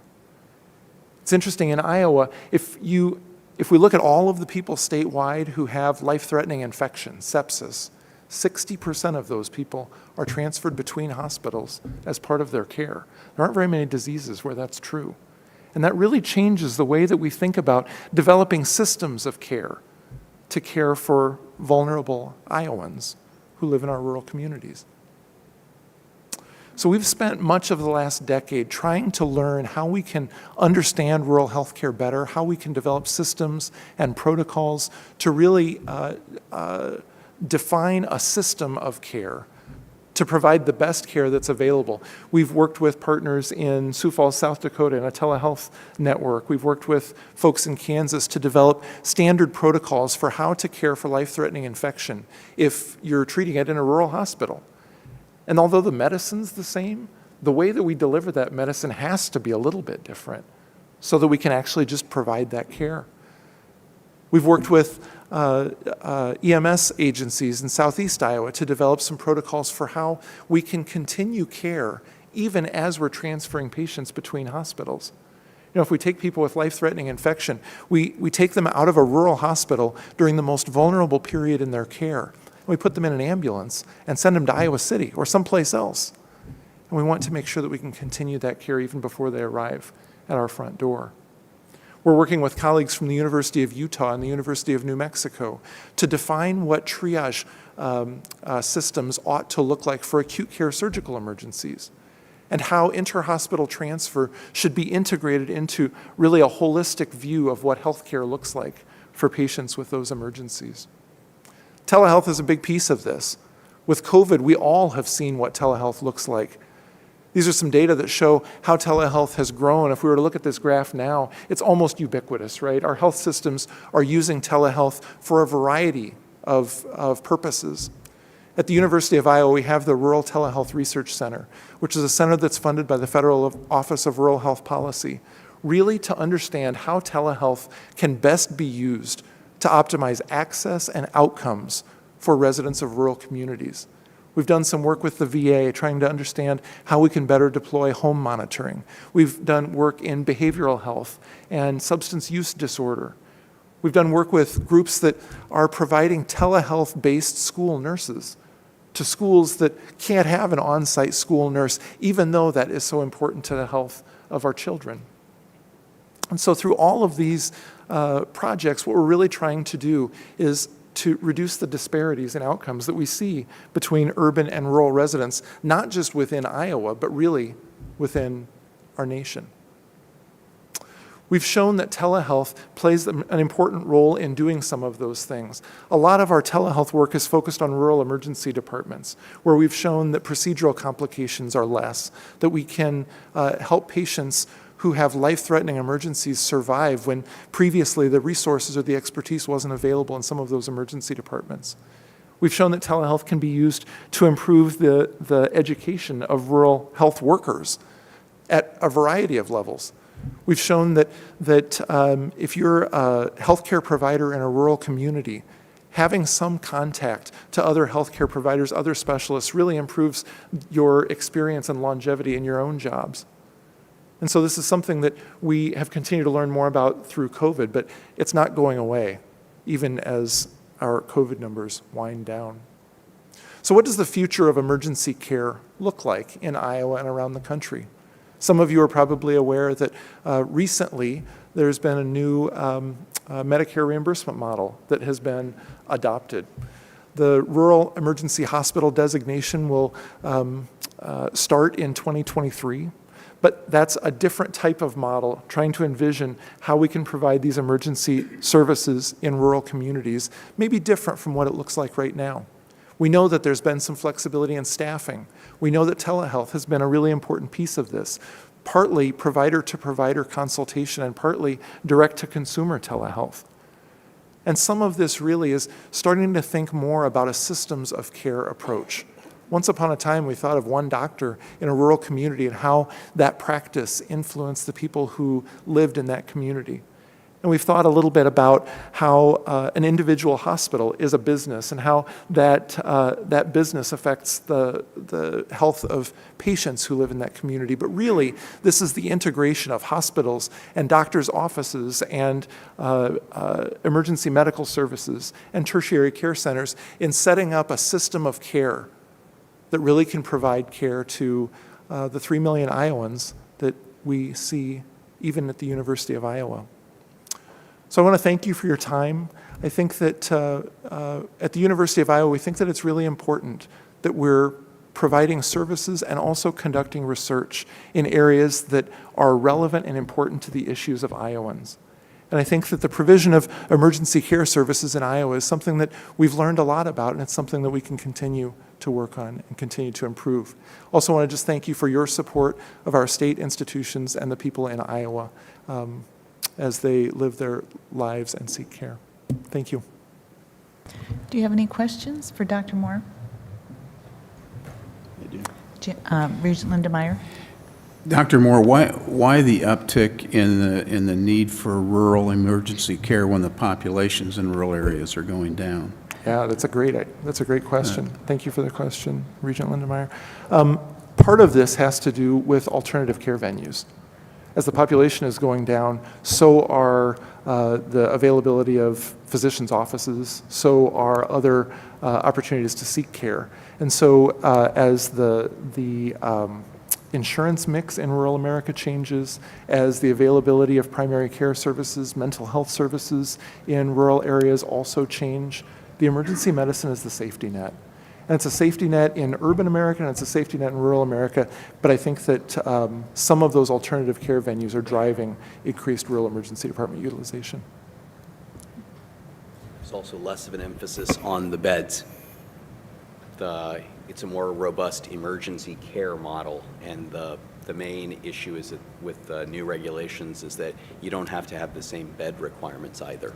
And so it's the emphasis of the need for emergency medicine to be more robust in rural communities while not having to sustain having 10 beds or 12 beds or 14 beds, the inpatient side. And so I think that's also a part of the emphasis too. Okay. Regent Barker, go ahead. How important is the availability of ambulances, transportation for patients in rural areas? Is that a big problem? That's a great question, Regent Barker. It's really important that rural areas have the availability of ambulances. In many counties in Iowa, as you probably know, EMS is centralized at the county level. We know that EMS services in different counties in Iowa can look pretty different. It becomes an issue in counties when they're transferring patients out of their county. And that is an issue in some counties in Iowa where there can be shortages of EMS providers and ambulances when they're taking patients from their hospital to tertiary care centers in Iowa. So I'd say that it is an issue. I think that we have nearly 1,000 EMS services in Iowa. And when we think about what that looks like in Iowa, many of those services are volunteer services, volunteer response services, and how we can maintain 911 service at the same time that we're taking patients who are in the emergency department to tertiary care centers in Iowa. This is happening all over the country as healthcare is increasingly regionalized. Yeah, thank you. Well, I thank you because it certainly hits home for me living in a small rural county, and ambulance service is very important. It takes ours sometimes 30 to 40 minutes to reach the outskirts of the county, and when someone has somebody that needs to be seen, they don't wait, they put them in the car. So I'm very interested in what you have presented today. I think it's a great need throughout the state. So, thank you. Thank you. Is there any other business to come before the committee? Hearing none, the committee will receive the University of Iowa Hospitals and Clinics presentation. Thank you so much. Thank you, Regent Bates. At this time, I'll turn the meeting over to Regent Dunkel, who will run the Audit and Compliance Committee meeting. Thank you, President Richards.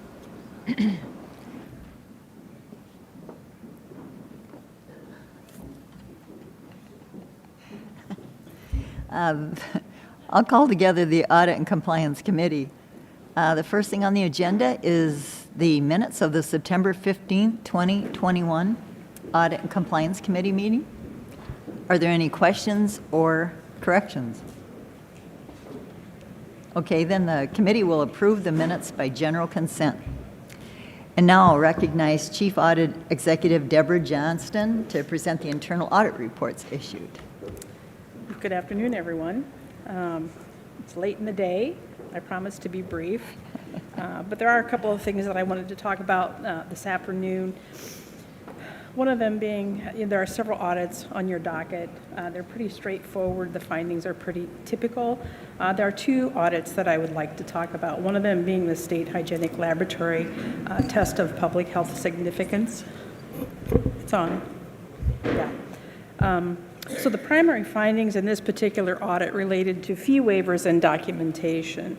Iowa Code defines a list of diseases that, if certain criteria are met, would be processed at no charge. And so there's our auxiliary data is information that should be used to determine whether a test should be billed. So the laboratory currently is using a test request form that is submitted with the sample, and they're using that as the primary driver in determining whether the test is billed or not. And the auxiliary data should be on that form. However, the form is pre-populated to perform tests at no cost, and auxiliary data is not always documented on the form. So from January to June of 2021, we pulled data from the system, and we found that approximately 11,400 tests with no associated auxiliary data were performed at no cost. So these tests could, and I want to emphasize could, have a billable value of over $1 million. However, we were unable to confirm this because the data simply wasn't available on the form. So the no bill decision is still up for grabs. We recommended that the lab change their procedure and determine the ability to bill is based on that required auxiliary data. So we want them to push back when that sample comes in to make sure they have the appropriate information that they can determine whether to bill or not bill. The second other issue in that particular audit related to they don't really have significant policies and procedures documented. And so that increases the risk of noncompliance with Iowa Code. So the process to receive, test, report, and bill for samples is very complex. And we would like to see that documented. And so there's a more clear understanding of when they are supposed to do that or not. There's also a long-standing agreement that certain tests from student health will not be billed. And so that's a verbal long-standing agreement. Would like to see that formalized as well. So that's the hygienic lab. Those are the primary ones. The other audit that I want to talk about is a UNI audit, and I have to put out a thank you to Linda Nielsen, who is with us today.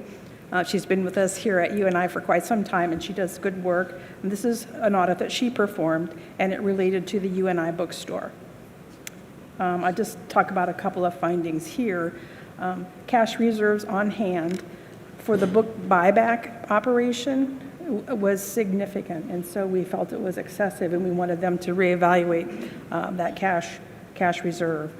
One of the other findings related to system access. So there were 4 super users who had elevated administrative privileges associated with their ID in the system, and that gave them too much administrative ability to change things in the system without any kind of oversight. So we definitely would like to see them have a regular ID that they used for their basic day-to-day, and then when the system changes need to happen, they could, create another ID and use that for their elevated privileges and their access. And then we would like to have someone review that access to make sure that there's nothing inadvertent happening. The other one, course material adoption. This is quite an inefficient process, and that's not unique to UNI. There are a couple different systems that they have to make sure that there's reconciliation of the data between the systems. That's not always happening. The data is not always reconciled. So would like to see that particular issue resolved. And then the last issue in this particular audit that I'll talk about relates to book commissions. So we found that the commissions that they get for the books, they're not necessarily recorded correctly, they're not always documented, and then the vendor that we're using does not give us appropriate or adequate detail to verify that commission independently. The rest of the issues in this particular audit were more administrative, and we've seen those in other audits, so I don't really see the need to talk about them in great detail. So those are the two audits that I wanted to talk about today. With regard to the follow-up work, I'm pleased to announce that there's an audit for Iowa State that is closed. The Ryman Garden follow-up is complete. It just missed the docket deadline, so it's not reflected in your docket that way. And then also included in your docket is a calendar for the audit presentations for next year. This calendar was reviewed with Deputy State Auditor Marlis Gaston, and because we had delays this year, I wanted to reaffirm or make sure that the expectation that they are sitting, that they could make these deadlines in the calendar. And she said, Deb, we're going to try and make these. We're going back to our old schedule. So that's really all I had today. If there's any questions, I'd be happy to try and answer those. Does anyone have any questions for Deb? Okay, nice, thorough job. Thank At the you. end of the day, yeah. Thank you. Thanks, Deb. Is there any other business to come before the committee? Hearing none, I'd like to make a motion that the Audit and Compliance Committee recommend that the board receive the following items: the internal audit reports issued and the committee calendar for 2022. Do I have a second? I'll second. Thank you, Regent Butker. For that second, the Audit and Compliance Committee is now adjourned.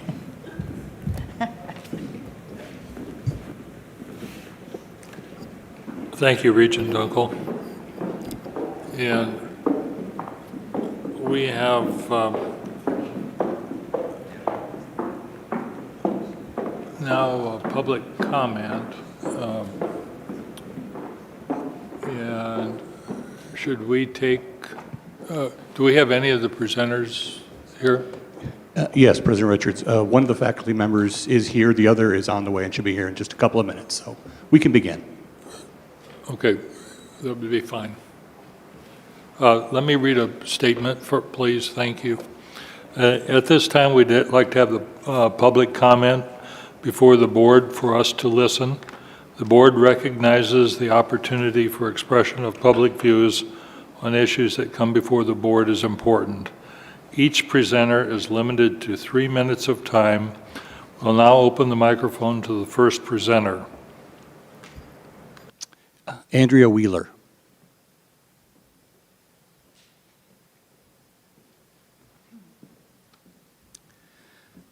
My name is Andrea Wheeler, and I am an associate professor of architecture at Iowa State University. And I have the pleasure of serving this year as Faculty Senate President. In this short 3 minutes, I'm going to tell you about faculty and their voice, and I appreciate your attention. As a professor of architecture, a designer, and an instructor, I create feelings. I invite and sustain feelings in designed environments.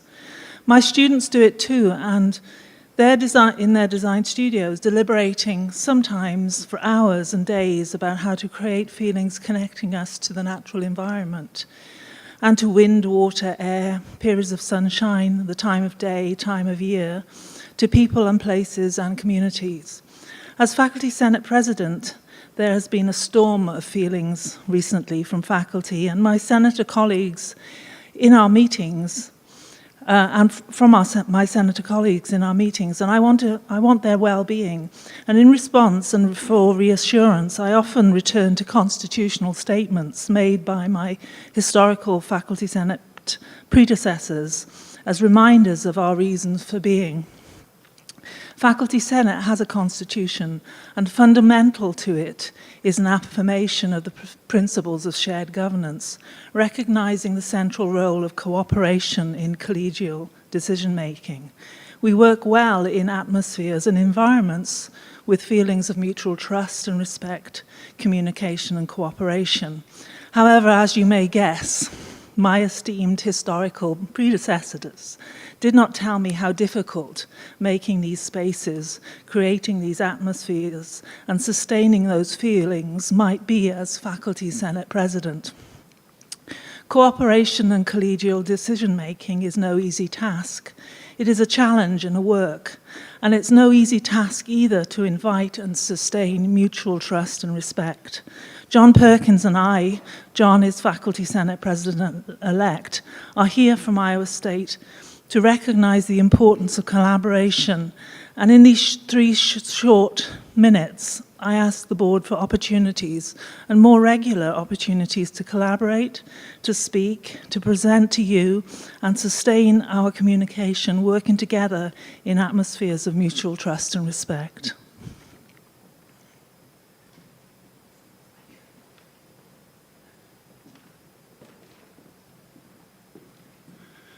President Richards, John Perkins, the Faculty Senate-elect, is on his way from a meeting and will be here momentarily. So we believe that he will be here for sure, is what you're saying.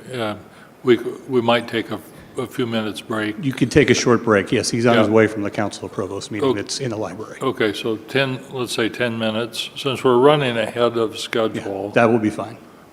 we'll take 10-minute break to allow. Thank you.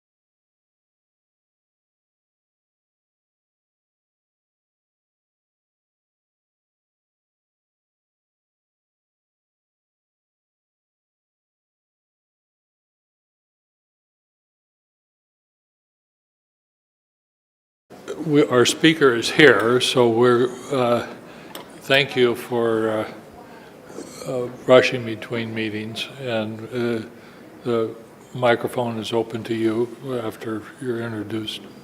Thank you. President Richards and members of the board, this is John Perkins. Again, thank you very much for your patience. I appreciate it. Well, President Richards and members of the board, my name is Dr. John Perkins. I'm an associate professor of accounting at the Ivy College of Business at Iowa State University. I'm here in my role as president-elect of the ISU Faculty Senate. I'd like to follow up on Dr. Wheeler's comments. In particular, I'd like to advocate for opportunities for more direct communication between the faculty and the board. While I truly believe in and highly value our shared governance structure at ISU, and that President Winterstein, Provost Wickert, Associate Provost Bratprinch, and Van der Zander do an excellent job of bringing issues of faculty concern to your attention, there really is no substitute from hearing concerns straight from the horse's mouth, so to speak. While Dr. Wheeler and I appreciate the opportunity to speak to you during this public comment period, both today and at your meeting this past September, we believe that this is not a particularly effective venue for the type of communication we seek. As you've noted before, the public comment period is time for speakers to talk without questions from the board. However, as a result, we're speaking to you, not with you. We'd prefer to speak with you. Good communication is a two-way street, and we would welcome the opportunity to answer any questions you might have, as well as the opportunity to respectfully ask questions of you. We appreciate the fact the board often invites faculty to serve on important committees and or task forces to provide their input. I happen to be proud to be serving as the faculty representative on the board's new Distance Education and Digital Delivery Task Force. We also appreciate that each year faculty leaders from Regents institutions are given the opportunity to speak to the board regarding salary policies. However, for comparison, each year student leaders are given the opportunity to formally present to the Campus and Student Affairs Committee regarding the challenges and successes of the past year. In addition, student leaders are usually given the opportunity to informally talk with board members during a breakfast at several board meetings during the year. We do realize faculty challenges go beyond salary policies and successes. And as of note today, during today's Academic Affairs Committee, Regent Butker and other members noted how impressed they were about the results of the biennial faculty activities report and noted they'd be interested in additional information on faculty activities. We would welcome the opportunity to regularly discuss faculty challenges and successes with the board in a more formal setting, for example, maybe the Academic Affairs Committee, and or an informal setting such as lunch. Appreciate your time and patience. Thank you very much. Thank you. President Richards, that is the final registered speaker we have for today. Okay, thank you very much. Josh.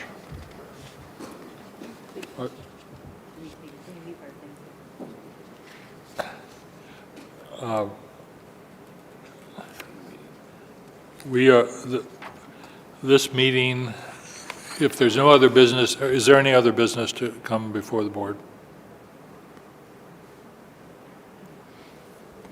Okay, this meeting of the Board of Regents is adjourned.